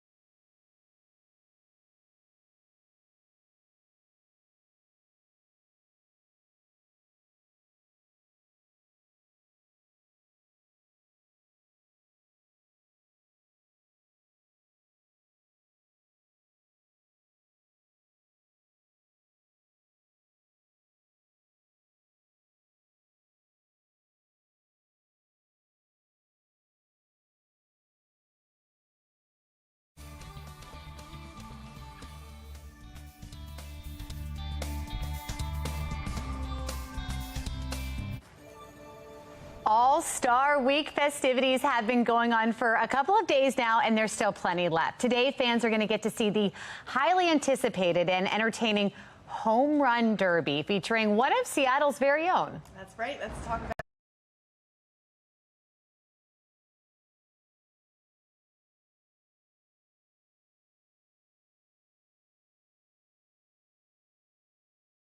Mo Hader from our Sinclair station in Seattle, who is live outside of the mobile park this morning.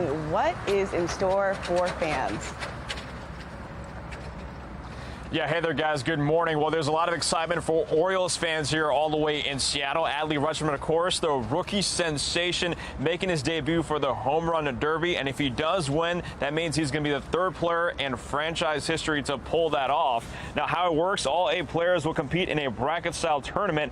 Julio Rodriguez of the Mariners is the 7th seed and is set to take on Pete Alonso of the Mets. The winner goes on to round 2, then on to the final. Some stats about J-Rod. He's got the longest home run this season of any of the players. He's the only player with multiple 30-round homers in the Derby. Last year, he had 81 total. Paul Ravitch, who has been calling the Derby for years, spoke about how entertaining this part of All-Star Week is. But I will say this, the other part of it, meaning the Home Run Derby, which I am involved with, is the most unique. It's the most interesting. The players that participate want to win. It's an exhibition borderline real event. And I think that part makes it so much more interesting. And also part of Seattle history is on the line here. Only 3 players have won the Home Run Derby in their own ballpark. And as for Rutschman, he's a switch hitter and also a catcher. According to MLB history, no player from those 2 categories has ever won in the Derby. We'll send it back over to you guys. On Adley, I think he's got this. Mo, thank you so much. And as we look at this video here, Taylor, hopefully weather having no impact there in Seattle. This is video, crazy video from along the East Coast from just yesterday. On the top left, we've got the screen there. That's Fells Point after those storms moved through the region. Top right, video from Ellicott City, an area all too familiar with the flooding scene. Then we've got the bottom left there, video from Oney, Pennsylvania. That's right near Philadelphia, in Philadelphia, actually. These are from residents showing the extreme flooding. We saw so many cars trapped all along the East Coast. Bottom right there, the fast-moving floodwaters not only causing damage, but also calls for a state of emergency in Orange County, New York. Taylor, I know you've been reporting a lot on this from the Live Center. Some crazy images coming in. Absolutely. I mean, nothing like that here, but across the Northeast, it was just terrible. So is it done? Meteorologist Justin Chambers, I mentioned weather not impacting in Seattle. I hope I said that I haven't checked the weather in Seattle, but I will. Okay. But yeah, no, it did impact us here. We had storm damage, guys. That's why we were weather alert yesterday. So we had a lot of people that dealt with flooding here at home. We had those trees that were knocked down. We had some power lines that were reported with trees on them. So there were definitely issues here, and that's why we were weather alert. It was all part of that same system that impacted the Northeast. Looking out from our live cam right now. Beautiful shot here at Camden Yards. The sun is kind of mixed in with cloud cover right now. The boys are back at it on Friday night. The Miami Marlins are going to be in town for a 3-game set for this upcoming weekend. But a break, a much-needed break after a 5-game winning streak comes to an end. Hopefully we can add to that coming up on Friday. And I only say it comes to an end because it's just a pause, I guess you could say, because it is the All-Star break, right? 65, your current dew point. Good news with our dew point temperatures. They're going to stay in the 60s for the next 3 days. Lower 70s into Thursday and Friday. So we're right back to that humid, kind of muggy atmosphere with that potential for storms heading later into the weekend. If you do want to jump in the pool today, even with some of those clouds around, remember that UV index in that very high category. 74 next hour, mid to upper 80s in that 2 and 3 o'clock hour for the afternoon. And these highs are, for some, a little bit below average with low to mid 80s for Bel Air and Cockeysville to Westminster, 88 in Baltimore City, 86 in Annapolis, 87 your temp in Stevensville, mid to upper 80s up and down the 95 corridor for this afternoon, right about 80 in Ocean City. And the beach is looking pretty good. Next few days on your down the ocean cast, we'll keep those lower 80s around with 83 your high today, your high on Wednesday. Numbers will be a little bit warmer a little bit later this week. Now, if you do want to get the grass cut, maybe some of those lawns are a bit wet in the morning time, but 3 greens across the board on your MoCast. And you can see what's going on with our future scan. That storm system is well to the east of all of us as we are drying out behind that. Drier air will filter in, will warm up on Tuesday, and continuing that warming trend on Wednesday, the hottest day of the week, but we don't have as much humidity. So yeah, it's still going to feel like summer, but not that oppressive kind of feeling we had last week with all that moisture. And then that's going to return Thursday afternoon, 3, 4, 5 o'clock, more of that humidity, that better chance of a couple of pop-up storms for Thursday and into this upcoming weekend. We are officially 8 weeks from the day to Labor Day. That's 56 days from right now, with the Ravens opener coming up in just 62 days from right now as well, and the autumnal equinox, first day of autumn in 75 days. 88 today, low to mid 90s into Tuesday and Wednesday. We'll keep those lower 90s with that chance for storms as we head into this upcoming weekend. Thank you, Justin. We appreciate it. Developing news here. President Biden kicked off his week-long trip to Europe this morning in London, meeting with King Charles III for the first time since he was crowned. National correspondent Kayla Gaskin joins us live from Capitol Hill. Kayla, what do we know about this meeting? Well, it was a one-on-one sit-down at Windsor Castle, and it was followed by a group meeting with the president, the king, and a group of investors and philanthropists. These talks centering around the environment and climate change. President Biden, though, started his day at 10 Downing Street, meeting with British Prime Minister Rishi Sunak. The war in Ukraine was on that discussion list. Now, this trip to London will be a quick stop on Biden's way to Lithuania for the NATO summit. That's where talks on Ukraine and Russia will continue with the allied leaders. NATO talks are expected to include how far NATO members are willing to go to support Ukraine militarily. Some are already uneasy about the Biden administration giving Ukraine cluster bombs. These bombs are banned by 120 countries. Britain has already said they discourage their use. Kayla, interesting. Along those lines, we know Ukraine wants to join NATO. Where do things stand? Well, before this trip, President Biden said Ukraine is not ready to join NATO and that it would be premature because the war between Ukraine and Russia is still going on. Biden saying that war has to end before Ukraine should be considered for membership. There's mixed support within NATO as well on welcoming Ukraine into this alliance. And it's a pretty big decision because NATO sees an attack on one member country as an attack on all of them. So this could drag all NATO countries into a conflict. Biden says he has spoken with Zelensky about laying out a rational path forward for Ukraine to join NATO. Now, another key item for the NATO summit this week is whether or not to admit Sweden. The decision must be unanimous, again, on adding a new country, and Turkey is not on board with Sweden joining. Turkey's upset over Sweden's failure to prevent Quran-burning protests in their country. Biden did call Turkey's president yesterday and expressed his desire for Sweden to join as soon as possible, but Turkey is still not agreeing. Very interesting. We'll see what happens here. National correspondent Kayla Gaskins live from Capitol Hill. Thank you. Well, this summer, Sinclair is partnering with the National Diaper Bank for Sinclair Care's Summer Diaper Drive. All you have to do is scan that QR code that you see right there to help local diaper banks provide diapers to children and families in need. Donate today for a healthier future for our little ones. And if your family is struggling with basic needs for your baby, you can go to sinclaircares.com. And if you play the lottery, make sure you grab a ticket before tonight's drawing. Coming up on Fox 45 News Midday, just how large the jackpot has grown after weeks of no winners.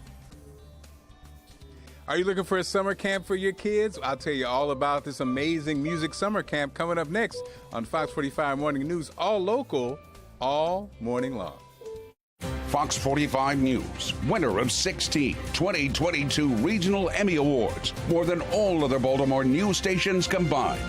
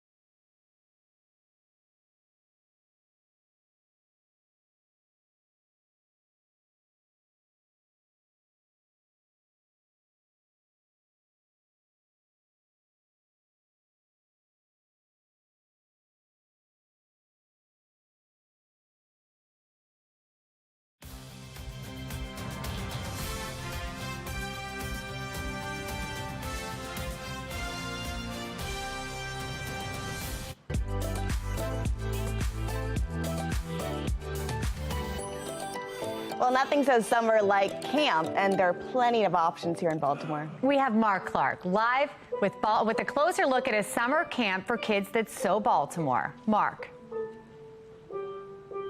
Guys, I can't hear you, so I can't go back and forth, but I have Chrissy, I have Remy, and they participate in the music camp. And actually, you can see in the background, they're learning a new song back there on the drums. So, Chrissy, this is your first year. How are you having a good time? Yes. What do you love most about it? The activities and the classes that we do. And so this is the first time you played a pan drum? I saw you back there. You're on the big ones back there, right? Yes. Pretty exciting? Yes. Awesome. So you're in 5th grade, and then so Remy, you're in 6th grade, and you've been here before, right? You're old school.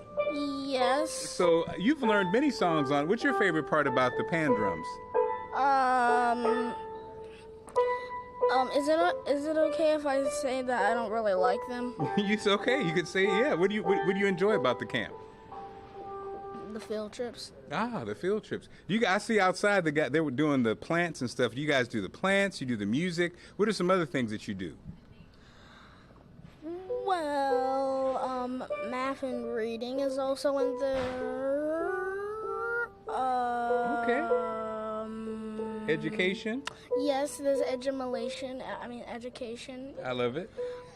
See, he's being funny. So, Christy, so what do you enjoy? This is your first year. So what have you been surprised about? After the field trips, we do nature walks. I love it.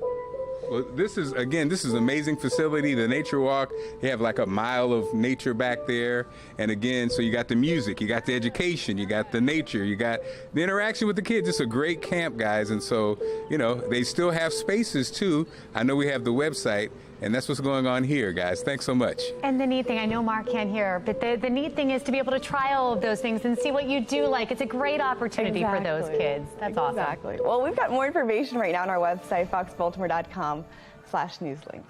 A Maryland Terp heading to the MLB, but he didn't do it without making history. Still ahead, the top spot he now holds for the program.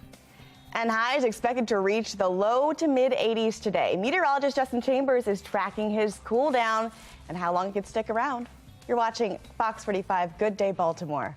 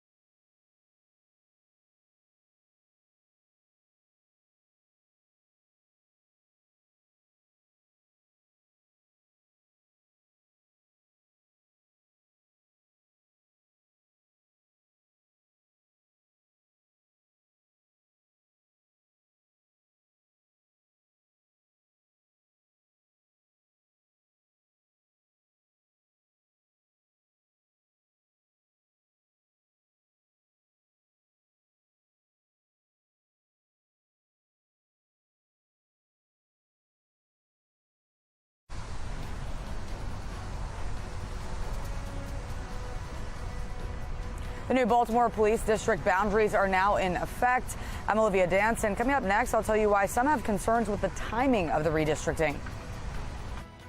And police arrest a man accused of going on a shooting spree in New York City. We'll have the latest here as you watch Fox 45 Morning News. Live from WBFF in Baltimore, this is Fox 45 Good Day Baltimore.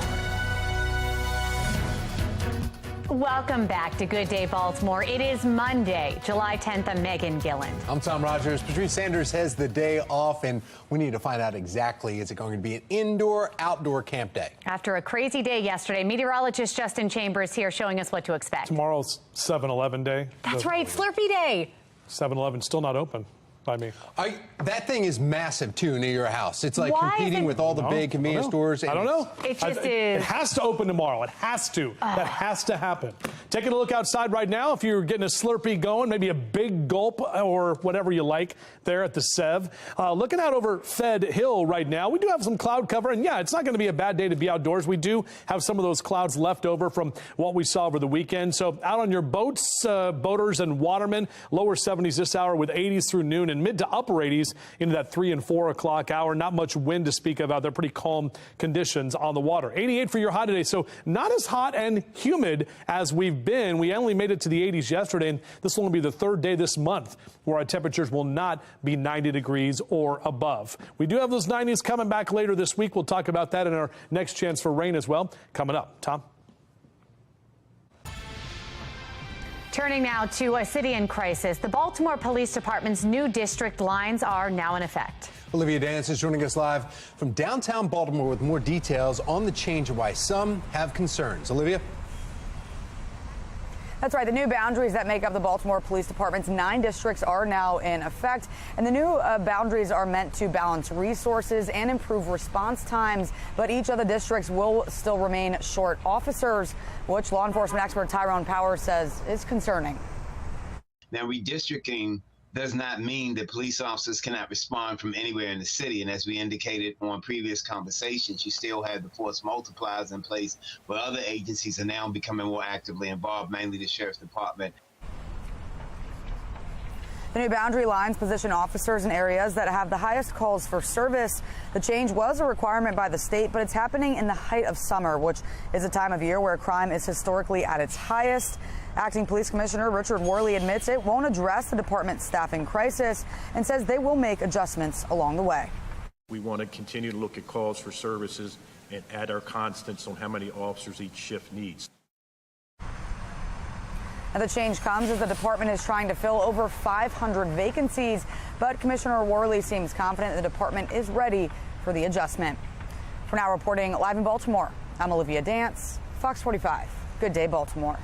Thanks, Olivia. Some city leaders have raised concerns over the timing of the district change, saying they are not sure it should have been done in the summer when crime is historically at its highest. The concerns that was brought up by one of my colleagues during budget hearings was just the fact that, new people in a different place, and here we are trying to do this other deployment. Well, you can find the new police district map on our website, foxbaltimore.com. Some city leaders have raised concerns over the timing of the district change, saying they're not sure it should have been done in the summer, again, as we mentioned, when crime is historically high. The concerns that was brought up by one of my colleagues during budget hearings was just the fact that, new people in a different place, and here we are trying to do this other deployment. Well, Baltimore City is struggling with another mass shooting this weekend. 5 people shot along Greenmount Avenue in East Baltimore, 2 killed. Another victim is now in critical condition. A person was killed in a separate shooting in Northeast Baltimore Saturday night, a 17-year-old surviving multiple gunshots early Sunday morning. In total, 3 were killed, 4 others hurt. This weekend's mass shooting marks the 10th Baltimore City is investigating so far this year. 63 people have been hurt in those 10 shootings. 9 have been killed. Philadelphia and Chicago, much larger cities, are the only cities in our nation that have seen more mass shootings this year, with 16 and 11 respectively. Former federal prosecutor Dhruv Vignarajah says city and state leaders need to step up and take responsibility for this violence. Every time you hear a local leader say, oh, this is a gun violence problem across the country, what they're saying is, it's not really my fault. It's not really my responsibility to do something about it.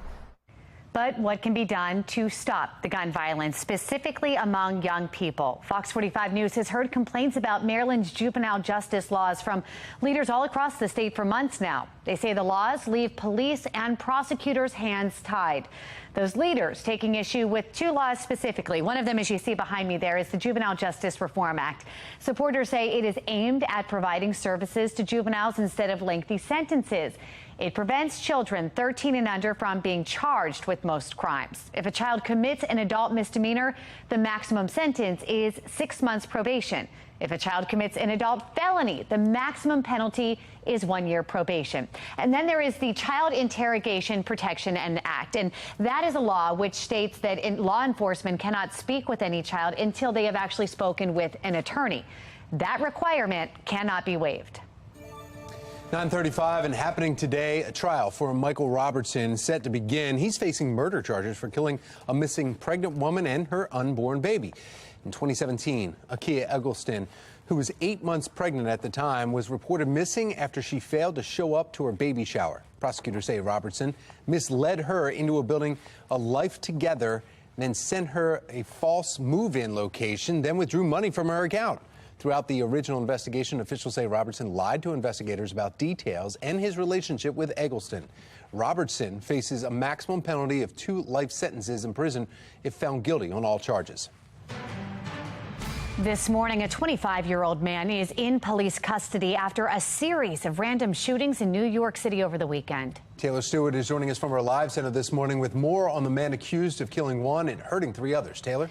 That's right, you guys. Starting off with a live look over New York City this morning, where police from all 5 boroughs went into a search for a gunman they say went throughout the city and began firing at people indiscriminately. Now, this is 25-year-old Thomas Aubrey from Brooklyn. Investigators say he drove from Queens to Brooklyn on a scooter, and he shot 4 people, killing 1 person. Take a listen at what the police commissioner had to say. We are here today to discuss a violent sequence of events in which an individual took it upon himself to shoot 4 innocent people, tragically killing 1. Our hearts go out to all the families affected by the senseless violence. The shooter in these connected incidents used an illegal scooter that did not have a license plate to move from one location to the next.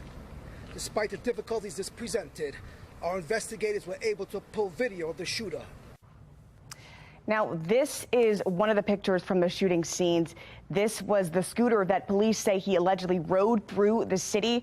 We're now learning more about one of the victims in this shooting, Hamoud Ali Saidi. He was the 87-year-old who police say was shot and killed, his grandson telling the Washington Post that he was on his way to mosque. That's the latest here at the Live Center. Back to you. Break out the brooms in the Twin Cities. The O's cap off a Minnesota sweep en route to their 5th straight win with 37 runs in their last 4 games. That's offensive outburst is coming up. Beautiful. Well, temps are dropping with less humidity to begin the work week. Meteorologist Justin Chambers letting us know how long these dry conditions last. Time now 9:37. You're watching Fox 45. Good day, Baltimore.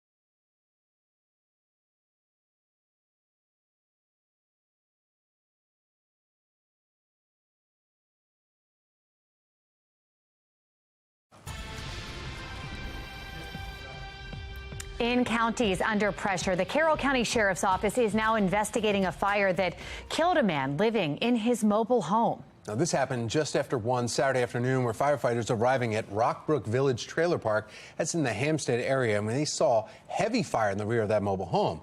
Even though the cause of the fire is still under investigation, Deputy State Fire Marshals concluded the fire originated in the home's rear bedroom, where the victim was located. 2 people are in the hospital after a tree fell onto their pickup truck. Look at that. This happened in Harford County yesterday afternoon when those storms swept through. Falston volunteer firefighters responding to this incident, and emergency personnel worked to free them. Harford Road at Falston Road is shut down still at this time. Ravens training camp just weeks away, and the addition of new faces has fans filled with excitement. Still ahead, another standout player being hinted to join the flock. And just because you loaded your plate up for the 4th of July with the hot dogs, the cheeseburgers, the ribs, what else? The potato salad, the mac and cheese, some pizza, doesn't mean you still can't feel like a star. After the break, post-Independence Day workout that can help you shed those holiday calories. And Teddy Savage is walking in through the studio right now, and he's got some gear with him. You're watching Fox 45. Good day, Paul. This is you. You get to work out.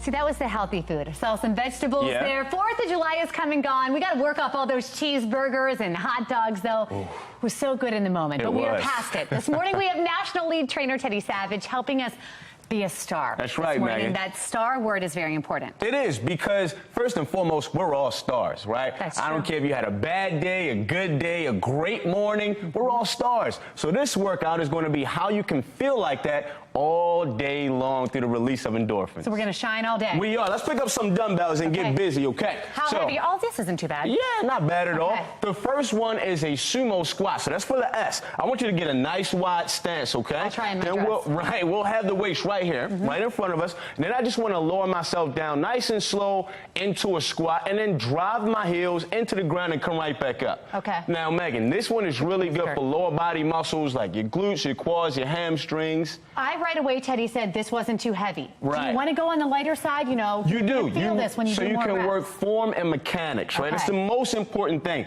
The next one is a T. All right. The T is for tricep kickbacks. So I just want you to get your feet nice and close, hinge at the hips right here. Now I want you to start with your hands by your pocket and just kick those weights right back, right? You should feel this in your triceps or that muscle alongside the back of your arm. I'm going to ask you what I ask you all the time. Are we Yes. going by time or reps on these? We are. Since this is a star workout, let's say we go 4 rounds for 52 seconds because there's 52 stars on the flag, right? Look at you, Teddy. Why not? And All so right. this is where, if I did this, I thought 5 pounds was light, but after a while, I feel it. You do, because it's time under tension for multiple reps. But let's put that down. Let's put that down. Let's say to ourselves, you say self, right? I'm going to say pause to all of the doubts, all the worries, all the concerns that the day might bring. Shake it off. So I'm going to pause that, right? I'm going to put left hand out You there. stay away, say, back no, bot. that's right. Then I'm going to wrap my resistance band around that hand. Okay. And then I'll take my right hand and draw that band back to really get good range of motion through my shoulders.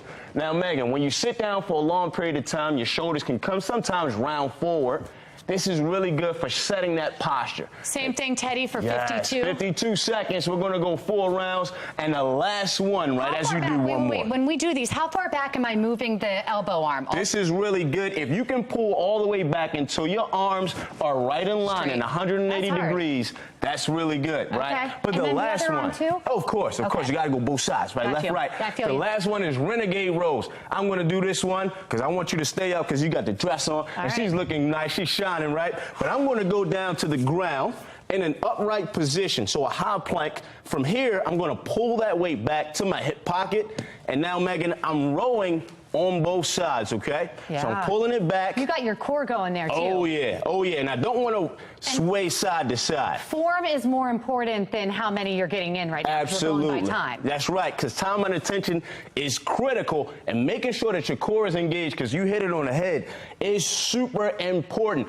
especially after you do hot dogs, hamburgers, relish, because I like relish, and at the end of the day, moving your body makes you feel like a star. And it is. It's the endorphins. It Yes. makes you feel better. Teddy, Yes. thank you so Hold on, much. hold on. A little bit. We Getting can those take one of extra these reps over. in there. Let's go get it. All right. Bicep curls. Tom, we're going to keep working out. We'll send it to you. That's Mother right. Nature's got nothing on us. Oh, yeah. No, in fact, it's perfect. You can take that workout outside. Now, we saw some severe weather rolling through Maryland. Wrap up your weekend. Take a look at some of these shots. You can see the rain, the wind. Owings Mills, that's the top left there. See that wind whipping through there?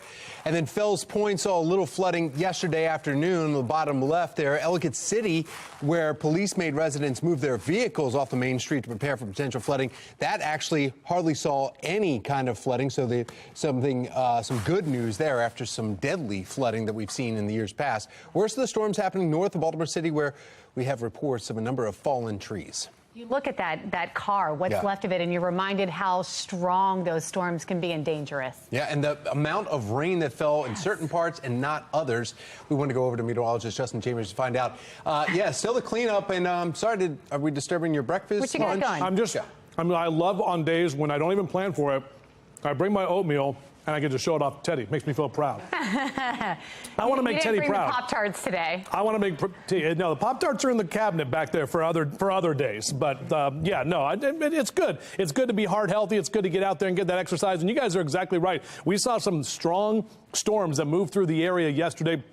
That is why we were in weather alert. We go into weather alert mode to let you know. We did that early in the day. In fact, we were talking about it Saturday with that chance for storms that rolled through, and there was some damage that was around. Luckily, no one was there at Camden Yards, and we're not going to be back there until this upcoming Friday night, as the O's will be back in town for the Marlins, who are coming to visit. 71 your current temperature at BWI. That dew point at 65 degrees. And the good news is our dew points are going to hang out in the 60s today. The last 4 or 5 days, we've seen those dew points, steadily into the 70s in that gross category. But we're actually going to see some drier air, and that's going to give us kind of a little bit of a break from that summer oppressive heat and humidity. 74 next hour if you're hanging out there at Penn Station. Numbers in the low to mid and even upper 80s in that 2 and 3 o'clock hour. And we'll keep those numbers climbing into the 80s as we head into that 4 and 5 o'clock hour this afternoon. Today will only be the third day in the month of July that we'll be in the 80s, as we've had most days in the 90s so far. Good to get those sprinklers, maybe a little bit of a break, as we have a lot lot of rain, and a lot of you saw some of that rain that rolled through yesterday, so hopefully won't need to use those sprinklers for today. Mid to upper 80s across Carroll and Baltimore counties for your high temperatures this afternoon. Howard and Anne Arundel counties also in those mid to upper 80s as well. So here's that 7-day forecast for you. Look for a high of 88 today, less humidity, low to mid 90s. Wednesday, the hottest day, back to 95. But again, that dew point is down, so it will be hot, just won't be as muggy as we've been. We get right back into that heat and humidity with a better chance for storms starting Thursday. All right, Justin, thank you. Looking at your Orioles headlines here, the team just added another player to their stacked pipeline with the start of the 2023 MLB draft. For the first time since 2017, the O's picked outside of the top 15. At 17th overall, the Birds selected outfielder Enrique Bradfield Jr. He's from Vanderbilt. He totaled 130 stolen bases over 3 seasons with the Commodores, leaving college baseball with a .311 batting average. So one pick is down, which means the Orioles have 21 more to go. Let's take a look at the next 4. Round 2, the O's have pick 53. Competitive balance round B, pick 63. Round 3, pick 86. Round 3, pick 100. Rounds 3 through 10, they get underway today. Final rounds taking place tomorrow. University of Maryland Jr. is heading to Chicago. Shortstop Matt Shaw became the highest draft pick in team history. That's according to the university's Twitter page. Cubs pick Shaw at overall 13th pick. Well, let's not forget about the O's currently playing. They're waking up victorious today after a major sweep over the Minnesota Twins. What a game. The Twins trying to put up a fight, but the O's just on fire. Final score, when we say on fire, we mean it. 15-2 was the end of the game. This morning, all but 4 Orioles are officially on break as, of course, the All-Star Week is now underway. And with this break, we want to find out how you are celebrating the O's. We want to see all of your pictures from Camden Yards. Just scan the QR code right there on your screen. It will take you to foxbaltimore.com/chime in, where you can upload your pictures, videos. It's all powered by Stackla. From baseball to football, Ravens training camp begins Wednesday, July 26th. That's not far away. And there's a newfound excitement for fans and players this year. And the current roster will be cut down over time, but training camp will have breakout guys. It's duds and position battles, like the one at left guard. With Ben Powers gone, it's really wide open now. And some are pointing to rookie Salah Amavilula as his replacement when it's all said and done. He has done a great job, and he's in the mix right now. I'd say you saw him with the first team. We wanted to get a look at him in there and see how it looked with him in there. One thing we always try to do, and I think this is a little bit rare, but we want to see what guys look like with the first group. You know, what does it look like? You can speculate all you want. If they start doing a good job with the second group or the third group, and you feel like they're up to it, you know, I want to see how that fits. And it looked like it fit well. Again, training camp begins Wednesday, July 26th. Stadium practice will be held July 29th. 2 joint practices with the Commanders August 15th and 16th. Training camp will wrap up for the team on August 18th. Well, grab your oatmeal and head outdoors. A little bit cooler and drier day ahead. Meteorologist Justin Chambers tracking what we can expect for the rest of our week. Is drier air is here to stay? That's the big question coming up in his exclusive 10-day forecast.